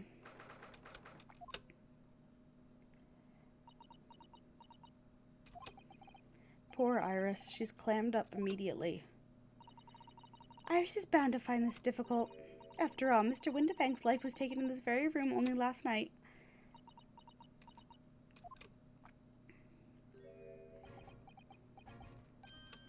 Ah! Wait, Inspector! What is it now, Sunshine? You took one look at me and tried to run away. You think Scotland Yard inspector would run away from some jumped up little defense lawyer, do you?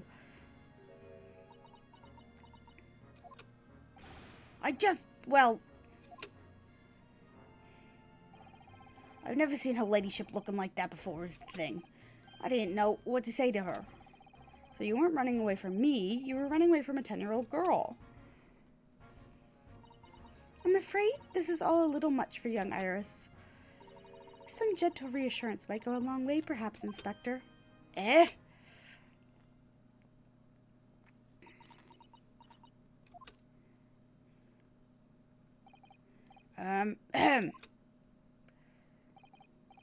Don't trouble yourself unduly, your ladyship.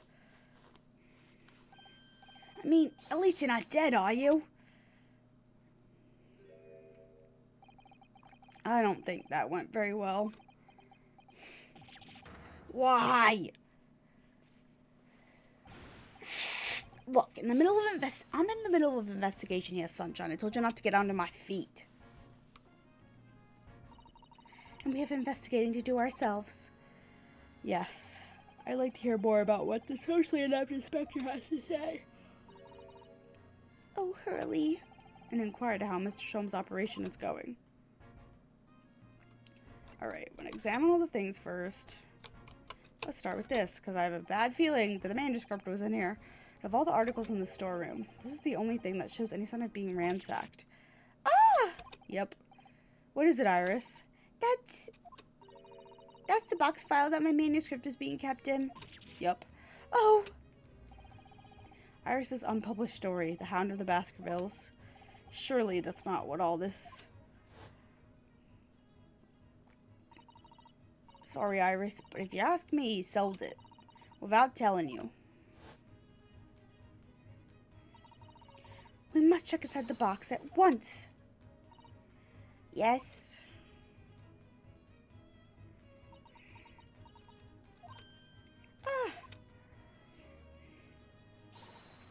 It was there. Iris's story was there.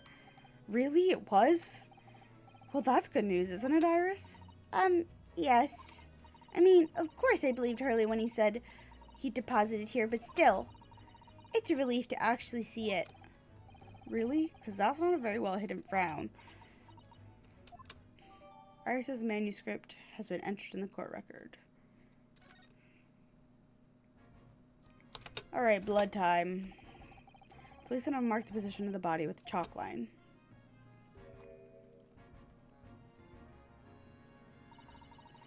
Poor Mr. Windibank, he was such a nice old man. Well, he was shot just once through the heart. Most likely the fella died instantly. He wouldn't have felt a thing.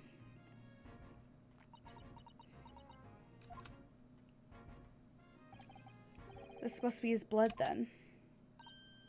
Ah! I don't like to ask at such a wretched time, Iris, but I wonder if perhaps... Don't worry, Susie. I'm ready for action.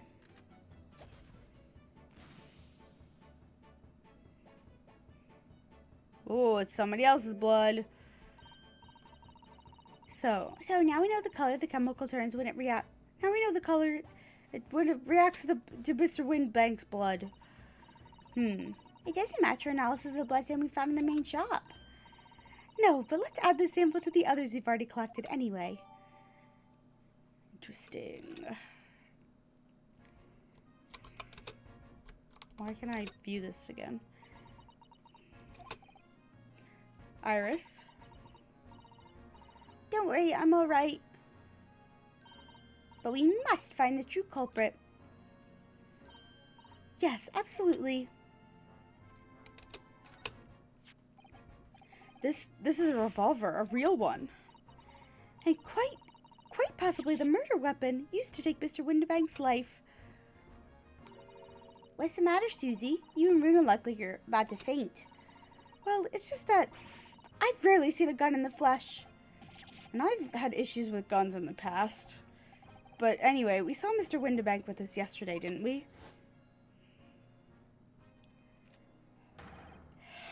To take my own life. It must be the same gun. And last night, when I looked through the spy hole in the door to the storeroom here, that was the same gun I saw in Gina's hand. Mr. Windibank told us that he only ever had a single bullet loaded in his revolver, didn't he? Well, it's empty now. The one and only bullet he had in his gun has been fired. So we can be fairly certain that only a single shot was fired from this revolver.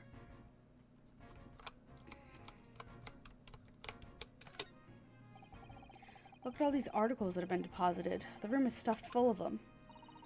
Can't believe how many there are. A bicycle, a gramophone, musical instruments, even some enormous paintings. Look, pieces of different people's lives quietly gathering dust in here together. There's something very peaceful about the atmosphere in here. Or at least there would be, if not for the chalk outline on the floor and the policeman shuffling around. Not much I could do about that, sunshine. Wasn't asking you to, man. Alright, let's talk to him. So, Inspector, what do you make of the crime scene here? Pshaw, you got eyes, haven't you? Use them. It is what it looks like, nothing more, nothing less. Iris, could you lend me a hand? So, Gregsy, what do you make of the crime scene here? Oh, yes, your ladyship. Do allow me to humbly explain. Last night, shortly after the hour of 1 o'clock in the morning, Scotland Yard police attended the scene. The one and only door to the storeroom was found locked from the inside. So it was locked from the inside. The lock appeared to be broken now, though. What was the police officers doing? Quite right, ma'am. Quite right. We took the liberty of smashing the door in, as humbly as possible. Oh. As you can see, the victim was discovered prostrate on the floor, thuswise. And next to the aforementioned body, we discovered the vile gutter child. Gutter child? You're talking about my Ginny. She's my friend, you know, Inspector. Miss Lestrade, the hapless girl. She was curled up on the floor, dead to the world. She's still alive, you know. Yes, when I saw her, she appeared to be unconscious. I'm afraid to say she had the gun that was used in her hand. No. Presumably the gun that's still down there on the floor now.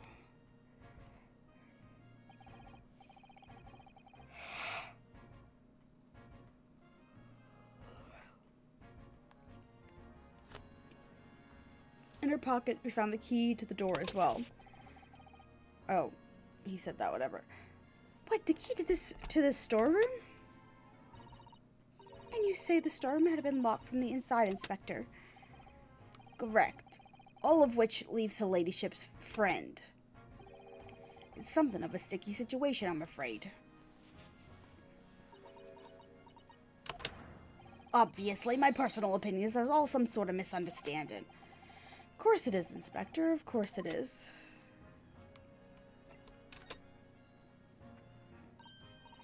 Gregsy, do you know anything about Hurley? Is the operation finished? Is Hurley all right? Is he? Thing is, Don't mince your words, Inspector, please.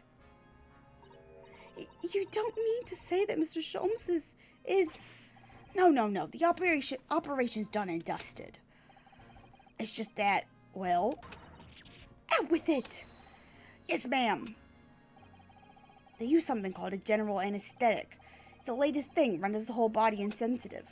The whole body anesthetized? Is that even possible? Means the operation could be completed while the patient is fast asleep. Goodness, in the Empire of Japan, we could just manage to provide laughing gas for a tooth extraction. The trouble is, the latest thing isn't always the greatest thing, if you follow my meaning. They couldn't get the medication to work at first, so it took hours for him to nod off, so I hear. And now that the op's finished, they can't get him to wake up, apparently. Oh my! No one knows if it's the anesthetic still in his system or the bloke's just plain exhausted. But anyway, all they can do is stand back and watch until he comes around again. Hurley. The moment he opens his eyes, your ladyship, I swear I shall get the word to you. What a surprise. Even in matters of life and death, Mr. Sholmes has to do things his way. Okay, let's go back to the main room. Let me just make sure I got everything. Present. Oh, I can present something. Hold on.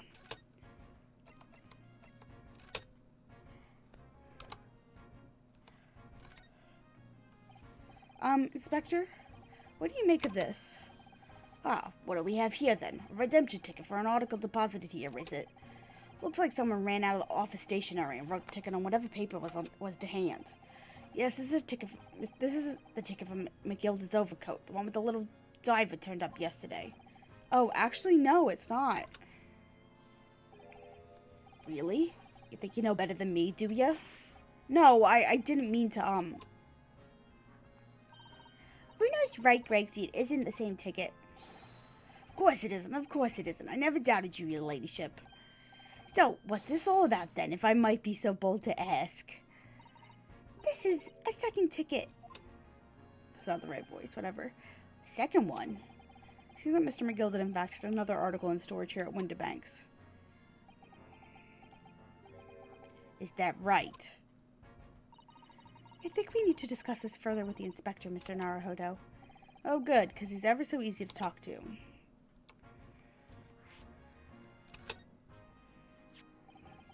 This ticket was in one of the pockets of Mr. McGilda's overcoat.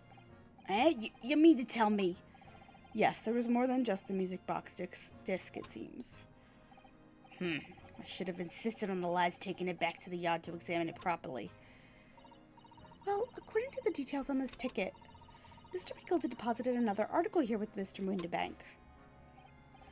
Yes, I can see it written here. Small box, was it? Do you have any idea where it is, Gregsy? Any idea at all? It's another article belonging to Mr. McGilded. It could be an important clue. Well, yes, I suppose it could be. Please stop looking at me with those big turquoise eyes all full of hope and expectation. It's too much pressure. I'll lose me marbles, I will. I'll go barking. This is no time for dog impressions, Inspector. That's enough sauce from you, Sunshine. There is one thing that springs to mind. According to this ticket, the redemption deadline's already passed, hasn't it? Oh, yes, of course. The articles are only held for 2 months. So the small box will no longer be in here, then? That's right. It's been forfeited. Which means it could be on the shelves in the front of the shop where the forfeited items are offered for sale. Yes, the shelves in the front. We must search them at once. You're wasting your time. Oh! There are dozens of little boxes out there. Hundreds, even. We can't possibly know which one might have been McGilda's. That information's not written in the ledger. Ugh. Well, I think we should at least have a look. Just in case. Of course, your ladyship, of course. Very sensible of you, I'm sure. This is getting old. Alright. Now, let's go back to the main shop.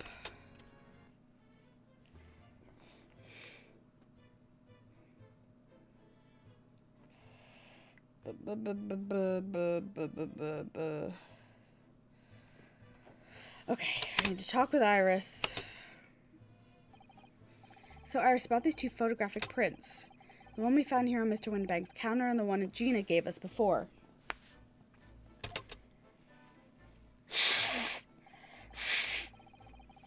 What is this amazing secret you mentioned that's hidden between these 2 identical prints? Actually, it's not quite right. Sorry? If you look carefully, the 2 prints aren't the same, not exactly. They're not? Have another look at them now. I was right. They're not quite. Okay, yep. At his feet are a little bit different. I do think that the cat on the left is like turned to the left a little bit. The snowman on the left one is a little bit more crisp.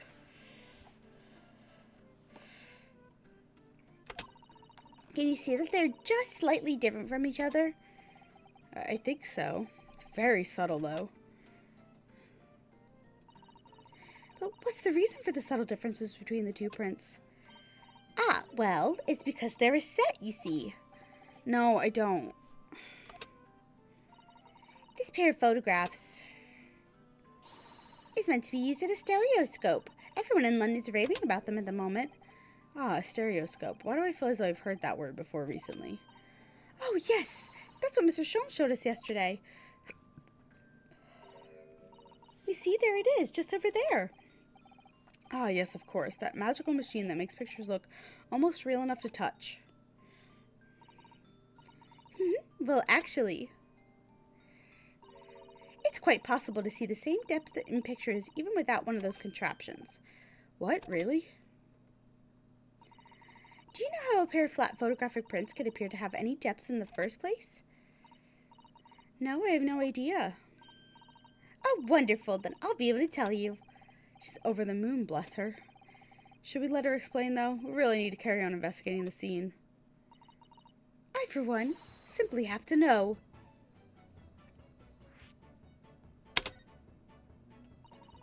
Have you ever considered, Runo, how our eyes see depth in the world around us?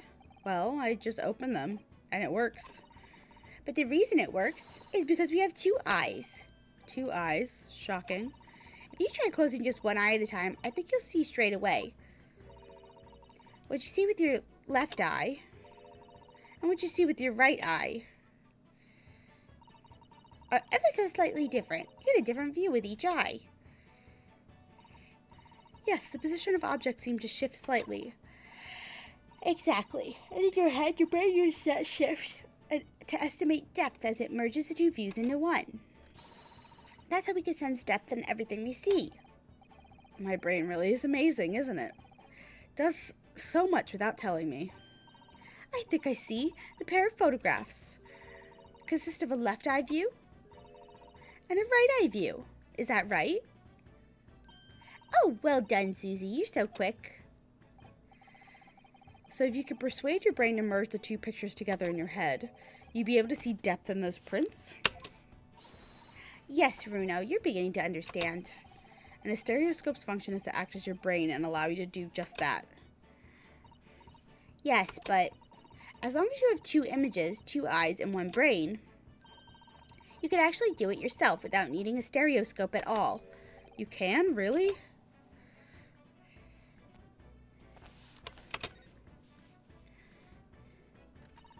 Let's try it. Let's see if you can view this pair of prints without the help of a stereoscope. Oh, yes, I'm dying to have a go. Susetta-san really loves this kind of thing. You need to be able to cross your eyes. That's the main thing. Can you both do that? Cross my eyes? I think I can. Watch me. See if you can copy. Make your eyes do this. All right. Let me try. Are you ready, Mr. Naruhodo? There, how's that? Wonderful. Now it's your turn, Runo. Trick is to concentrate on looking at the bridge of your nose with both eyes at the same time. Not exactly an easy task when 2 people are staring at you cross-eyed. All right then, that's enough practice. Now let's try looking at the prints. Start by staring at one print and slowly crossing your eyes. You should see 2 prints overlapping images like this. You try it now, Bruno. I'm just gonna have to give it a try, I suppose.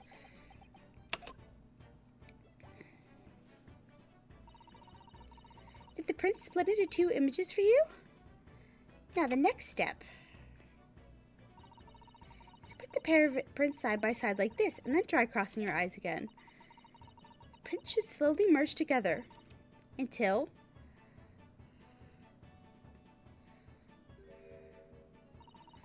form a new single image in the center. Oh, yes! Mr. Naruhodo, it works! I can see in the middle now. It looks so real. Oh, I could look at it all day. I wouldn't advise that. Your eyes might start to hurt. Your turn, Runo. Does it, like, physically want me to do this? Did you look through the two pictures and slowly cross your eyes? I don't know. Keep adjusting the position of your eyes until the two images overlap exactly in the middle. Like this, is it? They're not overlapping, and that's just hurting my eyes. Game is not going to do it for me. It's fine. There, you managed it. Yeah, that was hurting my eyes. We're not doing that.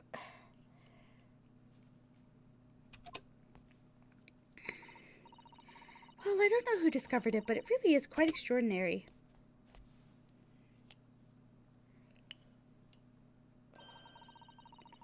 So what do you think of these stereoscope prints then, Runo? They are certainly amazing, but it isn't easy to get the knack of viewing them properly. No, some people find it easier than others. But that's why contraptions like this exist, for people who find it tricky. Oh, I recognize that. We saw one over there yesterday, didn't we? If I remember correctly, you press this little knob here. And then set the pair of photographs in the stand at the back end.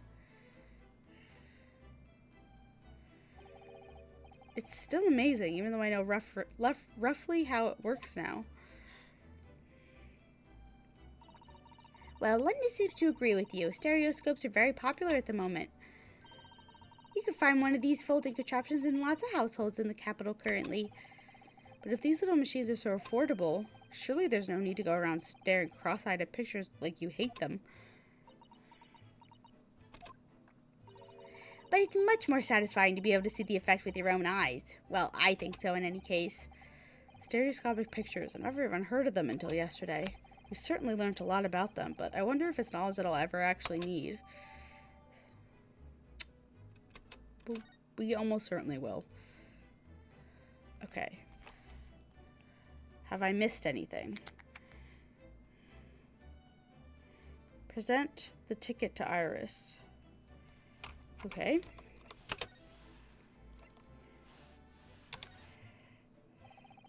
Would you mind if I showed you this, Iris? It's just a boring old thing, really, but... Oh, I don't really like boring things. Okay. So it's the other ticket, probably. Right? Oh, okay, I need to examine it.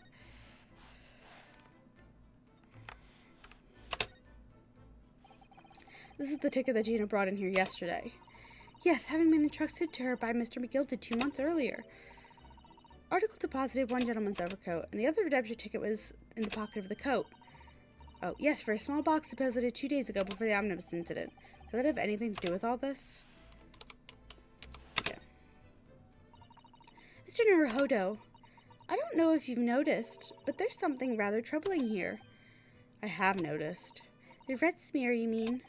Yes, it looks like blood, doesn't it? I wonder if Susato-san picked up on that. Well, in that case... Yes, we need Iris. We should show this to her before we forget. It's gonna have the same blood as the calendar. Oh, that looks like blood. I would say it's from a gloved finger. Almost certainly a glove made of leather.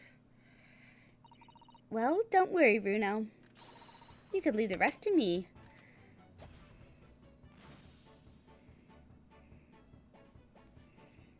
Nope, it's a completely different...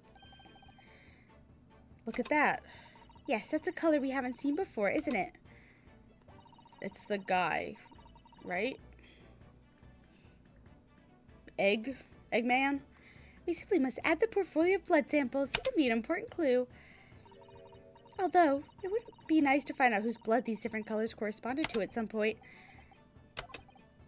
Well, this particular stain of blood... Oh, you've had an idea, haven't you? Do you know whose blood this is?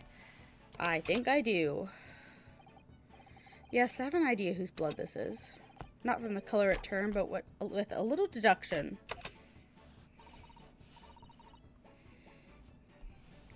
That's right. I think it's clear. Iris, you know as well? You first, Runo. Who do you think it belongs to? I believe this is the blood of... Oh.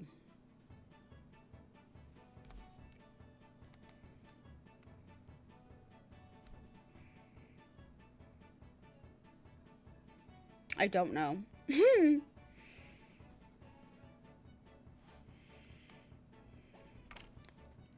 Oh, wait. This is the ticket for the coat. Okay. Then it's... Maybe our dead man's? Yes, because Gina had his blood on her hands when she... The rice-fired mason? You don't sound very sure of yourself, the way you trailed off there.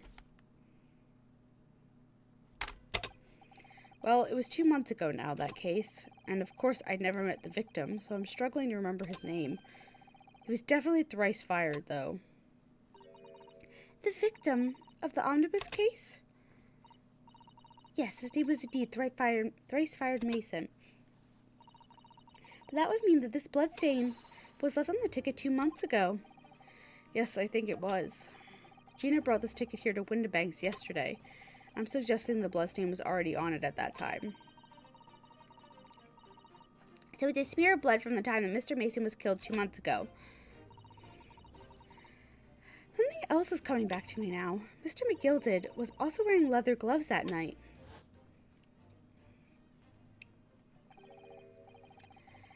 Now I ask yous, good-hearted soul, who didn't stop to rush to help a fella? Wouldn't start worrying about me gloves, was I? Reach a man, give him a hand. Certainly does look like a leather gloved thumbprint, this mark.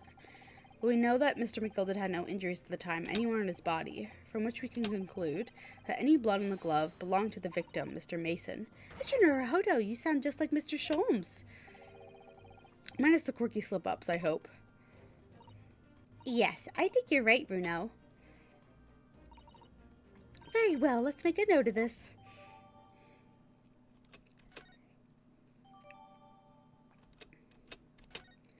Love to see it.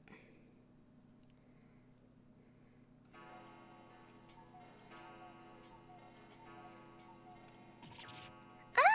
I really jumped out of my skin there. How can Mr. Windibanks set such a wicked trap? I doubt he said it to scare anyone. Is that really the time? I think perhaps we should pay Gina another visit soon. Oh? Her trial is tomorrow. We must establish whether or not you will be defending her. I think we should ask her one more time. She may have changed her mind. Don't you remember, Bruno? You told her she could rip us the representation papers if she didn't want you to be her lawyer. Really? Did I say that? Yes, you did.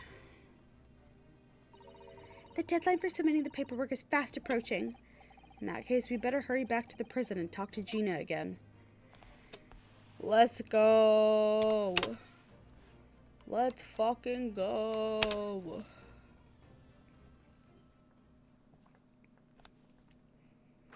Can we just talk to Gina? Oh, and then we go back to our house. And then that's the case. That's the investigation portion of the case. Oh, good. Gina, good, you're back.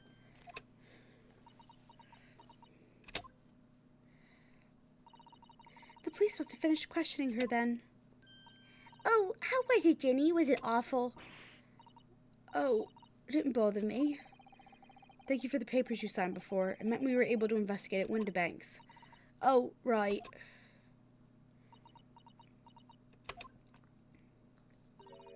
Don't you want to know how we got on?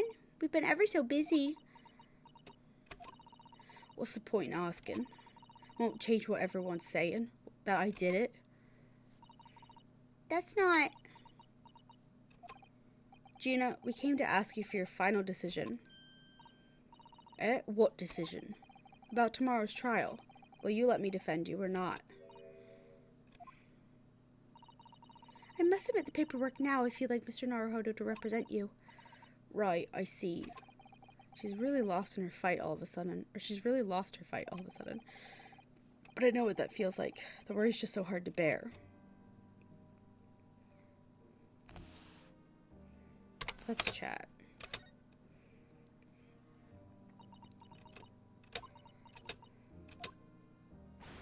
Oh, alright then. Blimey, give it a rest with them eyes, Iris.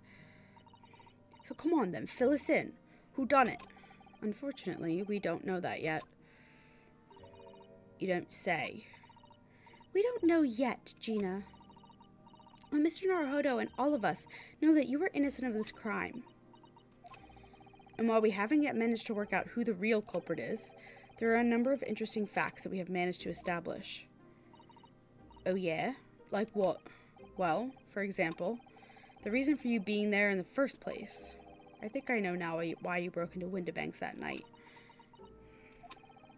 Looks like I'm gonna have to take some evidence that really reveals the reason and thrust it in Gina's face, or I can present it to her calmly, I suppose. Okay.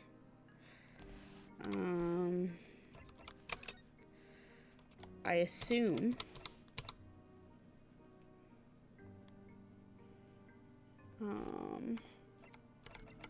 this one.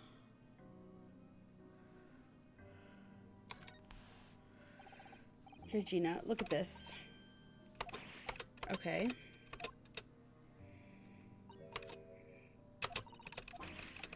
Okay, wasn't that.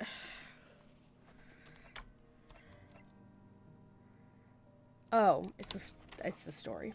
Iris' story. We found this in Mr. Windibank's storeroom. The manuscript of Iris' latest story. Oh, right. Well, that's good then. Curiously, the storeroom at Windibank showed no sign of being ransacked for items of value or the like, with one exception, the box file that housed this manuscript. It was you, wasn't it, Gina, who broke open the box containing this manuscript last night?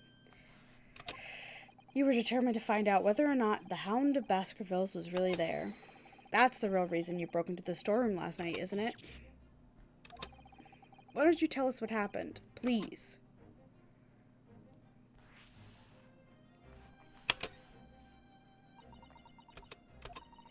Alright, yeah. This Baskerville story is the latest Sholmes adventure, right? But it ain't been printed yet. So I figured it gotta be worth a fair few pieces of silver, right? Oh yes, at least £5,000. What? So you intended to sell Iris' manuscript, did you? No, Ginny, how could you? What? Wait, no, hang on. Of course I wasn't gonna sell it. All I wanted to do was find out if the mantle script or whatever you call it really was there or not. That's the only reason I was there in the place. For Iris' sake, isn't that right? We knew why you'd done it from the start, Gina. Of course we did. But I knew you wouldn't do anything mean like that, Ginny. I just knew it. Well, when I saw the manuscript in the storeroom, it reminded me of what you said the night before. Another flashback to the same thing. Grumps do a lot worse than that, believe me. Barefaced liars, a lot of them. You just ain't realized it yet.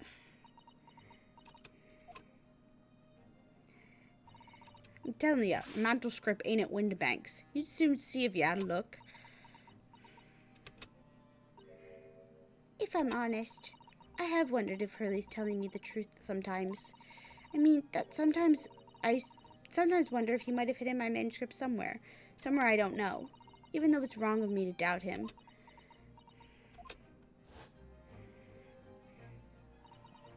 Oh, Ginny, that was so sweet of you. Alright. I'll tell you why I did it. Just stop looking at me like that, Iris.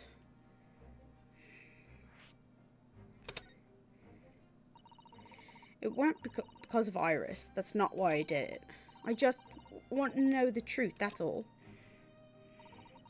You wanted to know if Mr. Sholmes was being honest, if he'd really deposited the manuscript at Windibanks. It's like I told you the night before. I never had a father. But Iris's lot ain't like mine. She got a dad, only she can't see him. And I reckon that's gotta be harder. That's why she writes her stories. They're about her dad, really. That's what it sounded like to me, anyway, last night when I was listening to what you were saying. Stories about Daddy? You mean they're not the adventures of a great detective? So much as the adventures of a great detective and his trusty partner. Well, that's how I see it, yeah. You're so thoughtful and so kind, Ginny. Yes, we never thought any differently, did we? Look, give it a rest, will ya? I ate all this chummy nonsense, did you hear? I ate it. I don't trust no one, right? That's how it works. Because if you don't trust no one, they can't let you down. What'd you already get on your sleeves, my girl? So, leave me alone. Go on, Scarpa. Is that like blood from last night? I hadn't noticed it till now, but it's unmistakable. Right there on both sleeves of that overcoat. Are some very suspicious red stains. What? Why are you looking at me like that? I think it might be worth presenting some of our other findings in that area to Gina now. Okay, well, I'm going to do this first. We already have the representation papers and other documents we need. All we have to do is hand them over to the county clerk. That is, if you'll allow me to represent you in court tomorrow. Nah, don't bother. Ginny. Rip them up and chuck them, would ya? Them representation papers or whatever they're called. The cell ain't fancy enough to have a bin. So, what will you do in court tomorrow? I'll be fine on my own. I don't think you will be. Look, it don't matter. What's gonna happen is gonna happen. This is one stubborn pickpocket. Alright. No, go back to the present. The blood. I assume. Those stains in the sleeves of your new coat, Gina. They're blood, aren't they? Not that I know whose blood yet. What? But blood, Mr. Naruhodo. You don't appear to have any obvious wounds yourself, though.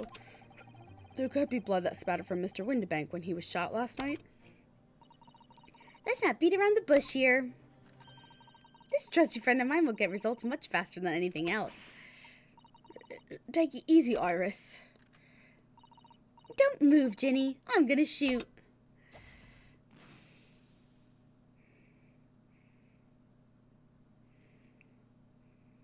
Oh boy. That's a lot of blood. Oh. Oh my. What the?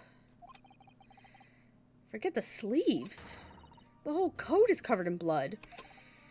Of course. The black color on the fabric was masking the stains. That's why we haven't seen them until now. And the blood has reacted with the chemical to turn a purple color, which matches one of the samples we've already collected perfectly. Yes, now let's see. Who had the purple blood? Aha, yes, it was the brickmaker, Mr. Mason, the victim of the murder case 2 months ago. Oh, I knew it. What are you all about? The victim? What do you mean?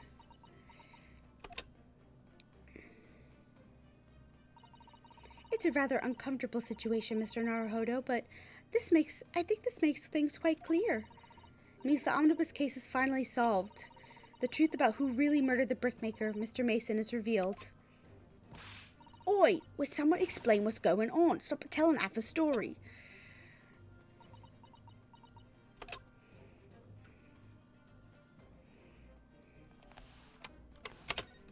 Are we finally? Okay. We can now see the victim's blood is all over Mr. McGilda's overcoat. But in the trial 2 months ago, the defendant said that this in his testimony.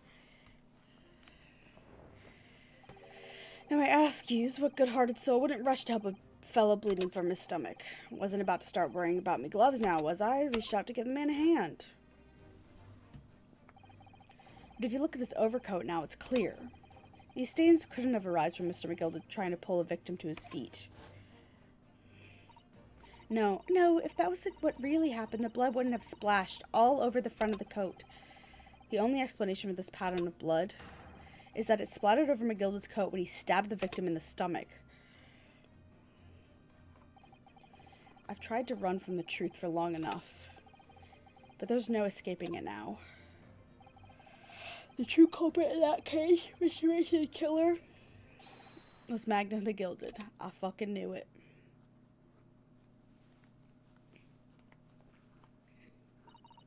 Mr. Naruhodo, that horrible case is solved at last. And I helped the man walk free from that trial. I used all that twisted testimony, all that sham evidence to prove his innocence. How could I have let that happen?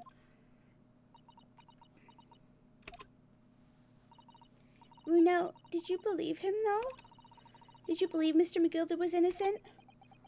No. I believed, or rather, I think I was trying to believe. I wanted to. Because believing in those you represent in court is a defense lawyer's greatest weapon. A weapon?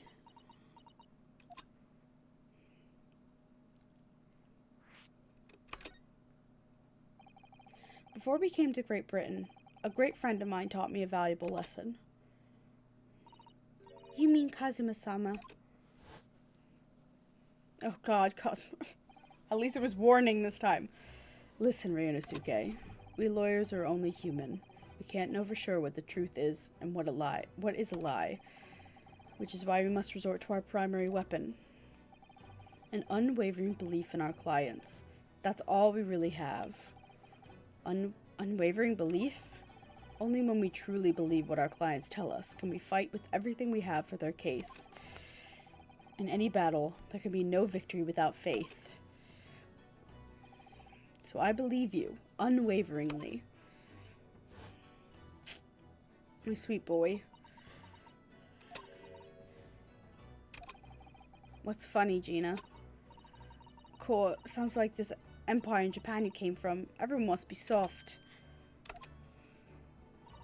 Well, come on. Look at this mess it's got you into, believing in that bog trotter. Yes, I inadvertently helped a murderer walk free. Well, at least you learned your lesson now, eh? Believing in people's never worth it. Someone always stabs you in the back in the end. As soon as you let down your guard, you've had it. Take a leaf out of my book. Believe in no one, get up by no one. Gina, may I ask you something? What? I'd just like to make absolutely sure. What would you like us to do with these representation papers for tomorrow's trial? How many times do I have to say it? Rip them up and chuck them away. Are you really sure that's what you want? I bet it's what you wants all now, Mr. I'm a believer lawyer over there. Don't forget it was me in that trial 2 months ago. I led everyone up to the garden path, didn't I? And you're telling me you can believe in me after that? Not likely. Well, Mr. Naruhodo? A lawyer's primary weapon is an unwavering belief in his clients. Ultimately, it comes down to whether or not I feel I can trust Gina after everything that's happened. I trust her.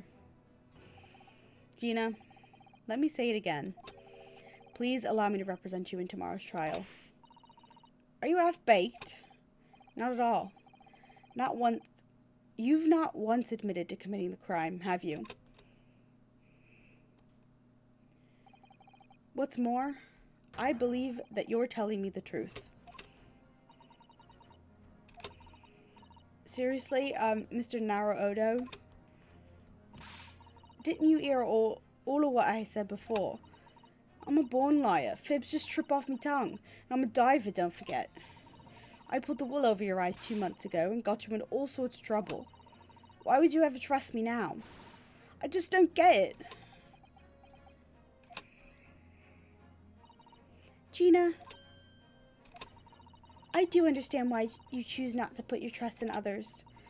But I assure you, there is more to life than this life than you would realize. What you mean? The world we live in is full of people you would do very well to trust. People who won't ever let you down. Eh? It's true that I'm just a student of law, and I'm certainly lacking in courtroom experience. But I can promise you this. Whatever happens, and until my very last breath, I'm completely on your side.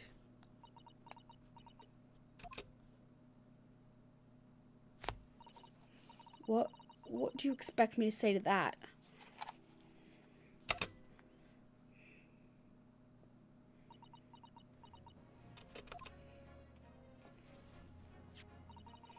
Then it's decided. I will take these papers now and carry out the necessary preparations for tomorrow's trial. It would be a shame to throw them away now after it's been penned with your name so beautifully. Do what you like. You Eastern lot of, I don't know what you are. I don't get you.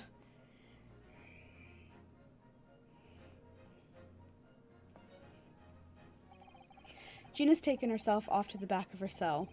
She'd never admit it, but I hope she's feeling relieved. That turned out all right in the end, I think.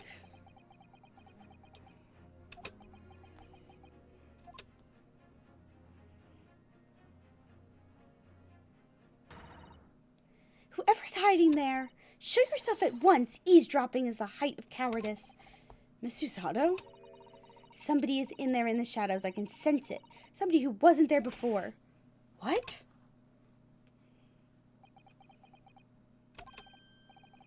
Blimey, you're sharp, eh? Oh, it's you. Hey. Suppose you're using one of those mystic Japanese arts, like the art of stealth I've heard so much about. If anyone was being stealthy, it was you, Inspector. Gracie! Oh, dear me. Most terribly sorry, your ladyship. Didn't mean to startle you. How long you been listening in our conversation? Good grief, listening in? No. Just got word that there was some visitors here refusing to leave, even though it was after hours. I assure you, your ladyship, I only just arrived. This very minute, not a moment earlier. That's all it is. Nothing untoward. Nothing at all. After hours? Is it that late already? So then, I humbly excuse myself now, your ladyship. Ta-ta, toodaloo, cheerio, all the best, bye. That's a lot of farewells. And not one of them appropriate for her ladyship. Oh, but I wanted to have a chat. I'm terribly sorry, but time is pressing at the minute. Oh, I see. Well, that's a shame. If I don't get this emergency at the Supreme Court dealt with sharpish, Lord Strongheart will, well... Emergency? Lord Strongheart? Nothing, forget I said anything. Anyway, I'm off. All right, Gracie, if you have to. But let's chat soon. Delighted, charmed, can't wait. If you please, my pleasure. That's a lot of pleasantries, and not one of them sounded sincere. Okay, back to our office. Gregsy's so fun. He says such silly things. Certainly entertaining to see an inspector of the police fawning to a 10-year-old. But anyway, I wonder what this emergency is at the Supreme Court. I must attend the court clerk's office now before it closes. Yes, of course. Thank you, Miss Usato.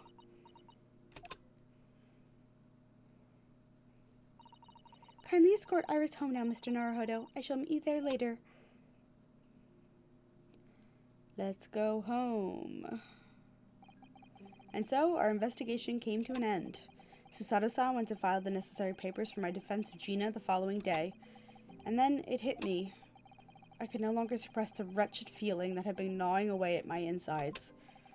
Tomorrow, Susato-san would be leaving Britain and making her way back to Japan.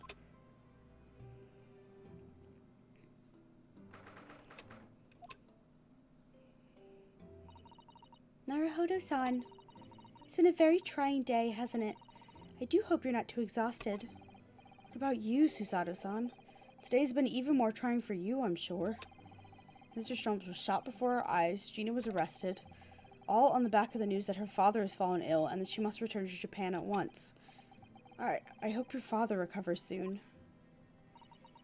Thank you for your kind words. He better give her a hug.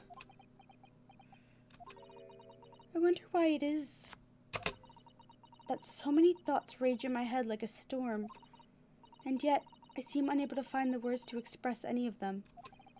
I know exactly what you mean. Anyway, I have one final task to complete as your judicial assistant. Once that is done, I shall make preparations for my departure tomorrow. One final task.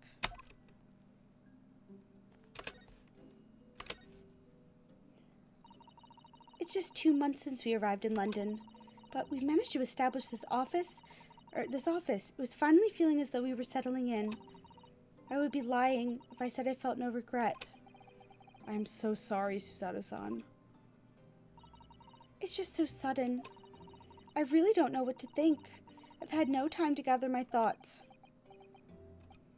I know we've only been here a short time, but in my limited experience of the courtroom, I feel I've learned something. And what would that be? Seems to me there are many facets to people's personalities. Facets? And like a jewel, the light plays off them in complex patterns, illuminating their actions and their motives. But we see only a small number of the total facets, and what is illuminated is only part of the whole story. What lies in the shadows? What do those facets we cannot see look like? Perhaps there are some parts we never lay eyes on for as long as we live. That's so true. Sometimes I feel as though I'm blind to so much, but I keep hoping that one day it will all become clear, that all the facets will be illuminated, and I'll finally understand how everything fits together. Naruhodo-san. I suppose what matters is that we keep our eyes open and keep moving forward, even if the way sometimes seems dark. It's amazing to think it's been just 2 months. You've grown so much. Sorry? I've what? Oh no, it was nothing. Unimportant.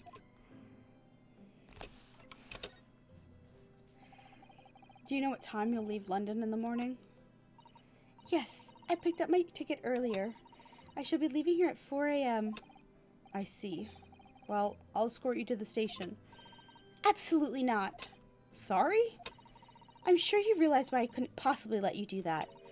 You have a very important day ahead of you tomorrow. Gina's trial. Yes, I know, but every word you utter will have the potential to determine Gina's fate. You must get as much rest as possible, even though, like me, I'm sure you will find it hard to sleep. But please, for me, do try.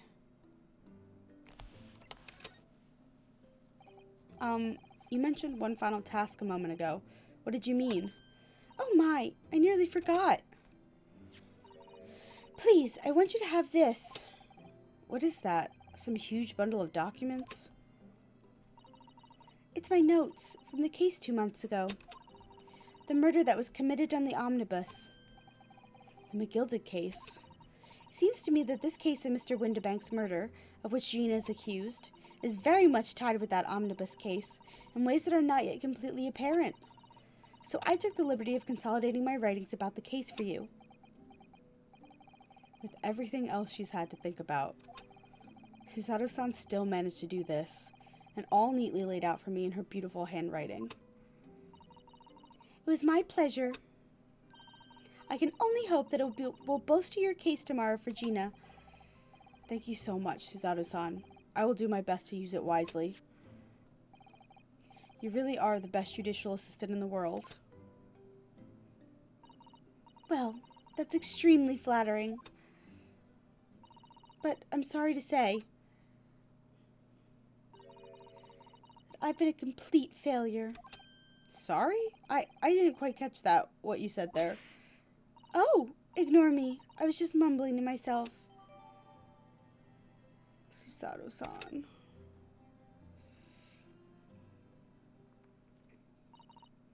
Well, it's getting rather late. I think you should go to bed now, Naruhodo-san. I must finish packing up my things in my room. Susato-san, I wish you the very best of luck tomorrow. Good night. Wait, there's something I need to say. Oh, Susato, why? What was that? A secret technique of mine. The Susato shutdown. Shutdown?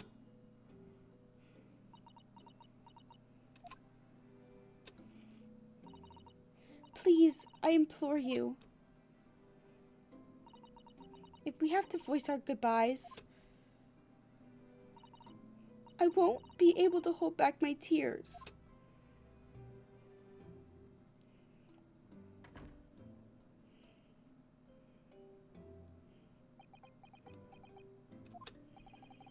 Susato-san.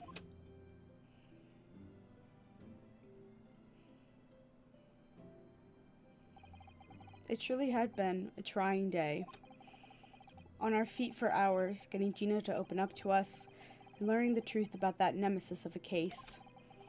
Physically and mentally, I was exhausted, and yet the idea of sleep seemed impossible. But I forced myself to close my eyes, and as a cacophony of scenes of our lives here in London played through my mind, eventually, my fatigue triumphed, and I fell into a deep sleep.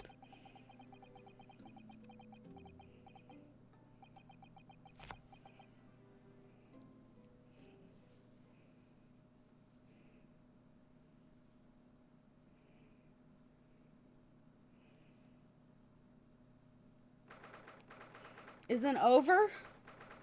The small hours, St. Sinner's Hospital. Yes, I quite understand. There's a great weight off my mind.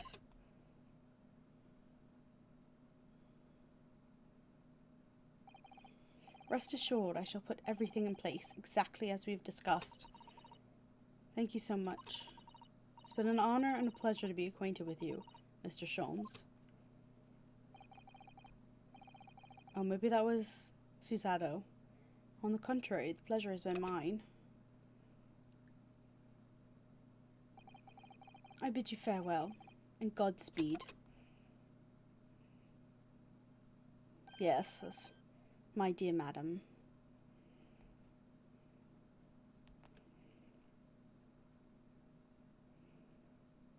Oh my god. Oh my god.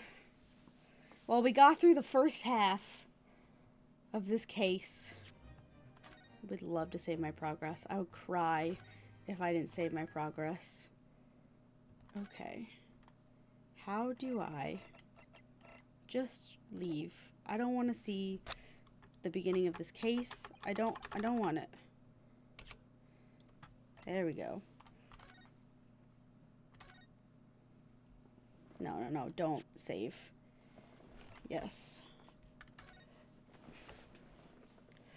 Okay. Well, that was a lot.